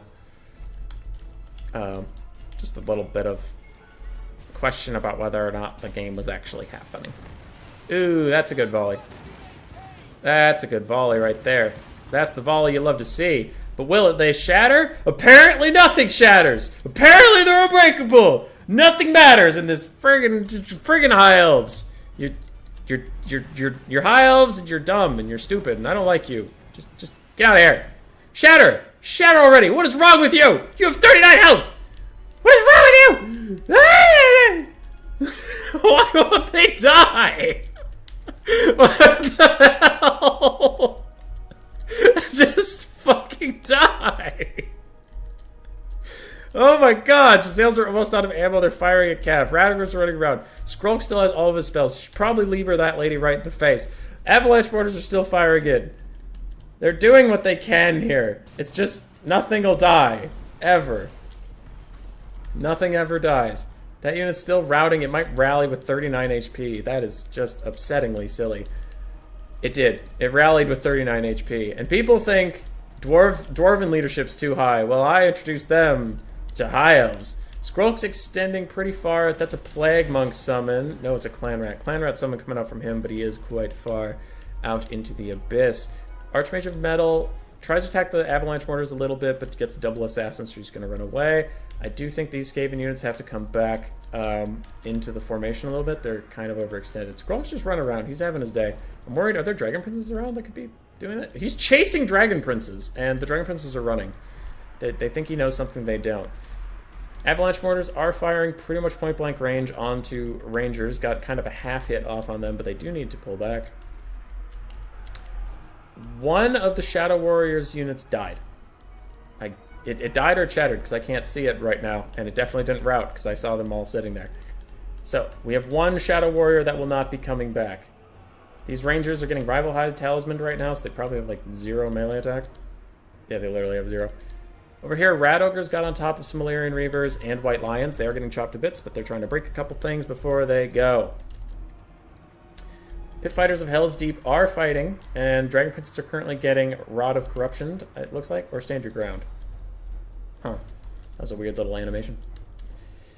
Avalanche Mortars are fine. They're chilling. They have a little ammo left. Maybe they can use it before they die. What is left on this map? This is silly. This is silly that those are a thing. Look at them. 39 HP. Get out of here with your 39 HP. Piece of garbage.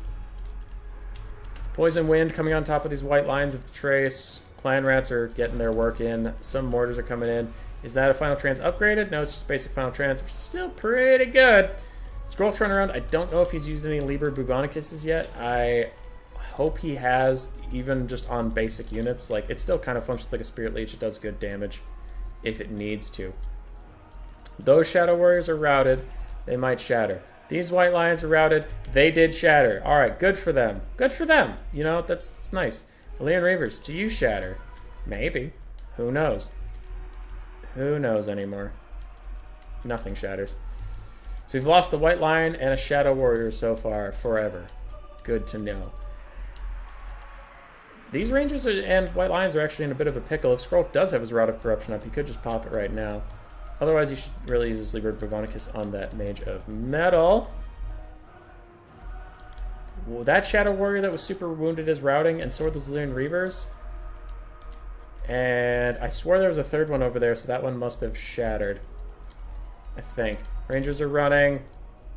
High Elves are just doing High Elf things, which is largely fine. How many Shadow Warriors do we have? 1, 2, 1 shattered. That one's running. So if I can't find the 5th one...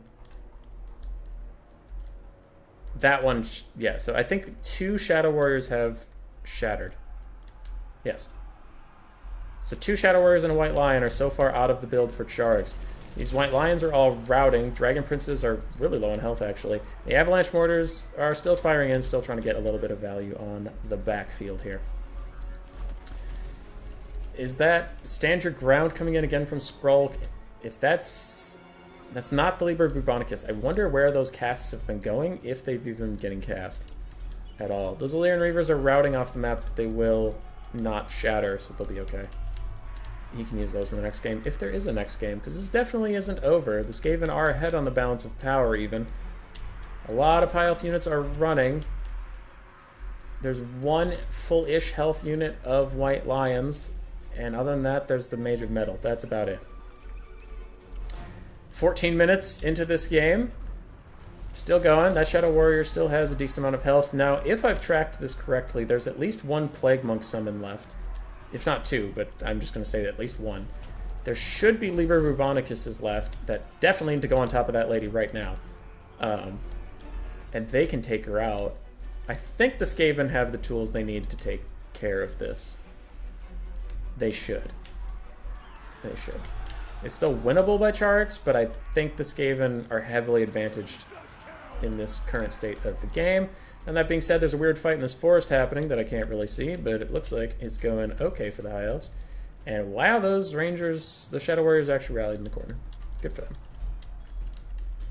White Lions are being chased off. Shadow Warriors are being chased off. Dragon Princes are somewhere still fighting in here, I believe, judging by the amount of dudes running around. And I feel like I'm on drugs. Did I miss the Lieber? Did I miss the Lieber? What happened?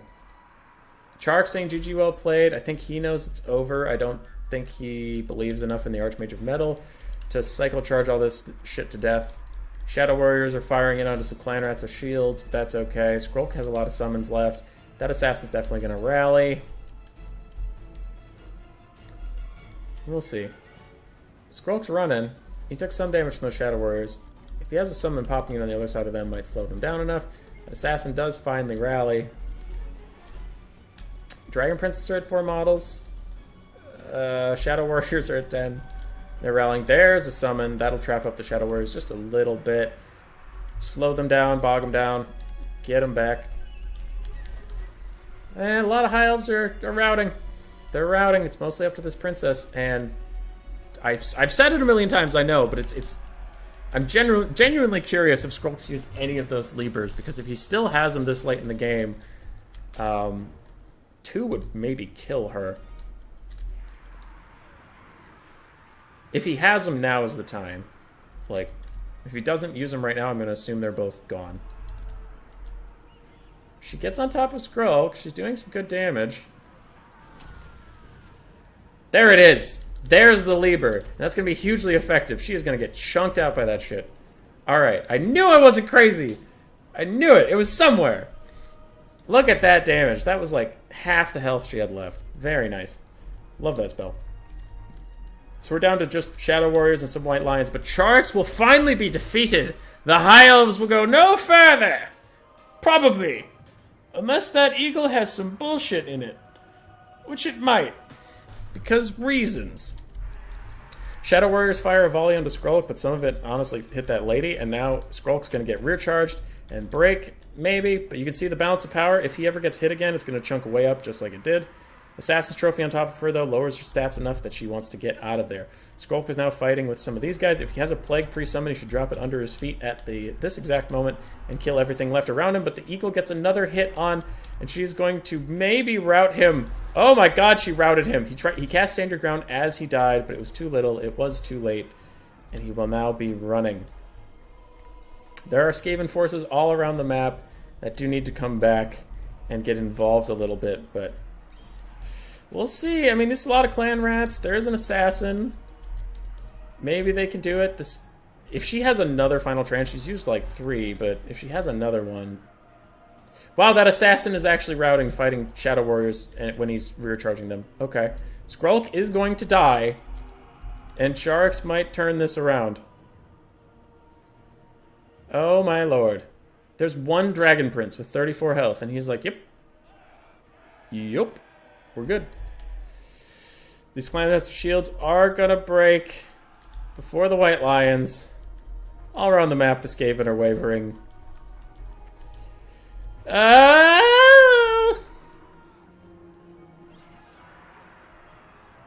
Elves, I hate you. High Elves, why are you like this?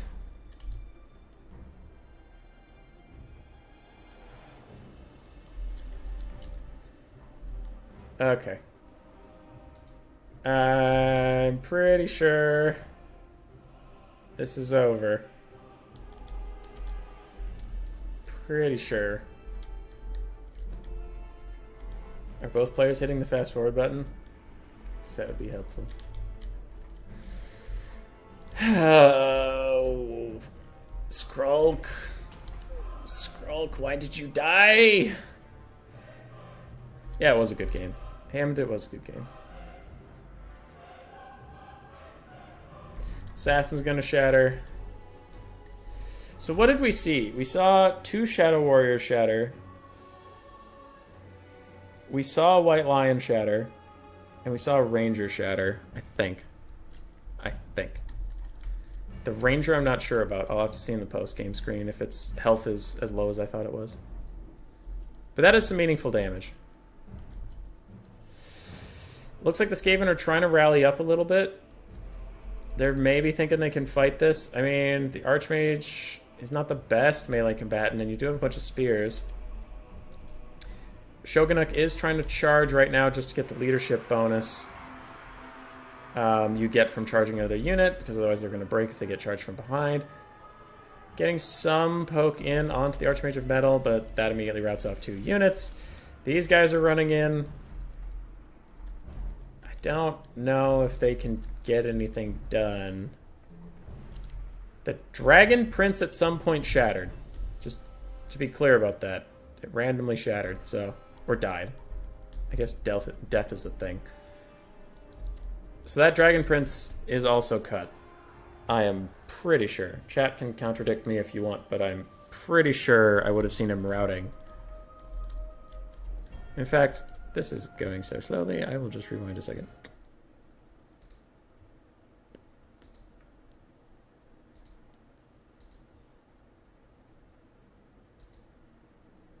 Okay. I have on my other screen the rewind version of this to see if that Dragon Prince does in fact shatter. I can do both because this is we are quite at a lull here.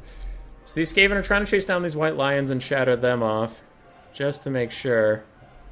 Hey, they do! Alright, another White Lion is shattered off, so good for Shogunek there. On my other screen, I am watching that Dragon Prince. So we have 1 Ranger, 2 White Lions, 2 Shadow Warriors shattered. And I'm currently watching that Dragon Prince while we wait for the bird to get engaged with the clan rats. Hiles must attack non-shattered units.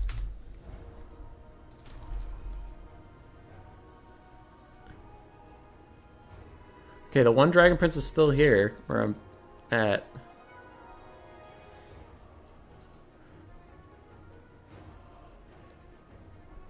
Why must they move to USA for Poland? Because too many Polish people in the same game is too cool. And I don't like being chilly, sir. Okay. Clan Rats with Spears are now surrounding the Archmage of Metal. And it does look like in the replay that Dragon Prince unit randomly shattered. Because they just ran into the woods and never came back. But I guess they could have routed. I think they routed twice. Whatever. Anyway, the Shadow Warrior unit is currently getting murdered a bit by Clan Rats, but the side charge comes in from the Eagle. They're going to tear her out soon enough anyway. And they are routing. So those Shadow Warriors almost routed. But yes. The duel of duels is over, and for Charix here, going in to fight Tien, we'll have 2 less Shadow Warriors. I didn't see that Illyrian Reaver shatter. I think it just routed off the map. 2 less White Lions, and their Rangers dead. And their Dragon Prince? I don't know. I don't know if it shattered, so fuck. But yeah. We'll say it's there, because I didn't see it. And even on the replay, it could have routed. So the Archmage got 4,200 value. Very nice stuff from her. White Lions did their best. One of the Shadow Warriors got good value. The others really didn't. Illyrian Reavers did okay, and the Dragon Princes did well. Skrulk did fine. 1,400 value is okay. Clan Rats held their ground decently enough. Poison Wind Globes did fine. Giselles did great. Mortars did okay. Yeah, decent stuff. Decent stuff. Okay. You lost 2 White Lions, 2 Shadow Warriors, and a Ranger. And Tien is here.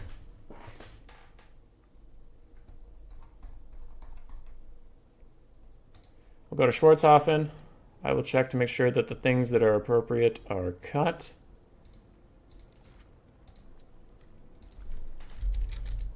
Are normal because Charix can't use them.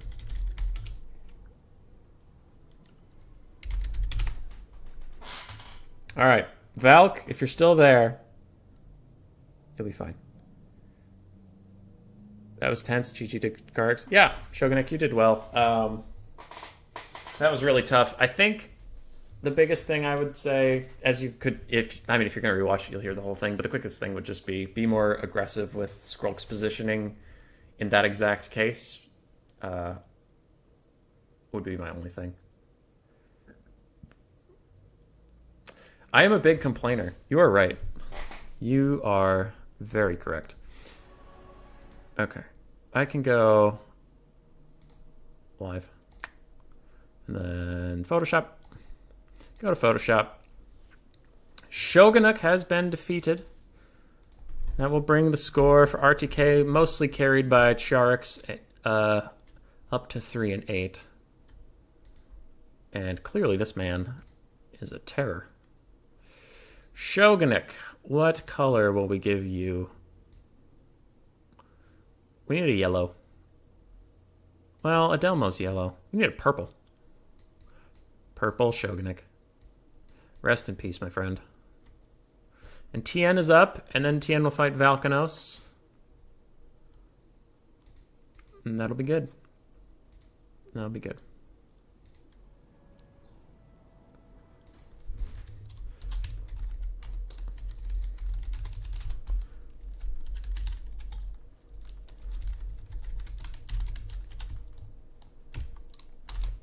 All right, just trolling him in my chat for a second. Did Tien go vampire counts? He is a good vampire count player. And High Elves versus vampire counts is doomed in the same way Dwarves versus High Elves is doomed, but only if you could change your build, which Sharks can't, so Sharks might just get eaten. Nom nom nom nom nom.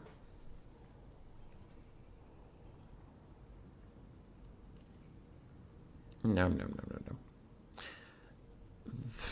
Who will fight Valkanos, though?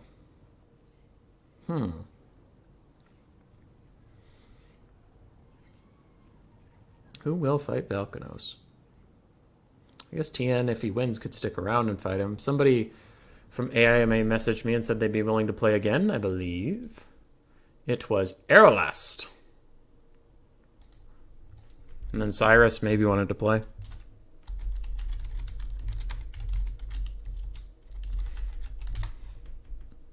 But we'll go till people are done. Holy shit, we've been streaming for 4 hours. Still going. And I am out of fizzy water, which makes me sad. This is sad. So apparently Shadow Warrior is unbreakable. I didn't know that was a thing. Anybody want to explain to me why that is? 72 leadership. Okay, they're ready. 72 leadership. That's more than Throt. Shadow Warriors have higher leadership than Throt the Unclean. That's upsetting. Hey, Shogunik, I'm kidding. I'm kidding. You played fine. You played fine. There are a couple times where I was worried you were getting overextended, but you pulled it all back in and supported your gun line nicely.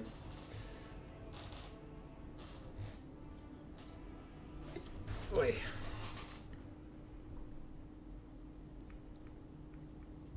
Ah. 4 hours. We're still going. Can Tien stop the mighty, the unkillable Charles? This guy. I don't know if everybody remembers, but there's another RTK, Bob Man, who had a pretty good run on the hill when we did a King of the Hill with this gladiator format. And he ended up with just like 2 white lion chariots, all gold chevroned out. And that was pretty funny, but I'm getting some flashbacks to that. So our high elf build is now just an Archmage of Metal, 2 white lions, Dragon Princes, 3 Illyrian Reavers, and 3 Shadow Warriors. It is very small. Hordeman dead. Shoot, I'm stupid.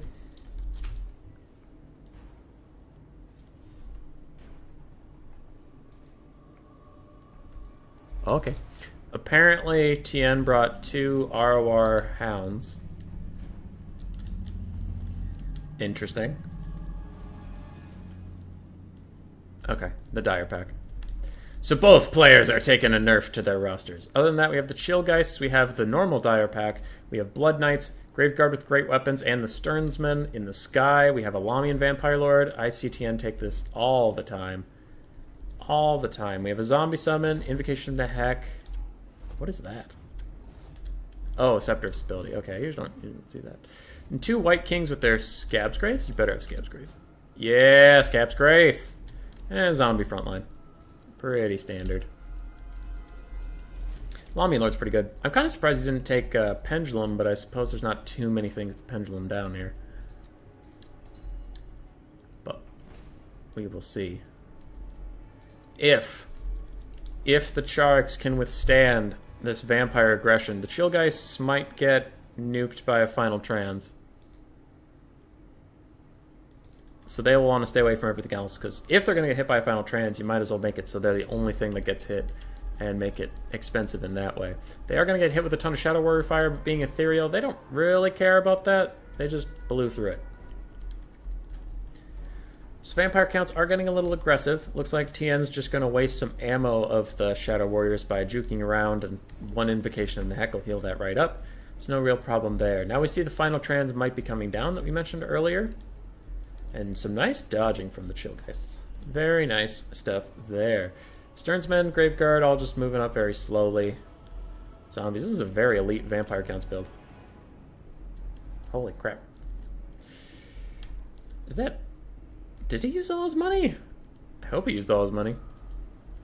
I hope. Alright, Chillgeists running around in circles. I did say something, right? Funds are normal. Okay. Alright. Chillgeists run around wasting more ammo. Other than that, vampire counts are advancing. Doing vampire count stuff. I'm getting a little concerned that the Chillgeists, if they don't get Invocation, they might get, if they get Final Trans in this state, they might, like, crumble or get low enough to disintegrating. That would be tragic. Yeah, at half health, they really need to get a heal now. Lamian Lord's well within range. Invocation to Heck. Good stuff. They're currently at 41 models. Let's see if they get any of their models back. High Elves are retreating, trying to use all their kiting tools to their advantage, but already with 3 Shadow Warriors instead of 5, you can see they're already at half health, and they've not really done a whole lot yet with it. Those 4 Chillgeists are still dead, but their health is fine. Shadow Warrior is now trying to poke on the Lamian Lord a little bit, but she's going to juke as well. TN wasting a lot of ammunition there. And zombies look like they were retreating for a moment, but they're coming back now. They're coming back now. Lamian Lord's dodging a little bit. Lyran Reavers just chilling. High Elves, no, they don't have to engage till they're out of ammo.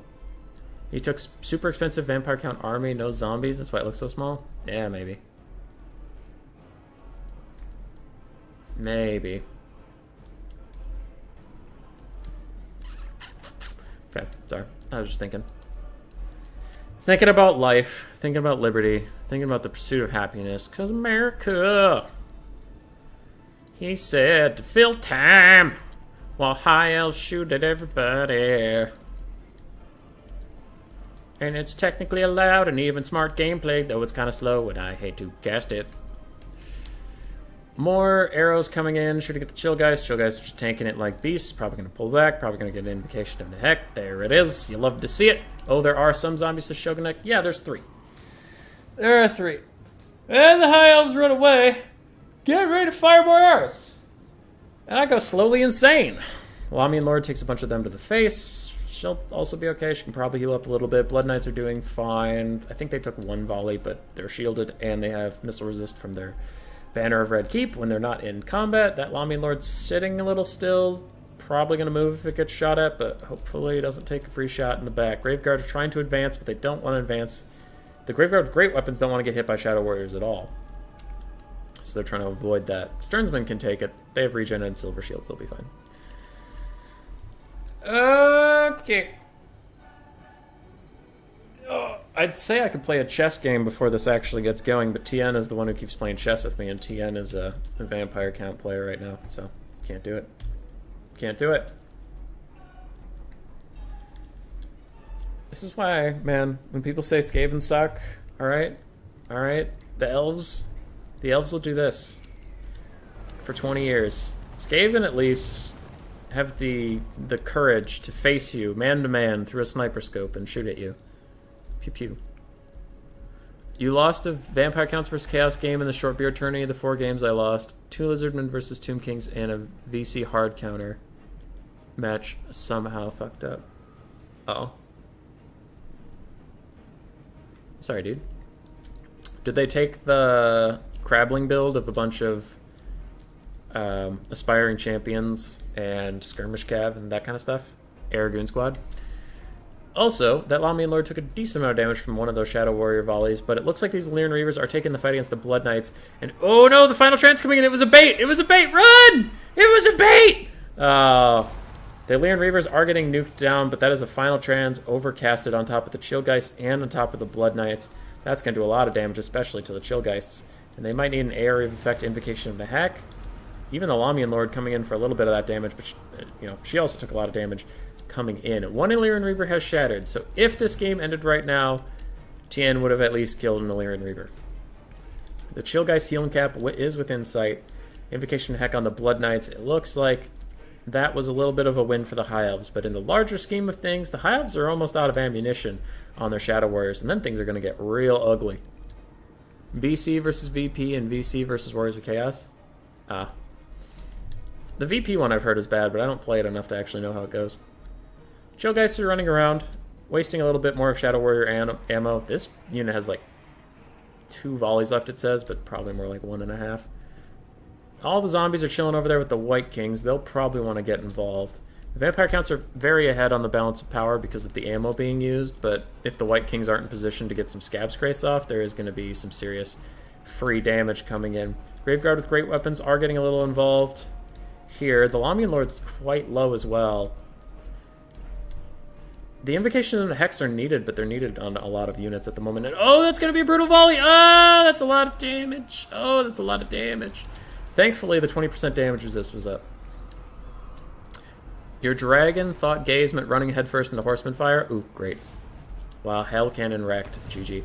Oh, no! Shadow Warriors are going to shoot this Lamian Lord while she's on the ground. She has to get up. She has to get out of here. Oh, no, and an attack animation takes her deeper into the Dragon Princess. This is terrible for the vampires. That is some not good RNG right there. That Lamian Vampire Lord dove straight into her death.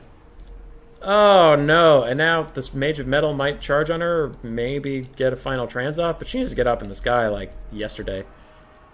Ooh, the final trans coming down over here on top of the Blood Knights and Chillgeists yet again. It even hits the Dire Pack. And Tien's going further ahead on the balance of power because of the ammo being used, but this was some big plays from the High Elf player right here. That is for sure. Now the High Elves are officially out of ammo. Okay, no more ammo. The High Elves have to commit to melee. The Lamian Lord is going to crumble away. It'll be on the White Kings, the Stearnsmen, the Graveguard to carry all this. Oof.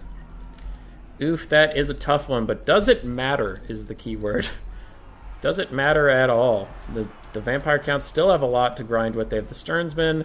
They have a full health unit of Graveguard with great weapons over there. They have the Chillgeists and Blood Knights, who are both very injured, but maybe they can still do some good work. And we will see. Both White Lion units are quite injured. The Dragon Princes are down to about half health. The Illyrian Reavers aren't going to carry that hard, and neither are the Shadow Warriors. So we will see. Maybe the Archmage of Metal can do some crazy shenanigans. You never know what final trans might be coming in. White Lions are running off. I wonder if the Vampires can spare any assets to run them down, keep them from coming back. Maybe they can't. Blood Knights are pulling out of the fight right now. They're crumbling a little bit, and they're going to try to take the charge against these White Lions in the middle of nowhere. Graveguard with great weapons are fighting against Illyrian Reavers and Dragon Princes. Oh, just double Illyrian Reaver. Okay, then they'll be okay. Oh, the Dragon Princes are here. It's just their standard bearer is really far away. Okay. I don't know who's going to win this, actually. The double White King could be a lot. Maybe their Scab's Grace can carry this one through. Chillgeists and the Blood Knights have routed off that White Lion of Krace, and they're now going to run down some Shadow Warriors.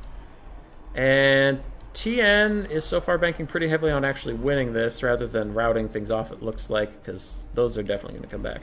Chillgeists have to take a fight against some Illyrian Reavers that bounced out to fight them. And they're scrapping. The bounce power still really thinks this isn't going to happen for the high elves, but it's close. It is very close. Bounce power, you are a piece of poop. One Illyrian Reaver unit is running. It's not shattered just yet, no matter how low its leadership goes, because that's just the world we live in now. Nothing shatters. Shadow Warriors have rallied on the far side. Where are the Double White Kings? Double White Kings are running around. They're pretty healthy. Blood Knights, they have like one model left. And a good Scab Scrath coming in from one of the White Kings. It will rout off. It looks like both Shadow Warriors will eventually rout. Where are the Dragon Princes? They're going to have to carry this pretty hard, I think. Them and that lady. Archmage of Metal dives down. Fights a White King. Dragon Princes still in here. Still scrapping. Chark saying GG again. Last time he said that, though, we ended up winning. So we're going to hold off judgment until we get there. Illyrian Reavers rear charging on top of the zombies. Where are the Sternsmen? We need the Sternsmen. Don't know. Oh, there they are. Yeah, with this many Sternsmen and a half-health unit of Graveyard Great Weapons, they're probably fucked. Probably. Double White King are going to drag her down. Very good game. Chark's playing like a madman. Playing like a madman with his back against the wall. But it was too much. There were too many undead hordes. He could not fight them all. Hank Cyrus, you had 4 Graveguard with Great Weapons, but that wasn't enough to kill the box of crabs. Your build now would ruin the build against me, but it will do fine versus Kite. That is a Searing Doom Overcast coming down on this blob. It's very satisfying to watch. And it did good damage. It did do good damage. The spare Dire Pack in the corner, just running in, because Tien probably selected all of his units, and immediately he runs it away, because it's technically not supposed to be in this game, since he did have 2 of the same ROR. Dragon Princes are fighting. They have 9 models left, with only 500 health between all of them. Double White King are still fighting. Army losses is stubbornly not coming in. And if there was a final trans left on that wizard, they could maybe nuke down this pocket, but it's looking unlikely. She dives in for one last hurrah. High Elves are super tattered. There's no way they win this. It's over. It's done. Charks can no longer carry the weight of RTK on his back. And we are very heavy. Charks, you are a terror. Very well played. Very well played indeed. White Kings did quite well. Lamian Lord just had to try to distract arrows for most of her lifespan. And Blood Knights did well. Blood Knights did quite well. GG. GG, well played. Alright. Where are we at? What's going on? Who's out there? Who's around me right now? Prostegma.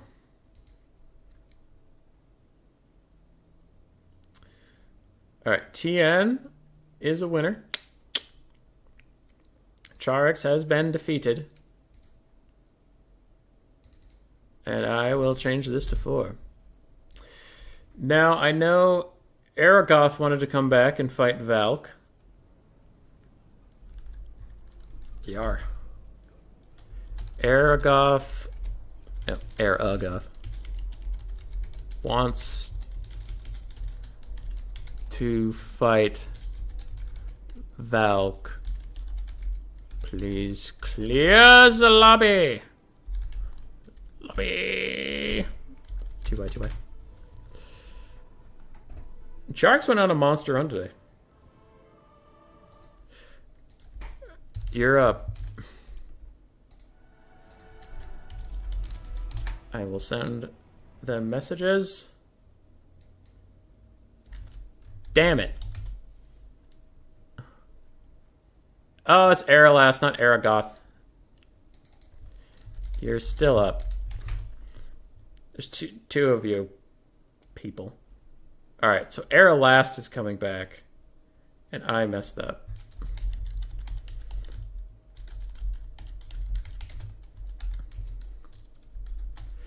Aralast, Aragoth, both in AIMA.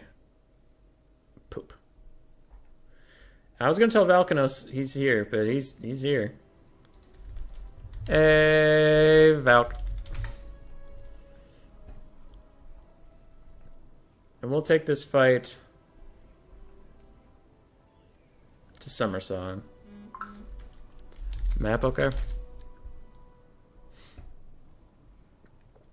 Alright. Valk's here.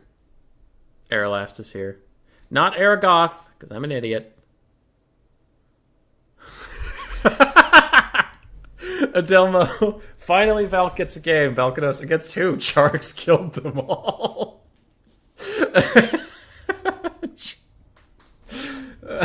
Jesus Christ.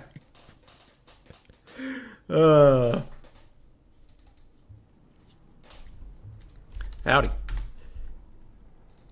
Alright.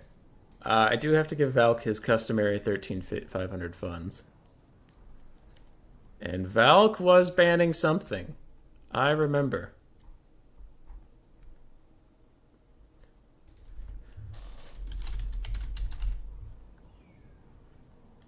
Yeah.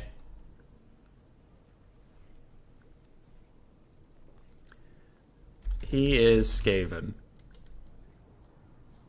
Build will be on stream. Okay. Yep. Valkanos is usually... Oh. Oh, you did? Hold on. Hold on.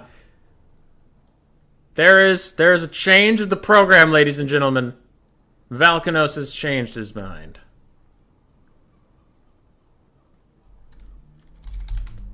I'm just showing stream.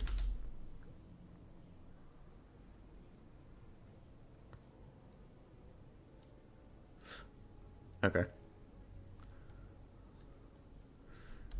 VC or Skaven, either's fine. Okay. Well, this is the build that Valk submitted to me in DM.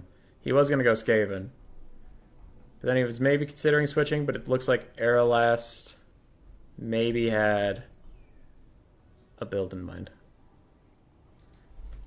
Wood Elf and Beastman.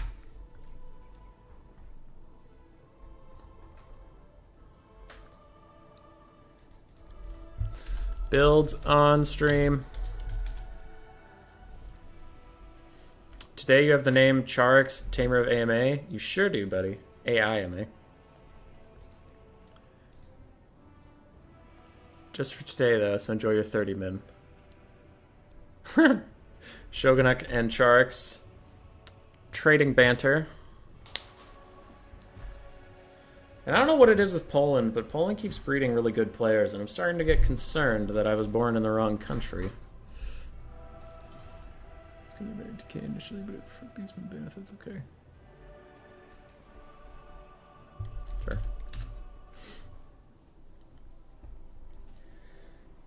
I don't care.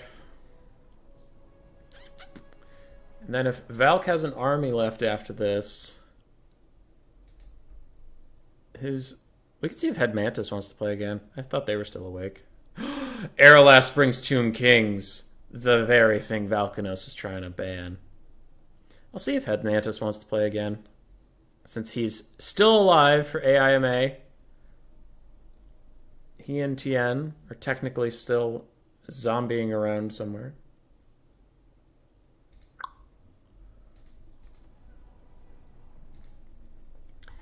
I'll get those messages sent now so that we don't have to deal with this. If you wanted to play again, if Valk wins, we have a spot.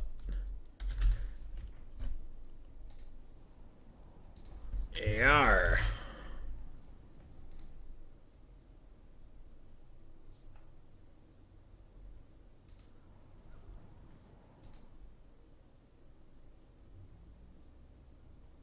Mantis can play again. Well, okay, Mantis, since you're here on stream and you can hear me say these words out loud, Hank Cyrus did ask if anybody could join the faction war earlier, and I thought he meant this, but I will still honor what I said then, and if Hank Cyrus wants to play, we can have him go after Aralast, because I did say it way earlier in the stream. But if Hank Cyrus doesn't want to play, and or Valkanos also defeats them, I'll give you a call, my friend. My countryman. But I did technically at one point give Hank Cyrus that opening. But we'll see. Valkanos running a very, very balanced Skaven build. Running this into a blind faction is pretty smart. Giselles could take out some single entity stuff. Wolf Rats and Rat Ogres are great flank defense. 2 Poison Wind Globes to clear out any infantry. The Council Guard, if he has the money for them, which it looks like he does, they're fine. Warp Grinders are good. They're good. They're a good unit. 6 infantry is fine. 2 assassins is always good. And Gracie is good. It's a good build. Hank Cyrus, I know you didn't mean it, but I said I technically slipped up and allowed the invitation. And I will not retract my invitation, sir. You can merely decline it. Sir, I just wanted to know, I wanted you to know that I care. All right. So Mantis is up. Or Hank. Because now Adelmo's wading into the fight. My voice hurts. We've been doing this since noon. It's 4:30. We're still going. Has been fun, though. If you've enjoyed this content, and if you see TN in Discord chat, I believe their name is not TN in YouTube. See? Yeah. If you see them in YouTube chat, TN, if you're here, if you could put a message so I can show your actual name, because I don't remember it. I just remember it's not TN. Anyway, that was a long, rambly thing. Thank TN for this event. It was his idea, and I just helped organize it a little bit, but it was mostly him doing everything. And it's been fun. It's been a good time. I'm tired. I'm tired. He's also been working his ass off for AIMA recruits. So even if you didn't like this event, still just huge shout out to that guy for promoting the community, getting a ton of people involved. We always love new blood. There you are. That's him. I also don't know how to pronounce that, so I'll just add it.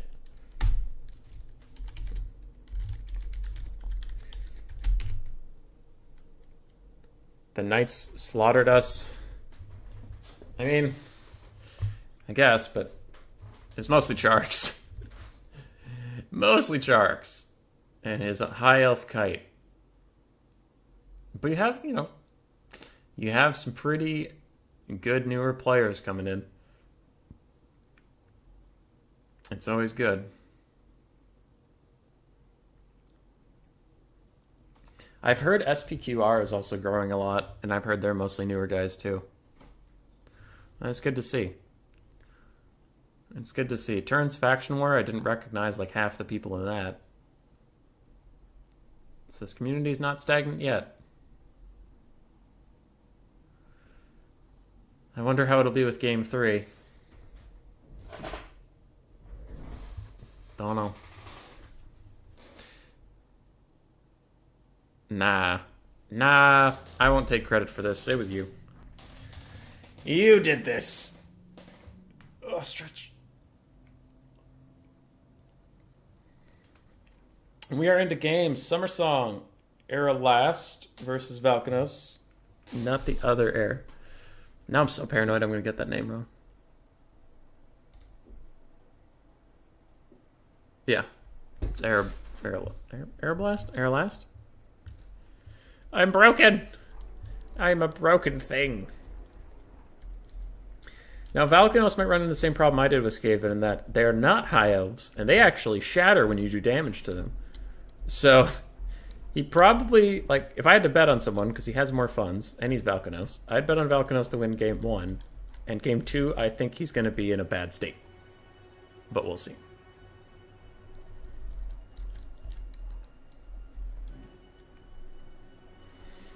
I was fighting Cuden for Game 1. We did that as a replay, if you remember all the way back there. But I was fighting Cuden, and he said he took his build to kill my front line and shatter it so that the next person would just have to deal with my guns. But then when my front line routed, instead of chasing them off the map, he was like, wait, I could just kill the guns! And he just ran forward and killed all of my carry potential. And left me with Queek. Adomo saying it's good to point the spotlight at newer players in the competitive stream. Hopefully we'll see their faces in multiple events in the future. Yeah. Hopefully. Hopefully.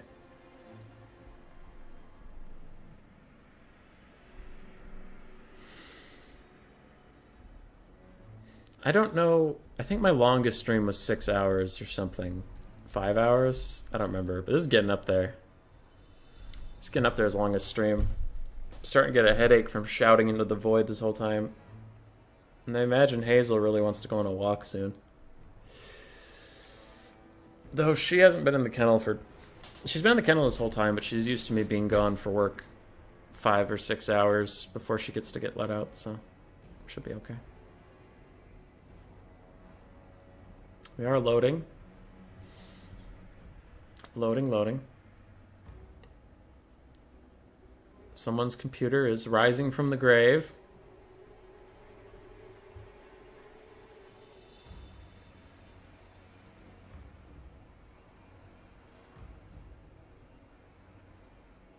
Hey! Alright. You love to see when it pops back up to 300 seconds. So that means we're probably pretty close to the start of the thing. And I've rotated my camera so much I forget where the starting points are now. Shit. Well, it's not that way. Oh wow, those are pretty. I wonder how much of these maps are like other maps cut up. Are there any maps that look like this? Because the map we're on... Oh wait, where am I? I'm lost now. I think we're over these mountains, aren't we? Uh-oh. Where are we? Finish loading into the game so I can remember where we are. Oh, we're here. Yeah, okay, so this is Summer Song, but I wonder what that looks like almost a fully fleshed out map. Could be... Is Shimmer Sword around here? I wonder. And players are loading. Loading. Huh, the graphics on the stone are really nice. Considering. For being all the way off the map. Like, without this debug camera, you wouldn't even be able to see this. Because their detail is actually pretty good. Little high elf pavilion.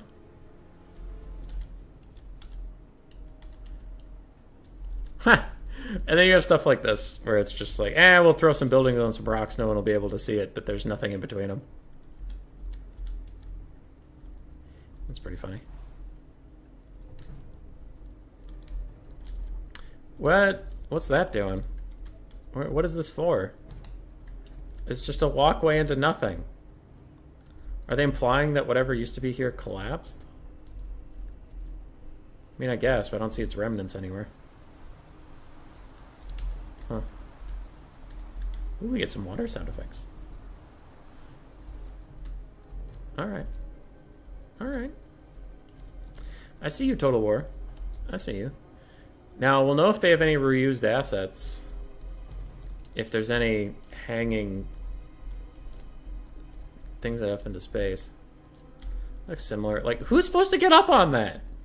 How do you climb up to that? I call bullshit. Also, I got a text. What's the text? Is it important? Whoa. Why is he playing that? Hold on. Cry is free. Why are you playing a cool game? That's not okay. Stop. Alright. Still loading. Somebody messaged me. Error last. I've loaded in. IDK, my opponent, has loaded in, or if the lobby got bugged. Not sure.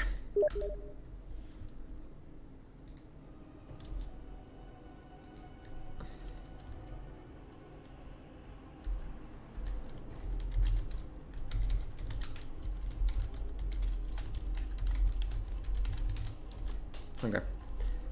Airlast messaged me and said they've loaded in. They're not sure if their opponent has. I wonder, did Valk? You load in? Question mark? Well, we'll see. If both players have loaded in and we're all just sitting here waiting, then the lobby bugged, which is an unfortunate, frequent thing in Total War. Yeah, Valk saying in the YouTube chat you're loaded in. Well, it looks like everybody loaded in and the game just didn't start, which is nice. We have 30 seconds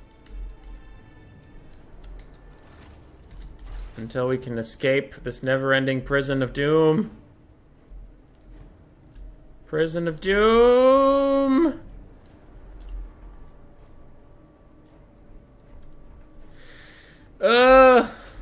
Take me away. I wish I could, like, quit battle, but I can't because it's grayed out. You just need to wait and sit. Okay. We're gonna get through this. No, don't restart!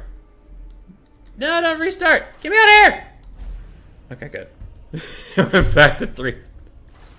Okay.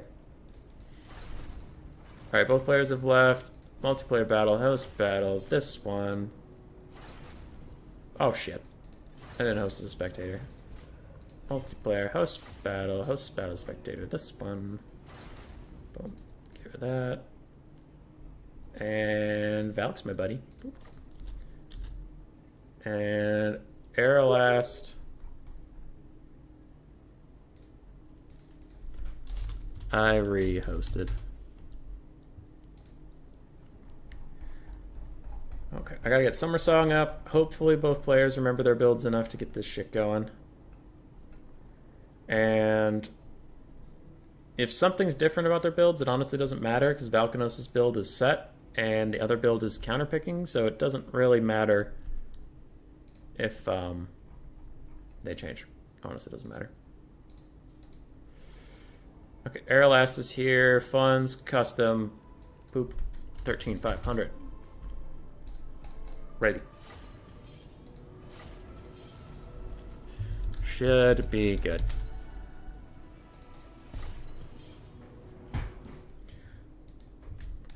Hey, thanks. It's been hype. I love loading. Oops. Oops, oops, oops. Don't do that. Stop that.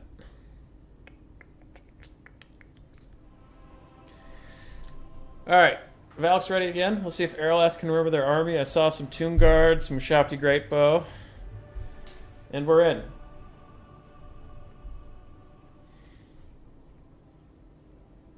Now, the old method of beating Skaven and his Tomb Kings was taking a crap ton of chariots, etc. on his giant kitty, another giant kitty, and just running at them.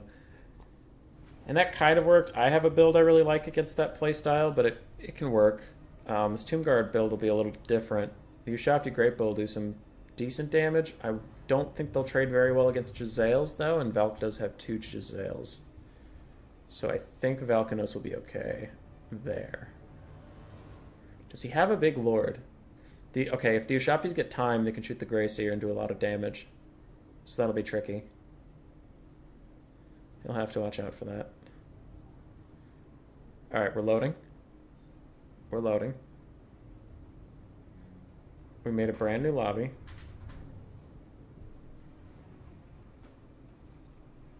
We're sitting. We're chilling. I will scroll around and look at the pretty water. Whoa, actually, what the hell is that? That's really weird looking. Is that just like a decoration for the fountain, or why does it constantly have water come? Oh, it has water jets in the wings. Okay. All right, high elves. All right, I'm digging what you're putting down. That's pretty hype. All right, back in the pond. All right, the players loaded up to 300. Will we actually load the game this time? Hey, we did it! There's units here! Hey! Holy shit. We get a game. So for Aralast, we have, looks like 3 skeleton horse archers, 3 Ushabti greatbow, one of which is the chosen of the gods. I know there are 3 tomb guard. We have Ark in the Black and a Tomb Prince. Ark in the Black has, it looks like, Doom and Darkness and Spirit Leech. Tomb Prince has Tomb Strike, Guardian, and I believe is Curse. And then we have 4 Skeleton Spearmen as the front line. Pretty bread and butter Tomb King's build. Nice and balanced. For the Skaven, we have 2 Warp Lock Jezzails, 1 Warp Grinder unit, 2 Poison Wind Globes, some Skaven slaves and clan rats, 2 rat doggers, 2 wolf rats, the council guard, more clan rat spears, 2 assassins, and the Gracia of Plague. With both summons. Wee wee! Tiago, you wanted to look at the map more? Well, here's your chance. Go into cinematic mode. Get up nice and close. And look at those mountains. Look at those beautiful mountains behind the Tomb Kings.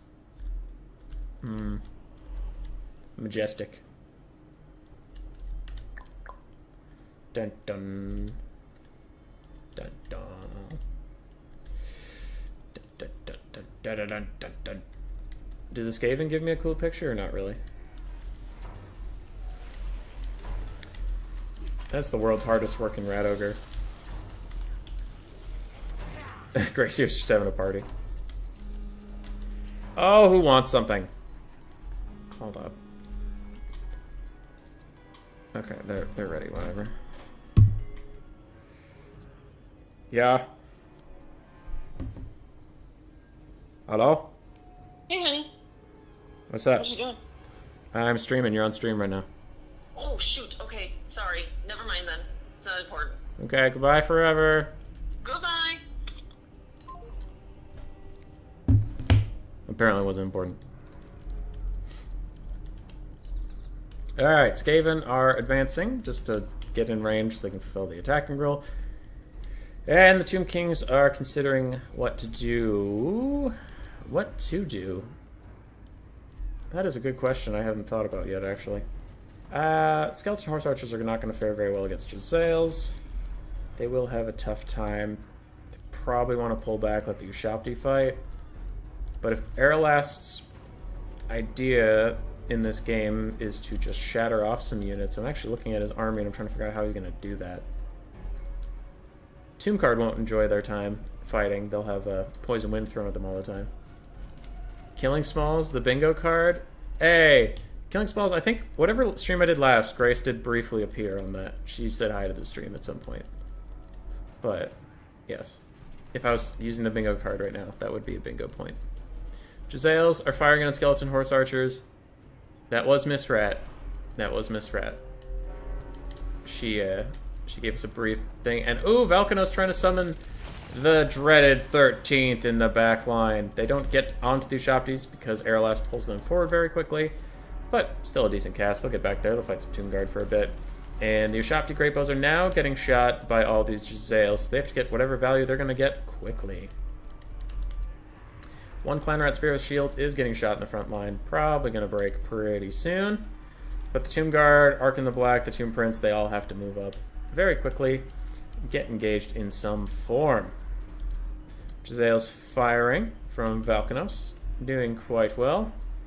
And Poison Wind getting on top of the Skeleton Horse Archers. I believe one of the Skeleton Horse Archers has already died, actually. Clan Rats are falling back, and it looks like the Gracier of Plague is just going to advance, be a Chad, take them all on. And my voice feels like 3 pounds of sandpaper being rubbed together, and it feels great. Skeleton Spearmen are advancing a little bit. Ushabti Greatbows are running away from the summoned Stormverm with Halberds, waiting for them to dissipate, but 2 of these Ushabti units are not looking too hot right now. They're running out of health. These Jezzails in the back have taken a lot of damage. They still have 15 models to be firing. And they are out trading the Ushabti quite efficiently. The summons have faded for the Skaven. Ushabti Greatbow still firing in on top of the Jezzails, who are running away, but now with their backs turned, they will take more damage without the silver shields, I believe. And they are not long for this world. Where's Ark in the Black? Ark in the Black throws a skeleton summon down just to kind of distract the Skaven for a little bit. The Tomb Guard advance is stalled for a moment. It does need to continue forward. Ark in the Black is close to the front line. Maybe he can start Spirit Leeching some things. Overcasted Spirit Leech on the Warplock Jezzails might shatter them. Maybe. Chosen of the Gods spread arrows are doing some damage to the Warplock Jezzails, but not enough. And the second Dreaded 13th is going to come in already, right on top of the Ushabti Greatbow. And if they turn around and attack immediately, that will do a lot of damage. Chosen of the Gods are down to 2 models, still crumbling away. Both Jezzail units have been pounded pretty hard, but unless something happens to actually shatter them, they will be okay. And the rest of the Skaven army can probably carry this out. Probably. So far, Valkanos has been very controlled with the Skaven line, not overextending anything. Been very good so far. Overcast the Spirit Leech on top of one of the Warlock Jezzails does get rid of them for a moment. And Sumushabti Greatbow Fire also threatens to rout them, but does not quite. Chosen of the Gods are probably dead at this point. I'm honestly surprised they've lasted this long. The other Ushabti Greatbows are both still online. The Skaven advance now that their Jezzails are dying. They don't have the range anymore, so they did want to get up here and get in the fight. And Poison Globes are coming in. I need to keep an eye on those guns to see if either of them shatter. So these Skaven slaves are running for the moment. It looks like other units are also considering running, but the skeleton front lines are not having a great time being poisoned. Even though they don't breathe, they still don't enjoy poison wind, apparently.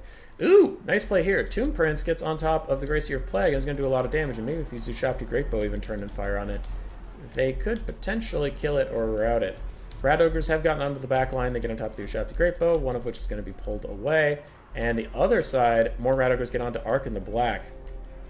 And the Ushabti summons coming down to help the Tomb Prince pin in the Gracier of Plague. And this could maybe be a nice catch for Arrowlast. Other than that, looks like the Skaven units have been rallying in the backfield. Don't see any shatters just yet. Tomb Prince and the Ushabti are chasing after the Grey Seer. And these Ushabti Greatbow have rallied, though there are Wolf Rats right behind them. Ark in the Black did cast a Doom and Darkness overcasted on this area, trying to free up some of the units from Skaven corruption. And what was that? There's some sort of overcast coming here. It looks like it was a Spirit Leech upgraded, getting on top of that guy. If the Tomb Prince can get out of his own men and go over there and fight, he could probably kill that guy, honestly. Please show a black screen. I can't see Skaven anymore. Oh, you just want to not see Skaven. Got it. Got it. Hey, Phoenix King! Alright. Ark in the Black does get Rival High Talisman and Assassin's Trophy, and he needs to move. He needs to book it. He can't be here anymore, and he is deciding to stay. He will take a lot of damage, but that Tomb Prince is on top of the Gracier of Plague. If he kills him, I honestly think that is quite substantial, in my opinion. Ark in the Black's running. Tomb Prince is still on top of the Gracier. Can he kill him? 600 health on that bad boy. No one's around to save him, honestly. It's army losses or bust for this bad boy. 360 health. That Tomb Prince, just stay on him. Stay on him forever. Because if that Gracier dies, Valk has to replace him with a Warlord on foot with no spells, nothing. And the Gracier is down! Valkanos wins the fight, but he loses his Gracier just as army losses comes in. That's actually a big blow for the Skaven.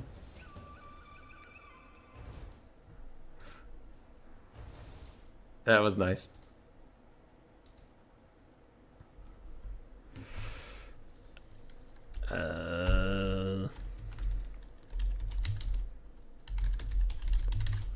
Okay. Fuck! I got distracted by a message and I clicked straight through the end screen. Oh, damn it. Okay, Mantis, if you're still here, you're up. I will message him. You're up. So, Valk, you have lost the Grey Seer. You must take Warlord naked.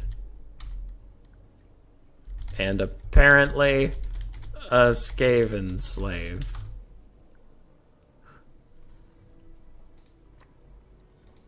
Oh, poor Warlord on foot. That's tough, though. Skaven with no magic. Skaven with no magic is very tough. And thanks for playing, Aerolast. Thank you, all the AIMA chums that have been very gracious during this event. And we will go to Pillar of Bone. Pillar of Bone. Do I need to invite Mantis? I forget. Mantis, are we friends?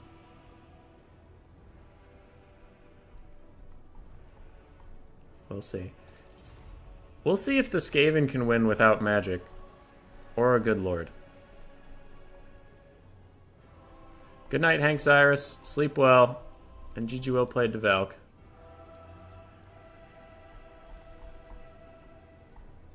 Hammond, I was asked if there would be an FFA at the end of the stream. Probably not for me, because it's 5, and I do... and I do have to let the dog out at some point. So... we have, yeah. Unfortunately, I will have to go after 5 hours of streaming. I will have to go let the dog out.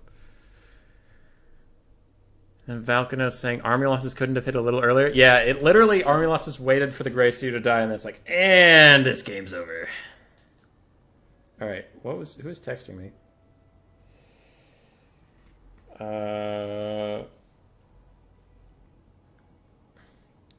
Still going. I do need to let the dog out at some point and give her dinner. And Hammond is clearly upset that I do not have time for the free-for-all. And I also need to get myself dinner. The dreaded dinner card. Mantis is coming. Somehow, some way, somewhere.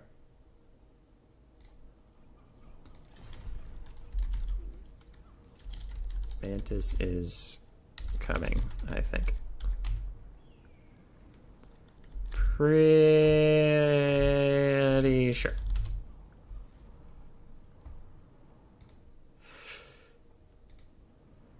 Whew.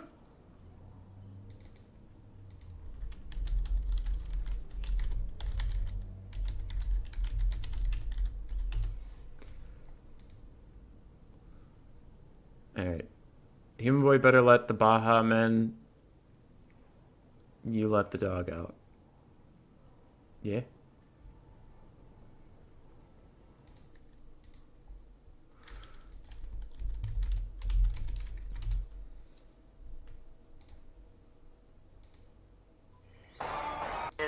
Who? Let the dogs out! Who let the dogs out? There you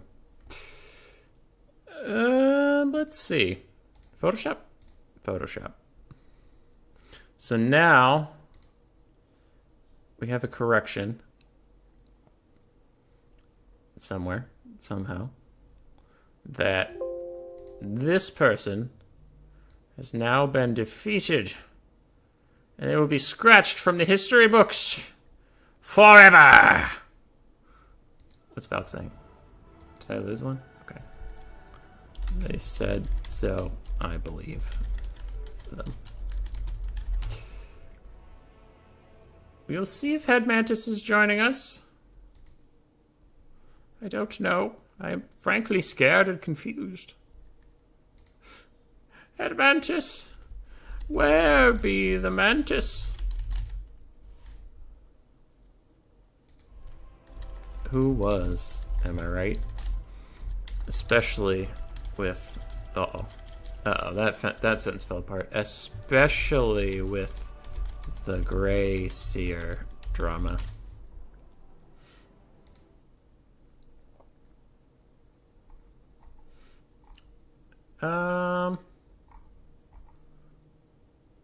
Let's see. Let's see what's going on here.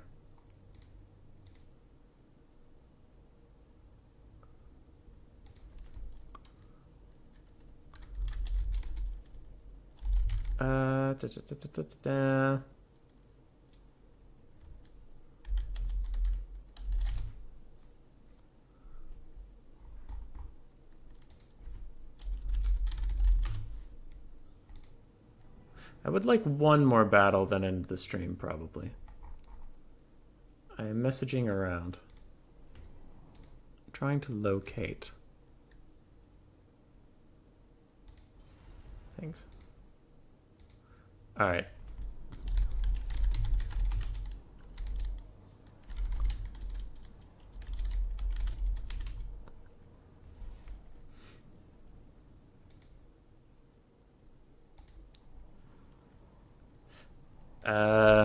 How much gold you have left? Hey, Tian. Map set. Build on stream.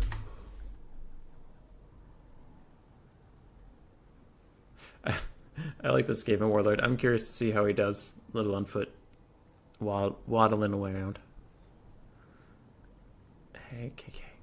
Got it. Okay. We're gonna do good. We got this. I think your bands are still Beastmen and what else?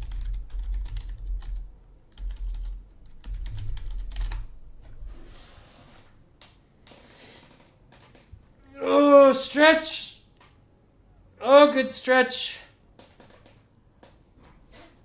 We have passed hour 5.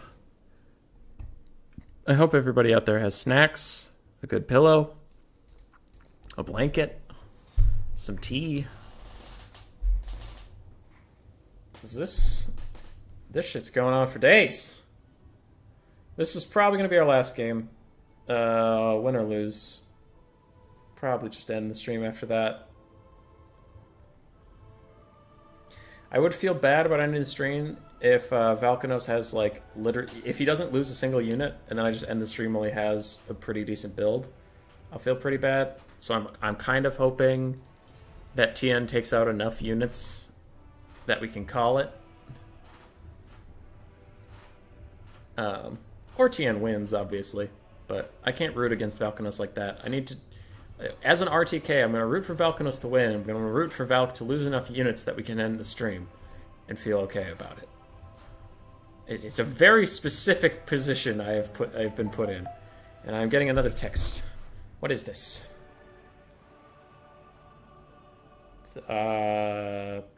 Okay.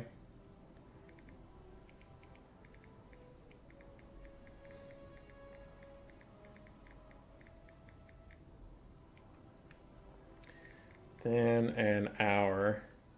Bring dog? I was supposed to hang out with Grace's family tonight. And I told them I'd be around in the afternoon, evening, and it's turning into evening, because Warhammer comes first. Eating some potato and egg with soy chorizo burritos. Alright. Alright. That's good. It looks like TN did go Chaos, and they had a build ready very quickly, and... What? What you want? They do want me to bring the dog to dinner tonight. Goody. Goody. I'm sure her family will be happy to see me yet again. They all love me. Big fans of this annoying asshole. Tien took spot. That okay? I must depart after this battle.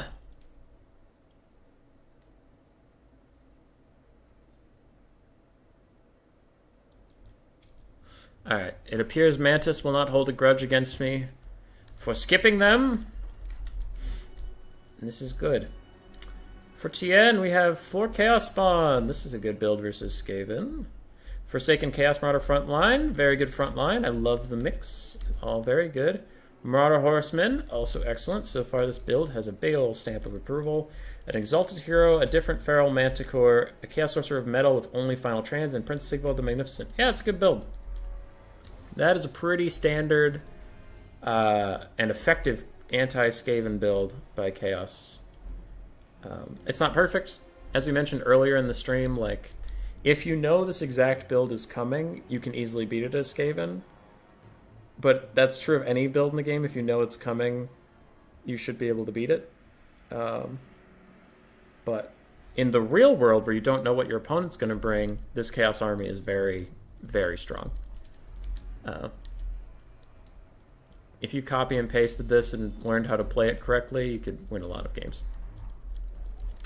On the Skaven side, we still have the Pit Fighters of Helm's Deep, 2 Rat Ogres, 2 Jezzails, 2 Poisonwind Globes, 1 Warp Grinder, the Council Guard, Stormvern with Halberds, 2 Wolf Rats, I don't know if I mentioned them yet or not, Clan Rat Spears, and 1 Skaven Slave somewhere tucked away.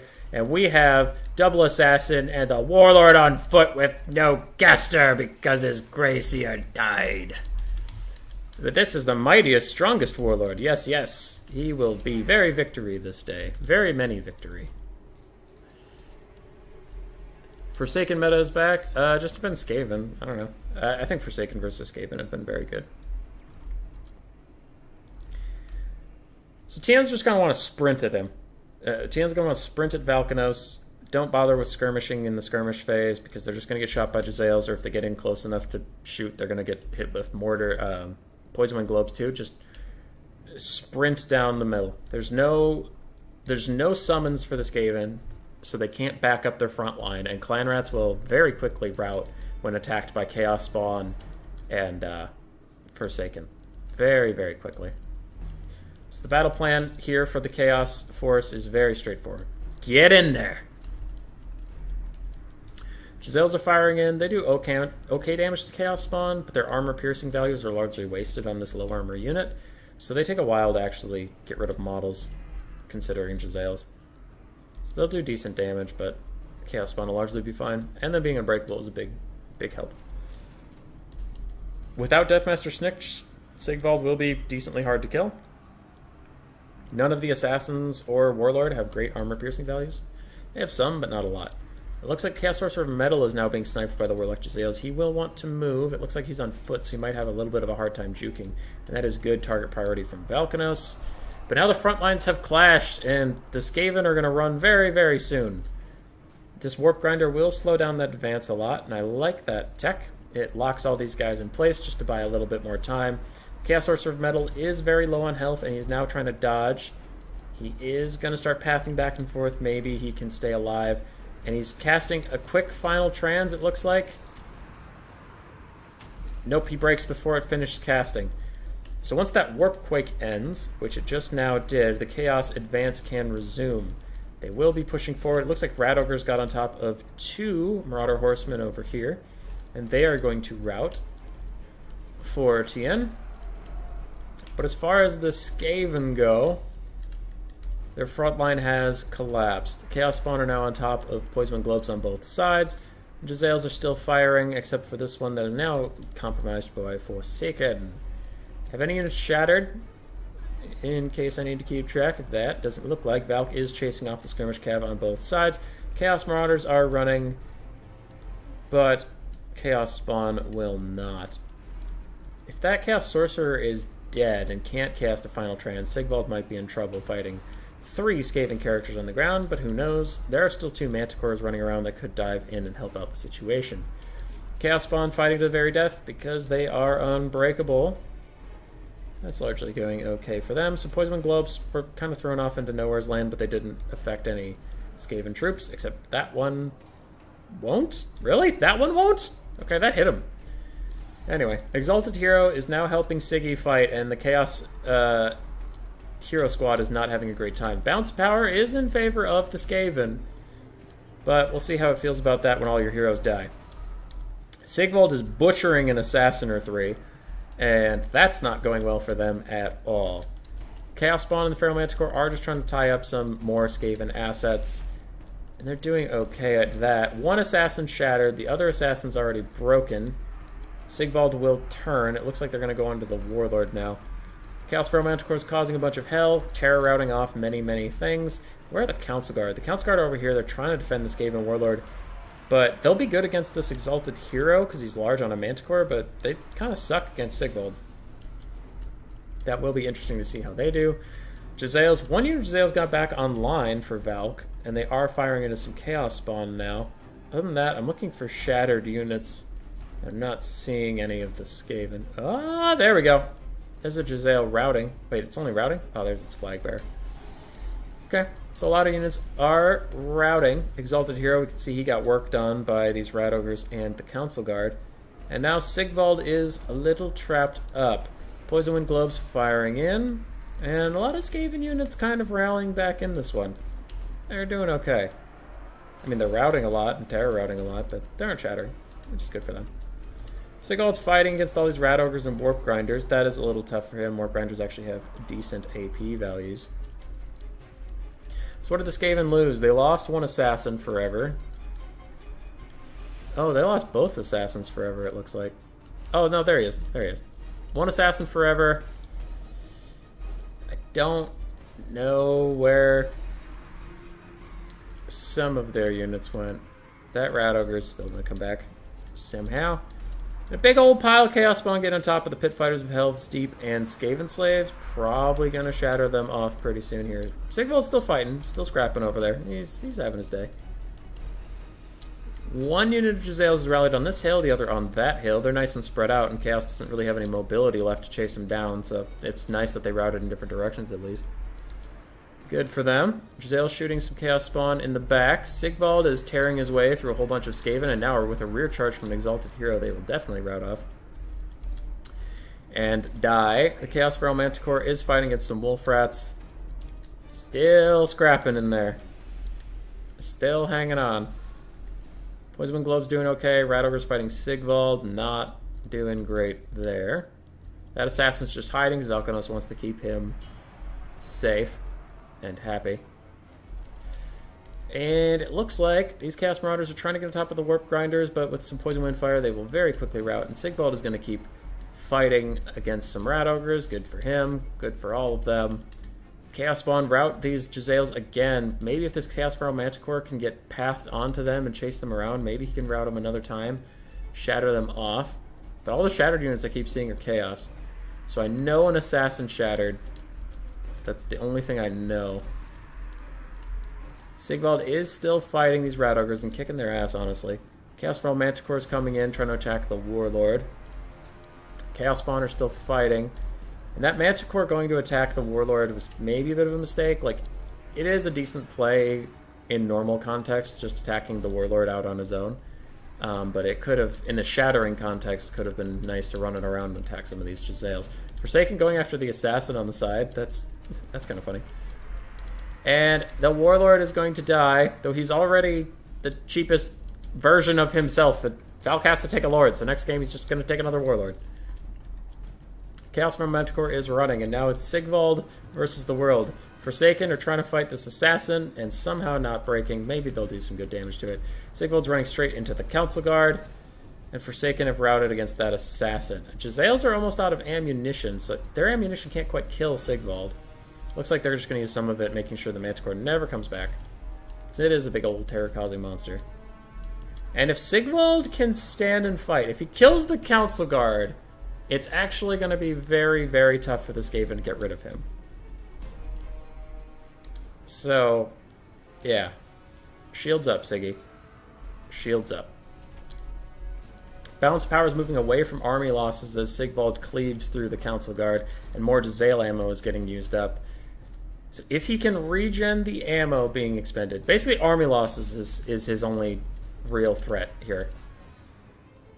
If he doesn't break, he can kill everything. Jezzail's still firing in, getting some good damage. How much ammo do you guys have left? You have 3, you have 1. Okay. Alright, Sigvald, let's see it. Let's see you put them carry pants on. Cutting through the Council Guard, getting shot in the face. Some more shots coming in. 2 volleys left over there. That unit's out. Alright. Okay. I think Siggy's got this. Siggy's maybe got this. 1 volley left on those Jezzails. Can he do it? The Poison Wind mortar, the Poison Wind ammo is worthless. It will literally hurt the Skaven more than Sigvald. That Assassin's still alive. Maybe he can run over an Assassin's Trophy Sigvald. Just to make it a little easier on the Council Guard, maybe. But the Balanced Power is swinging back.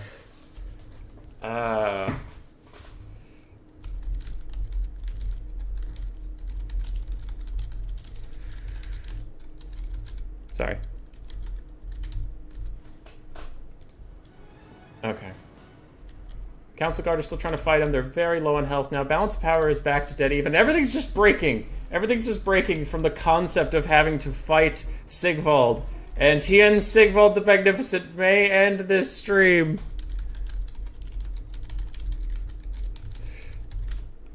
Probably. Balance of power is back to deadish even. Council Guard are still fighting. The assassin's finally going to have to come in and actually pull his weight.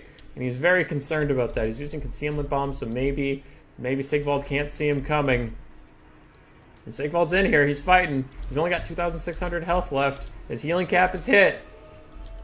Can the assassin at the back hit him and kill him? Council Guard, they do some decent armor-piercing damage. I still think nice trophy heads on him, or Assassin's Trophy, or whatever you want to call it. That could lower his stats enough that the Council Guard could hit more often. And Valk is pathing the assassin over to help out. We have some wolf rats with poison coming in too. Ah, but the clan rats are now running. Assassin's Trophy is down on Sigvald, and the assassin will come in. He misses his first attack, and Sigvald hits him instead. That's the exact opposite thing you want to happen as Skaven. He will get slapped. Looks like, and another hit hits him on the back. He probably... Wow, I'm surprised his leadership's that good. I guess he is fresh, because he's been chilling. But I'm surprised he's not shattered, honestly. Balance power is full of shit. Sigvald's got this. That wolf rat with poison is going to break as soon as it even thinks about fighting him. And there's nothing rallying that's really going to change my mind by that. Sigvald's got this. And Tien will defeat Valkanos, most likely. The balance power is going against Sigvald. That is a crock of poop. That is fake news. That is not real. Sigvald kills some wolf rats. The wolf rats get scared. The wolf rats leave. Clan rats are coming back. Council Guard down to 7 models. The assassin is barely hanging on to his leadership. There's warp grinders. There's poison wind globes. Sigvald still has 1,700 health, and he ain't giving it up for free. He currently has 84 melee defense. Council Guard down to 3 models.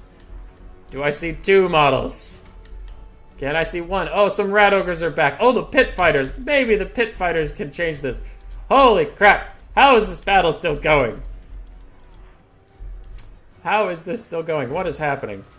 Council Guard are fighting. Still 3 models of them. Sigvald's still fighting. Rat ogres are piling in. Is there an Assassin's Trophy? Assassin's Trophy is on Sigvald. Oh, could he possibly lose this? What? Why is this still going? Sigvald's still fighting. Council Guard still have 2 models somehow, but at this point he should probably be attacking the pit fighters. It looks like he is. He takes out another model of them. His leadership is, I mean, it's still 51, which is quite high, but it's halfway down the bar for him. I'm still having to cast this game. God forbid I do anything else with my day. 2 rat ogres left. They run, they shatter. Pit fighters and helm deeps are out of here. Council Guard, still 2 models. Wolf rats, charged in the back. These are not the armor piercing variant, but Sigvald still, I mean, they'll do some damage. They get a decent charge on. Assassin's trying to come in. Can he get a rear charge off, or is he going to instantly break? Sigvald's pathing towards him. It looks like he's maybe trying to attack him. Assassin misses again on the charge, and again Sigvald hits him instead. And that assassin has not been doing his job very well at all. Council Guard are down to 1 model. Wolf rats are still fighting. Balance of Power still thinks Sigvald isn't going to do this. Balance of Power is full of shit. Sigvald is definitely going to do this. CA doesn't know what it's doing. CA doesn't know how to make chariots, and they also don't know how to make the Balance of Power bar. Sigvald is fine. Warpquake coming in, trying to do some damage with the AoE on him. There's 1 Council Guard with 13 health. That's the blessed number. He is the chosen one, and he's dead. Perfect. Clan rats are dying and almost shattering, and all of a sudden the balance power is like, wait a second, Sigvald could win this? And I'm like, yeah, he can. Where have you been all game? Those guys are going to rout, and I think they shatter. Nope, they have 1 more rout left in them. Then the warp grinders are going to come in with their really decent armor piercing values. They're going to try to fight him. He's going to cleave them in half, and then they're going to run, and then these poison wind globes are going to come over here, throw 1 volley, and then run away. And it's going to be the end of the game, and I can go let the dog out, and I can go over to Grace's parents' house, and I can make a good impression so that they don't stop their daughter from marrying me. And the poison wind's routed. It's over. It's over. Tien wins it.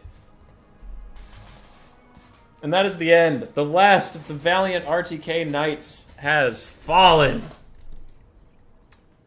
There are values on units. These units have values. If you care what these values are, I will scroll over them and you can pause the video and figure it out.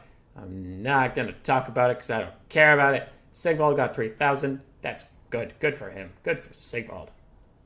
Everybody else did fine. Look at them. Look at them all. Look at them all doing fine. GG, well played. Thanks for the event. Yay. Okay. Photoshop. Alright. Who actually won this event? That's the real question. Because AIMA still had 3 lads left. And the Knights ran out. So the Knights have fallen beneath a pile of zombies. But they had a good time. They fought to the very last. And we owe it all to Sharks. Okay. With that, I'm going to leave, as you have all heard. Thank you. Thank you all for your time and hanging out with me for 5.5 hours on this glorious day. I am going to leave now. Yeah. Yep, I'm just going to finish this message to Head Mantis telling them I appreciate their offer, but Valkanos was defeated. We do not need another AIMA champion, and we can be done. Goodbye.